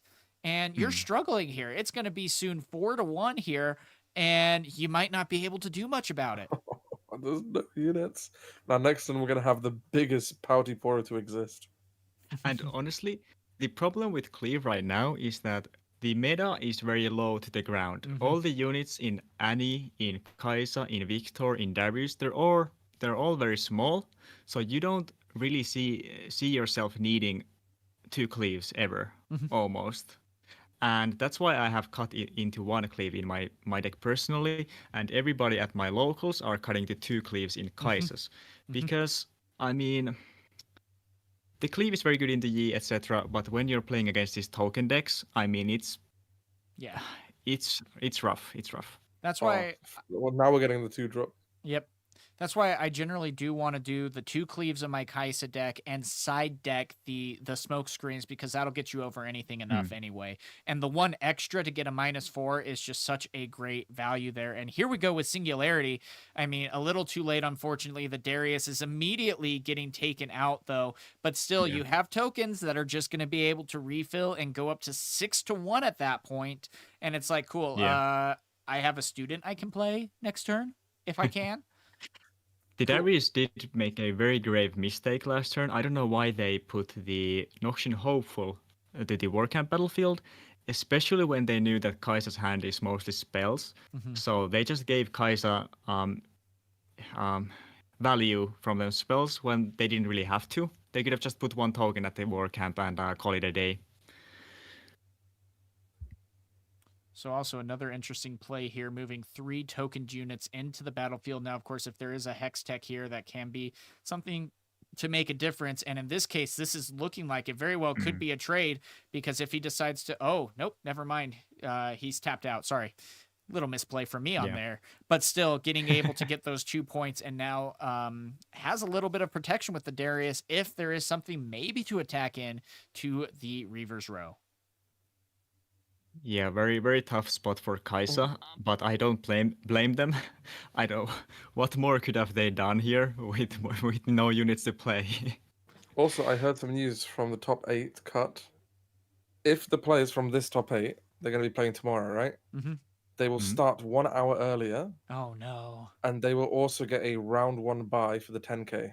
That's almost worse though.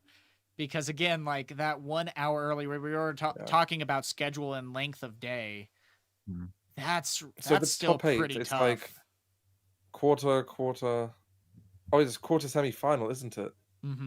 Yeah. So if you start an hour earlier than the actual event itself, you still, if you get to the final, you'd almost just split the top 4 cut at that point and just go start the next tournament. Yeah. Yeah, for sure. Yeah. And there has to be some time limit at the top cut tomorrow, because otherwise, everybody's gonna be cooked. Just this one guy who's going untimed. He's like, do I want to let you play in the 10K or not? Okay. And then your opponent just like concedes. This is a bit of a momentum shift, though. I mean, we're seeing now the board is cleared. No Darius doesn't have anything out on the field, and a lecturing Yordle is looking down on the fields and ready to take them. And that's the tough thing about Darius. For example, the Noxian Hopeful that died for no reason. That's a 3 might difference compared to a token, and I mean, even 2 might, 1 might can really make the difference with Darius decks, because you have to keep being ahead. You don't really have much engines, except we saw the Kai'Sa being played, so that's a very good draw. While the Kai'Sa can actually abuse the Andrew's Reaver's Row battlefield. Yeah. But yeah, you have to be very careful with Darius. Making a misplay, losing couple might can really be the deal breaker in these, especially these top games where everybody's a good player and the games are very close in general. Well, and that's the thing too. You don't know necessarily if Andrew has an Acathian Rain in hand, and so even going ahead and putting out a Noxus Hopeful, it's like, that's scary because an Acathian Rain can go ahead and take both of your units out. Darius already struggles with card draw as it is, and now you're saying, okay, now I can move up to 3 points with the Yordle. Yeah, and I do see a Falling Star in hand of Kai'Sa, so we'll see where that goes. Thankfully, both units at Darius's board are 4 might, or not thankfully for Kai'Sa, but yeah. We get what side you're on. You don't have to pretend with us. So, but yeah, it's going to be interesting too, because it's like, yeah, you can at least stop your opponent from going ahead and getting to it. But I would almost even want to just go ahead and attack in with the Yordle and a Cleave, and then just, Falling Star the Noxus at that point, because it's like, I want to try to slow things down. I don't see a Darius or do I see a Darius in hand? No, his opponent is, so it looks like he's just going to go ahead and reinforce, but not necessarily in a great way either here. So, but again, we've already seen a lot of Darius's be used by Taylor here, so he might not necessarily have something to come in accelerated and take over the Trifarian War Camp. Just go into Reaver's Row, draw a card because you can't get the 8th point, see what you have, and then just potentially hold the next turn. Yeah. Drawing something like a Hidden Blade here would be very insane for Taylor, because then he wouldn't need to play around a Watcher anymore. Okay, but it does look like he might be going for it. Okay. With the 1, that is a very shiny Fury rune. For a Cleave, that's going to be 11 at that point, and that might just be enough. I mean, chance for Smokescreen, maybe. That's what I would be scared of, too. If there was a chance for Smokescreen. That's a total of 6 might on there against the 11. Actually, wait. Okay, Kai'Sa hand does seem pretty weak. Yeah, it does. But I would still be with 2 runes up. I mean, I would much rather stack the other battlefield. Yeah. I mean, this is a very risky play from Darius, but it did pay off. But was it the right play? We don't know. But this time it did work. So yeah, that's the thing. And that's the thing. You got to be so calculated sometimes with all of that too. And so, so total of 8 might. Yeah. Against the 11 on the Darius, so it's like you can't really do anything. Even if you were to play the Cleave, you only get a +1. So yeah. And a retreat just kills him. Yeah. Can't Cleave, can't retreat, can't do anything. That's going to be a game 1 going over to Taylor, and that is going to be without Hook ever being played. I mean, it looks like, that was and just no 2 drops from the Kai'Sa. Yeah, no 2 drops from the Kai'Sa. And that was the biggest detriment there, and Taylor was able to just capitalize on it. Wow. Yeah. I mean, Darius did play the Falling Star on turn 3 very well. They read the Kai'Sa's hand not having any units. But also the Kai'Sa was pretty unlucky because that deck did look very aggressive. So I am pretty sure their deck was also pretty unit heavy. They just drew only spells for some reason. Yeah, sometimes you just miss. And that's the thing too, though. The Darius technically missed as well with the Hook. And if there's going to be a game that you end up missing, thank goodness it was a game that Kai'Sa ended up missing too, because hey, that first win is going to be huge here, because if Darius now can hit the Hook game 2, that might be it. And now Darius can look to save their arena's greatest for the 3rd game, because if they now lose the 2nd game, they can choose to go first on the 3rd game. And that's applying even more pressure at that point. So it's going to be a good matchup. Also, we've seen a lot of Darius, but not necessarily, and Yi, not a lot of Annie today. That's actually very surprising considering Annie just won Houston. Yeah, I think we saw Well, like I think one or people two were ready Annie. for it, you know? Yeah. I think we saw 1 or 2 Annie in Yeah. the initial rounds, but that was about it. Also, today could potentially be a small warm up for tomorrow as well, so maybe players using a different deck or something. Mm. Yeah. But you said the Darius didn't even find hook or anything. I have found myself actually having better games against Kaisa every time I don't play hook. Because usually what that means is that your hand is something like a, Darius in hand, Darius in champion zone, maybe a Draven or a Vayne, and your hand is very aggressive, very tall, and that's usually better into Kaisa than going wide. Mm-hmm. No, definitely right about that. So again, though, here we go, starting game number 2. The advantage is Taylor's with Darius Hook, as we see Candlelit Sanctum coming out with Star Tipped Peak. So if you go ahead and hold Star Tipped Peak, you will be able to channel a rune Exhausted at the start of your turn. And if you use Candlelit Sanctum, you can look at the top 2 of the deck. And if you choose to keep them on the top or the bottom, it's your choice, and you get to do so. Surprisingly, no dreaming tree from the Kaisa. Yeah, and especially that's something that, Darius doesn't necessarily have a huge advantage of either. You have things like cleave and whatnot, but you don't necessarily have a whole ton of spells to target your own units necessarily. Or you could just hidden blade your own unit for a 3-draw. Yeah, that too. That's always that fun. is a huge advantage. But I think, especially when you're going first as Kaisa, Dreaming Tree is very, very powerful because then you can look to conquer Dreaming Tree on your second turn if you do hit the 2-drop finally.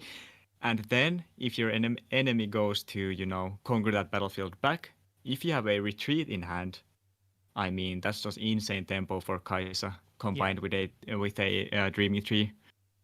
No, definitely. And so we'll see how Darius is able to get started here. He can have some of the most aggressive starts of turn 2, especially if he happens to find a seal. He could float that. And then, there's a seal. And now you could go ahead and play a Vanguard Captain or whatever else you want at that point. Looks like a Noxus Hopeful in this case. So almost one of the best starts that you can get. But even still, a Noxus Hopeful turn 1 is powerful. Yeah, that's the thing about Noxus Hopeful. Is that it's 4 might, and 4 might is very awkward for Kaisa. So it's a very good unit into Kaisa. Mm-hmm.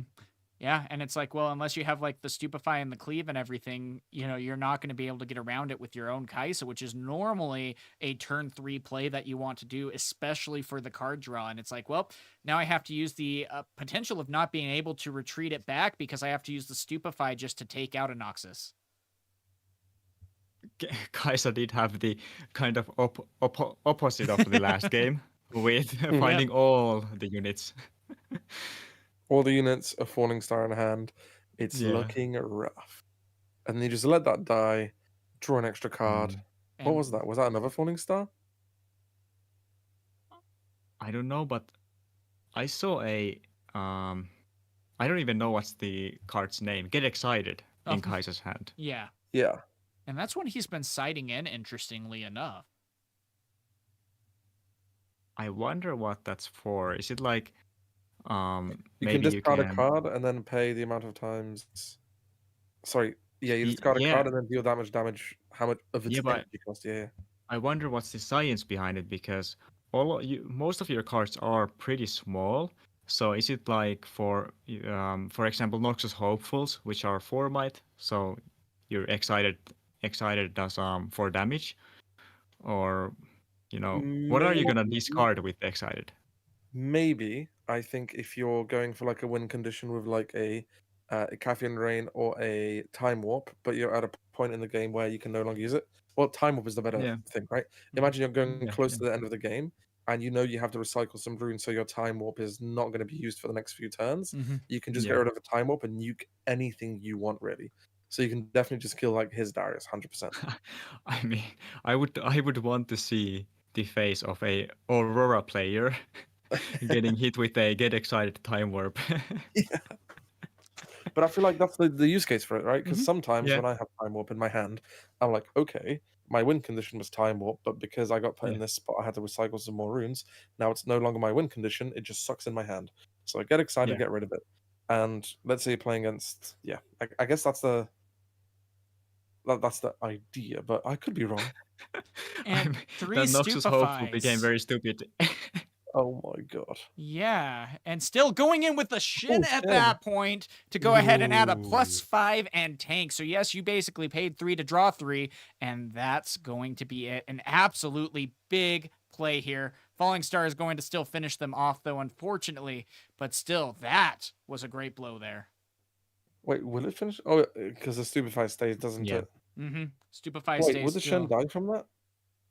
Shin, because it was after resolution of the showdown, and so now everything's back to normal. Shin is now Shen's a 3, isn't he? 2. Yeah, he's a Wow. 3 with a +2, something like that. And so yeah, Yeah. the Falling Star hits both. Ooh, and an Acathian Yep. Rain and a Falling Star, both that kind of suck to take a Yeah. peek at. But you I do think have it's to put, GG. yeah. And again, this is the Yeah, sad I part, mean, though. yeah. Darius missed the explosive start that he needed. You need to get those early tokens out, and he unfortunately just wasn't able to do so. Yeah, they did find the seal, but they didn't find anything good to combo the seal with. Yeah. So Ooh, and a second seal Also, never feels good. I will have to be a party pooper. yeah. I will be hopping off to bed because I'm gonna be awake in 5 hours. So Pulling a hope you Batsu. guys have Come on, exactly. man. Hope you guys have an amazing night. I'll be on tomorrow when I finish Yep. work for some 10K action. Awesome. So you Yep. guys enjoy the rest of the game and let's go Taylor. Bye bye. Yep. Bye bye. Well, So there's finally the hook, but I mean, it might be too little too late. well, and the hard part is whatever you decide to actually put out can just be falling starred when he draws, or a Caffeine Rained even yeah. at the beginning of this next turn. Now, I don't know if he would Yeah. yet, but I don't know. How do you feel about a Caffeine Rain when you are playing Darius Hook? I mean, it's very dependent. It not only depends on like Icathian Rain is something that depends on the game state by a ton. Like I said before, if you have those double Darius hands, it's very good into Icathian Rain because it can recover your game state pretty quickly. You know, accelerating another Darius in the game instantly. Or you have a Draven, which kind of eats even a whole Icathian Rain alone. Yeah. But then again, If you close when the you're door, going it's wide fine. and it kills like 5 to 6 units alone, it does feel pretty bad. Yeah, and that's the hard part there. And I mean, luckily you still at least have as Taylor the ability to use the Darius in the champion zone. So we'll see if that's going to be able to probably be utilized. But again, you already have the hook on board. You're hoping to go ahead and start to ramp up in that way. But still, it doesn't necessarily feel great. You see the Poro going back into base. I mean, this is going to be a deciding turn for Taylor. He needs to make his statement here and try to get back into this game. But again, not a falling star and a Cathine Rain can be that big difference maker. And not only that, combine the Icathian Rain with those two Watchers in hand. I don't think there's anything that Taylor can do right now.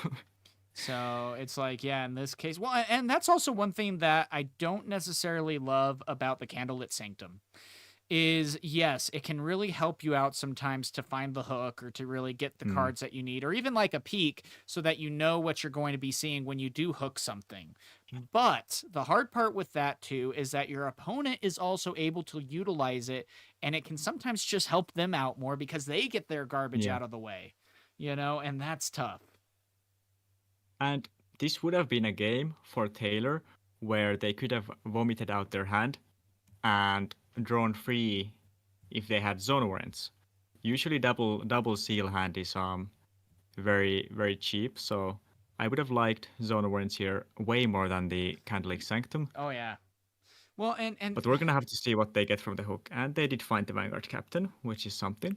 This is kind of the hard part too, because sometimes it is hard to remember that you have seals, And sometimes you recycle a rune when you're not necessarily needing to. And we've already seen that a couple of times from Taylor today. So unfortunately, yeah, that also can really start to set him back because rune count is something so important for Darius depending on what you're able to do.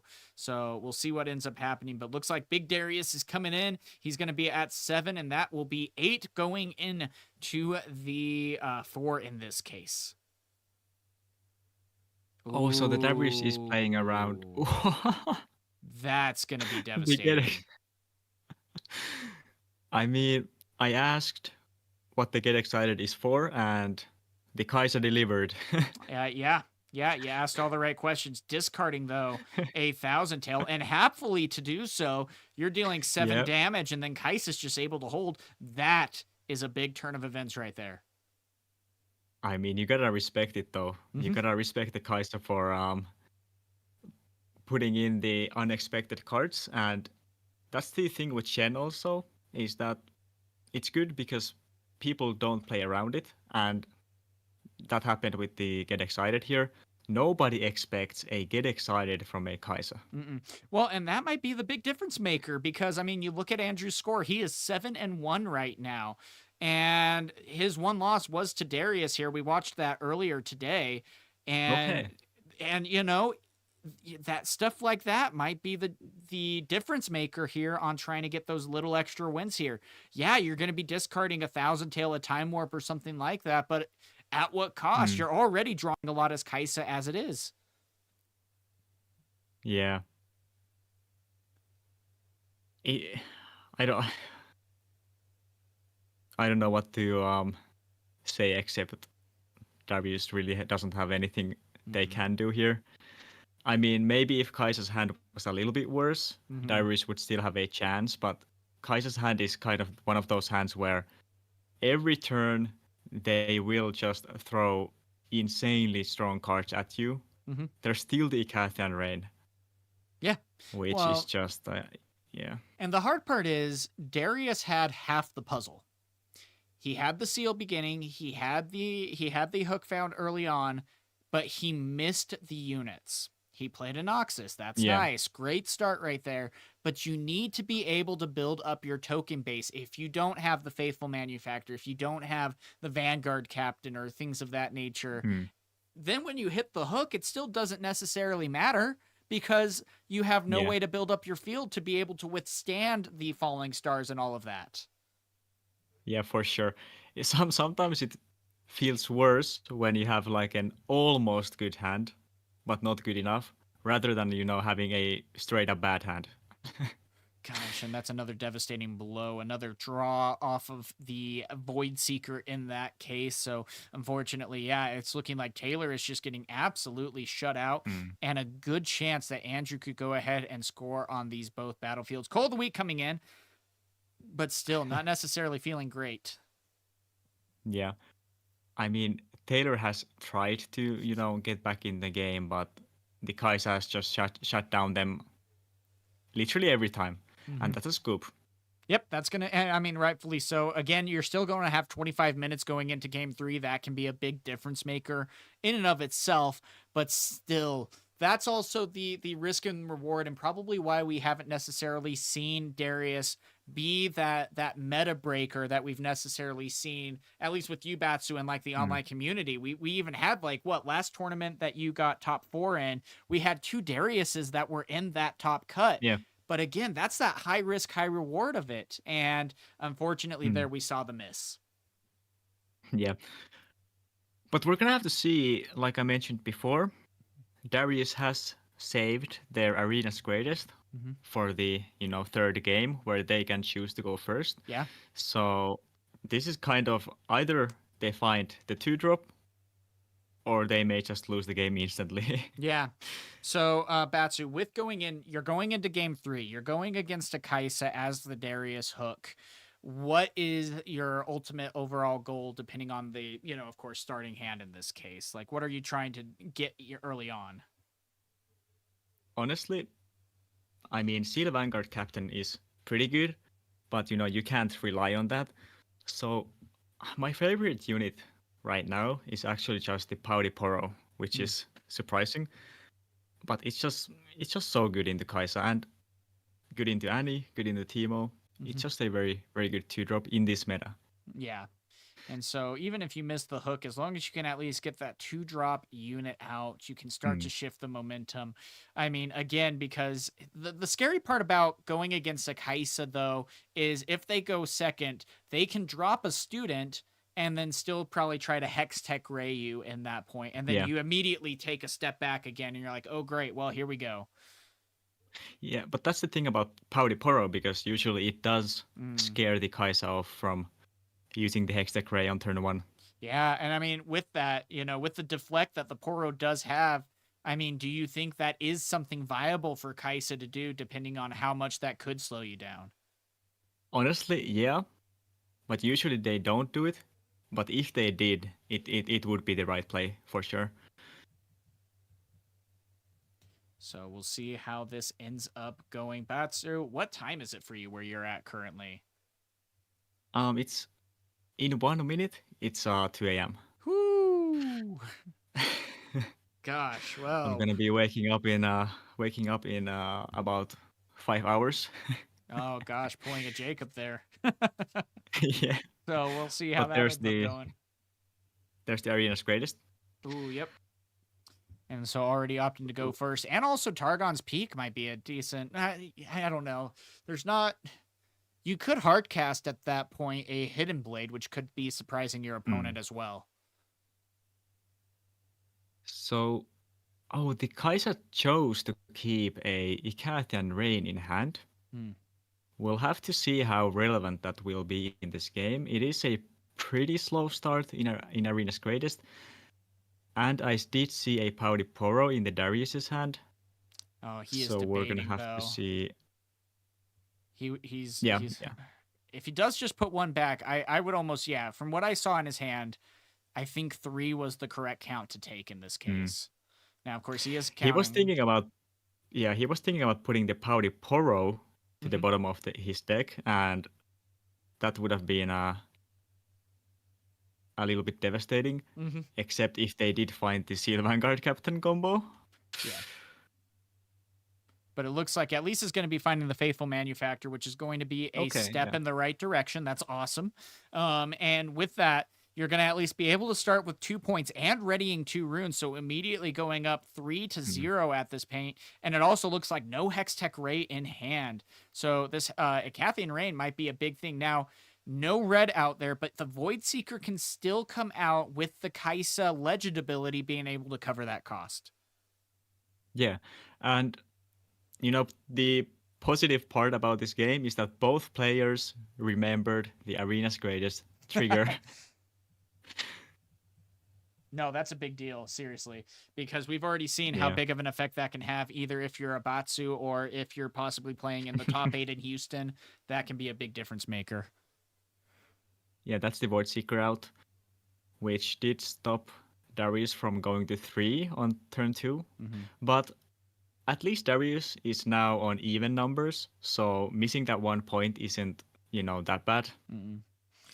So, and this is still a decent start. Now, of course, we do really have to hope that Taylor is able to go wide enough that, or at least have the cards in hand where an Icathian Rain can not necessarily destroy you. Because again, like we said, Darius already really struggles with holding cards in hand. So if you get Icathian Rain and you're like, I have 1 card in hand, it can be pretty much over. Yeah. Okay. So the Kaisa is coming out. I mean, wait. So he's not accelerating the Kaisa? No, and that could be a little bit risky too. We've already seen the Falling Star that has taken out the Kaisa. We know that there's probably at least a 1 of. Sometimes you would actually side 2 in. I know you keep 1 in your side deck sometimes. And we'll take that in. And in a Kaisa matchup, that could be a really big difference maker. Yeah, I think the Kaisa might have been a little bit scared of Darius's 2 runes being up, because he would technically be threatening a Hidden Blade. Yeah. And it's like, though, I still don't ever feel good about giving Kaisa 2 more cards. Yeah, but again, that's only technically a net 1 at that point, because Kaisa's going to be drawing 1 off of the Conquer anyway. True. True. And so it's like, are you really losing? Are you really giving that much to your opponent? But still, either way, card draw with Kaisa sucks. So that's a spectral matron. Um, I mean, they only had to pay 1 power for it, so it's not that bad. Unfortunately, no Vanguard Captain in trash, so had to go for the Faithful. And did Taylor miss a point here? I think they should be at 4 right now. Yeah, they should be at 4. Sometimes the game scores or the people running this have been a little bit slow on the points. There he goes, at least updating the die. Okay, Now finally. the Yeah, commentator should also do so, all the same. So we'll yeah. see. I think they forgot to ready their recruit and forgot Oh. to take the holding point. Yeah, that's easy to do. So, yeah, Jay Harrington, seriously, don't miss those points. That can be very detrimental to you. But still, there we go with the single unit getting taken out there. And this could very well be scary. There is 7 out on the board and a lot of tempting units to potentially Yeah. hit with an Acathian Rain. We're gonna have to see if the Cat and Rain comes down here. The problem is that if they want to, for example, kill the Poro, they have to pay a lot of power for that one Icathian Rain. Yep. So, If you were Kaisa, would you use Icathian Rain here? how many cards does Taylor have in hand? That would be my biggest determining factor. If he had less True, than yeah. 3 cards, and if he had 3 or less cards, 3 cards is the cusp for me. If he had 2 cards in hand, yes, no question, I would do it. If he had Yeah. 3 or more, I would be like, nope, let me go ahead. I think I can still deal with this board state a little bit. The Darius, of course, is a great way to be able to do so. You know, Yeah. but that's the thing. I'm also hesitant because if he top decks into a hook, he can really start to move. And the last thing. Yeah, that... Oh, go for it. Yeah, and Darius also obviously has the Darius champion still in their champion zone. So Kaisa technically would never be safe if he used Icathian Rain before. So I do think this is the safer play for now from Kaisa. Yeah, I would agree there too. But again, the biggest thing is how many cards do you have in your hand?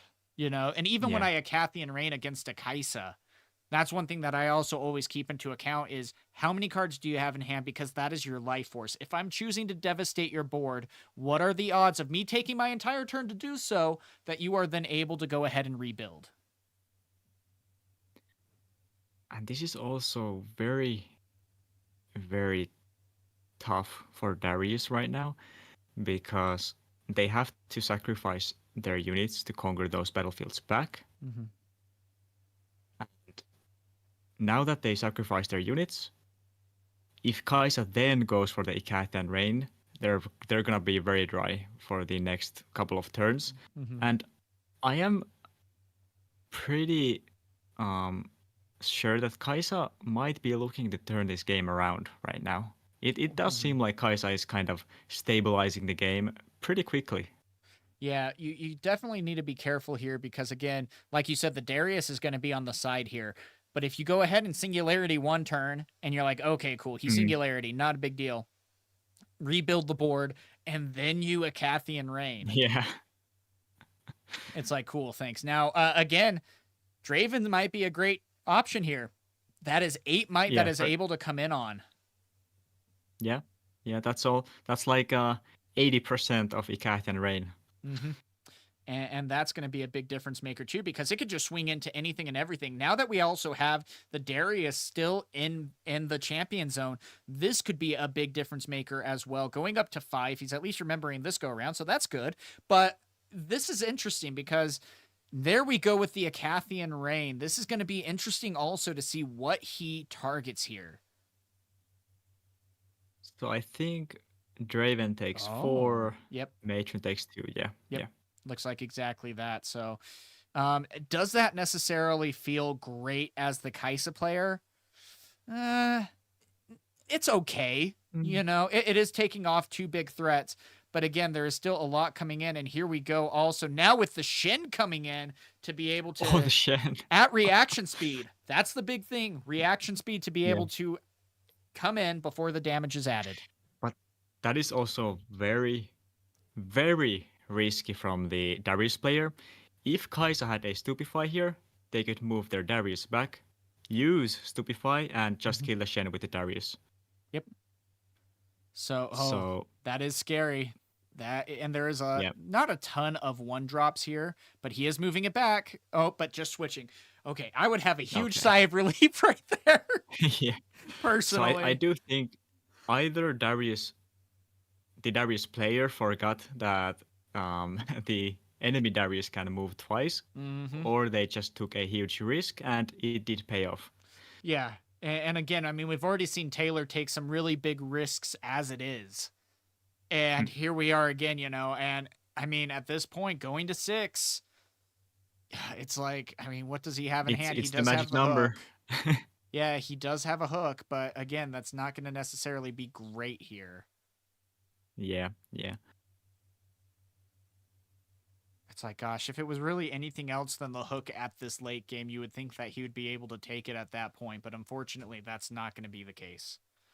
Yeah, I'm pretty sure like a another Draven would be pretty unstoppable at this point. Yep. And so I still feel like I would almost want to take the Shin back at this, Falling Star is going to be the only thing. I don't want to risk it to Thousand Tail, Darius, even Kai'Sa Cleave, potentially. There's a lot that can take out a Shin in a battlefield. Yeah. So the hook is coming down. I mean, hook is also a very good way to look to accelerate Darius next turn because, hook only costs 1 to use. So it's a very good Darius accelerator on the future turns. Is he looking to hook the Shen? I'm thinking he's hooking the Shin and hoping for a Draven. Now, at the same time, Singularity is still in hand, though. There's also a Matron on those 5 cards. Unfortunately, still no Vanguard Captain in the trash. There's also a Vayne. Okay, so the Vayne does come down. Still a great find, yeah. And the Darius does know that the Kai'Sa does not have the Hextech Ray, because if Kai'Sa did have Hextech Ray, they would have used it last turn to kill the Shen. So this Vayne should be pretty safe to attack with the. And then personally, I would be paying the 1 at this point to bring it right back into hand. True. After Conquer, because that's one of the abilities of Vayne. That's also an effect that a lot of people forget about. But yeah, 100% great play there. Now you can go Darius Vayne. Next turn, you'll have the runes to be able, with Darius being the Legion ability, so you can just go in and attack on both. That might be the game there. Yeah, Darius Vayne is actually like a very surprisingly common game ender. Either you play Vayne and Darius from hand, or sometimes you play Darius down and find a Vayne from hook, and that's just 11 might surprisingly getting accelerated, and that's usually the neck breaker for especially Kai'Sas, which do not have a lot of units on board. For example, a Vayne is pretty bad into a Master Yi because the units are so big, but Kai'Sa does really struggle against all that surprise acceleration. Now, here's the scary part, though, because there's going to be 2 runes at the ready. So it's like, it's like, this is scary because if there is, a Void Seeker or anything like that, Vayne only gets the Assault +3 if there is something she is attacking into. Yeah, true. And so potentially, you might not be able to do so. And there is one in hand with a Void Seeker. Did Kai'Sa choose to play those at home? It looks like it, yeah. Correct. It's a little pushed up, but it looks like, yeah. That's a little risky.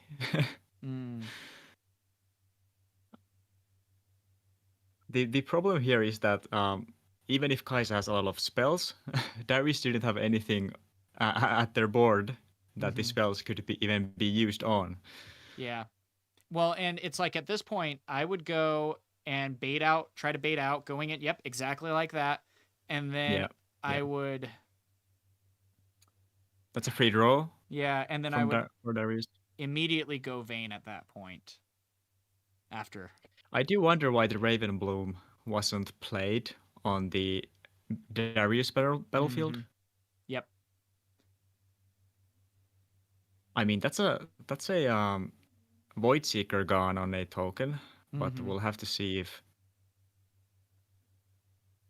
So this is still tough though because you have to get both now. Yeah, imagine if Taylor could use Vayne, take it back, use Vayne again. Yeah, I've done that. It feels good. Yeah.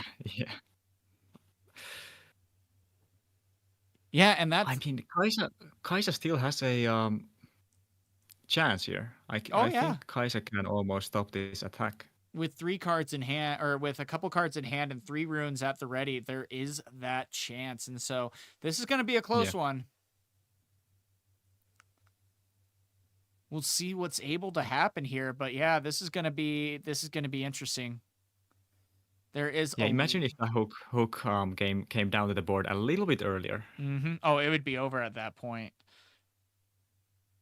So the Vayne is probably being played here. This will ready the Darius, obviously. But yeah, Taylor is looking a little bit stressed.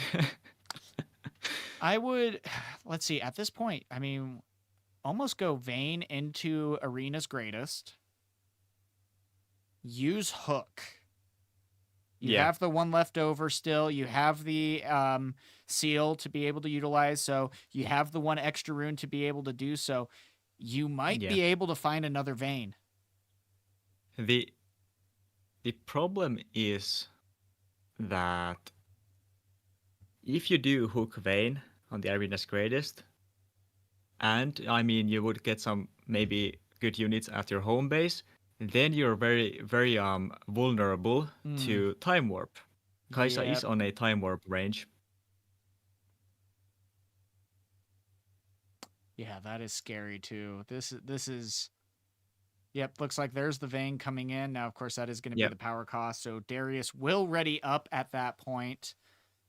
And again, I think he realized he just has to go for it. I mean, you can think of all the lines and everything, but at the end of the day, sometimes you just don't have a choice. You just can't play around everything. No. And that's the thing. He's going to have to explore and be like, do you have it? Yes. Okay, I lose. Do you have it? Nope. Yeah. Okay, I win. And that's sometimes what card games end up coming down to.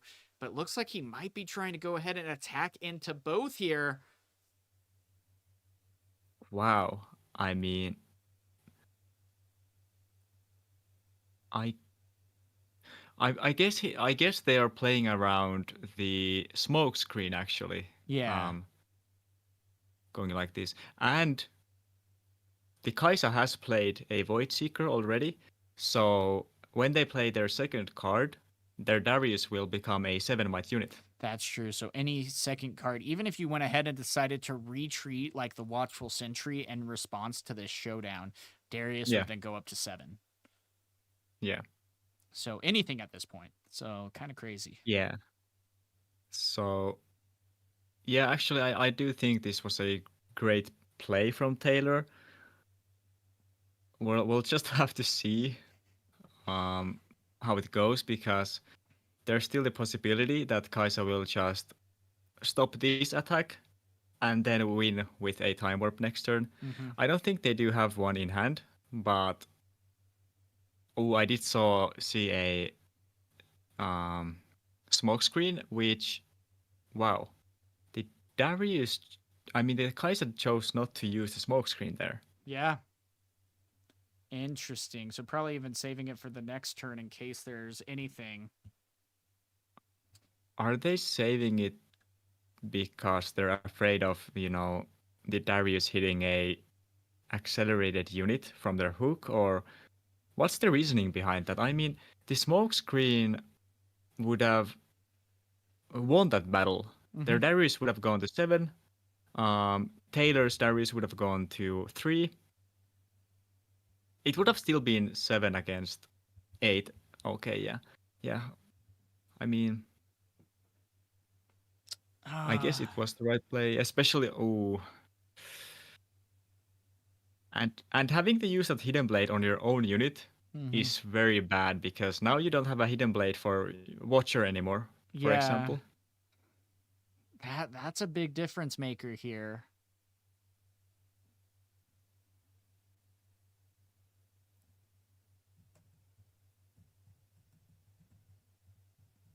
So that's that's a lot of units. Yep. And I mean, and 2 runes yeah, and still. they still get it too. Yeah. So, I mean, it's like, cool. If you are, I mean, at the same time, it's 3 on each side. Great. But again, even a Darius that was accelerated, or, a Darius that's at 7, that's a trade with a smoke screen. Except Ravenbloom would get +1. Oh, that's so true. I think the game is over. I mean, that was a tough game. I think Darius got to like 7 points when Kai'Sa had 2 or 3. So very, very well stabilized from the Kai'Sa. And I guess the hook came down 1 turn too late. Okay. That's a good start. I just don't necessarily know how you're going to be able to take both battlefields, though. Yeah.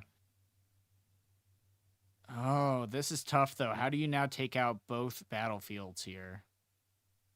Yeah, if one of your veins is already gone. Yep. That does look like a Kai'Sa Darius, to try to find the answer. I guess Hidden Blade would be an answer here.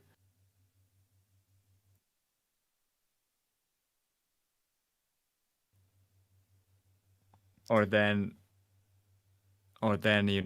conquering with Vayne, hooking the Vayne. I mean, conquering with Kai'Sa, hooking the Kai'Sa, then finding a Vayne. The problem is, so there are a couple of outs. He still has a smoke screen, though. This is going to be a trade. True. Yep. Yeah, that's a trade. Yeah. You don't want to see that when you're Taylor. Not even a little.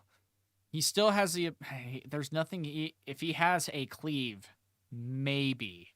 But again, that is a very wishful cleave at this point.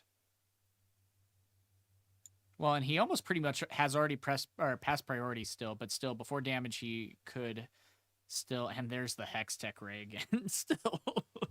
But yeah, I think that's pretty much going to seal it. We already saw, for example, the Thousand Tail Watcher in hand, if I recall correctly.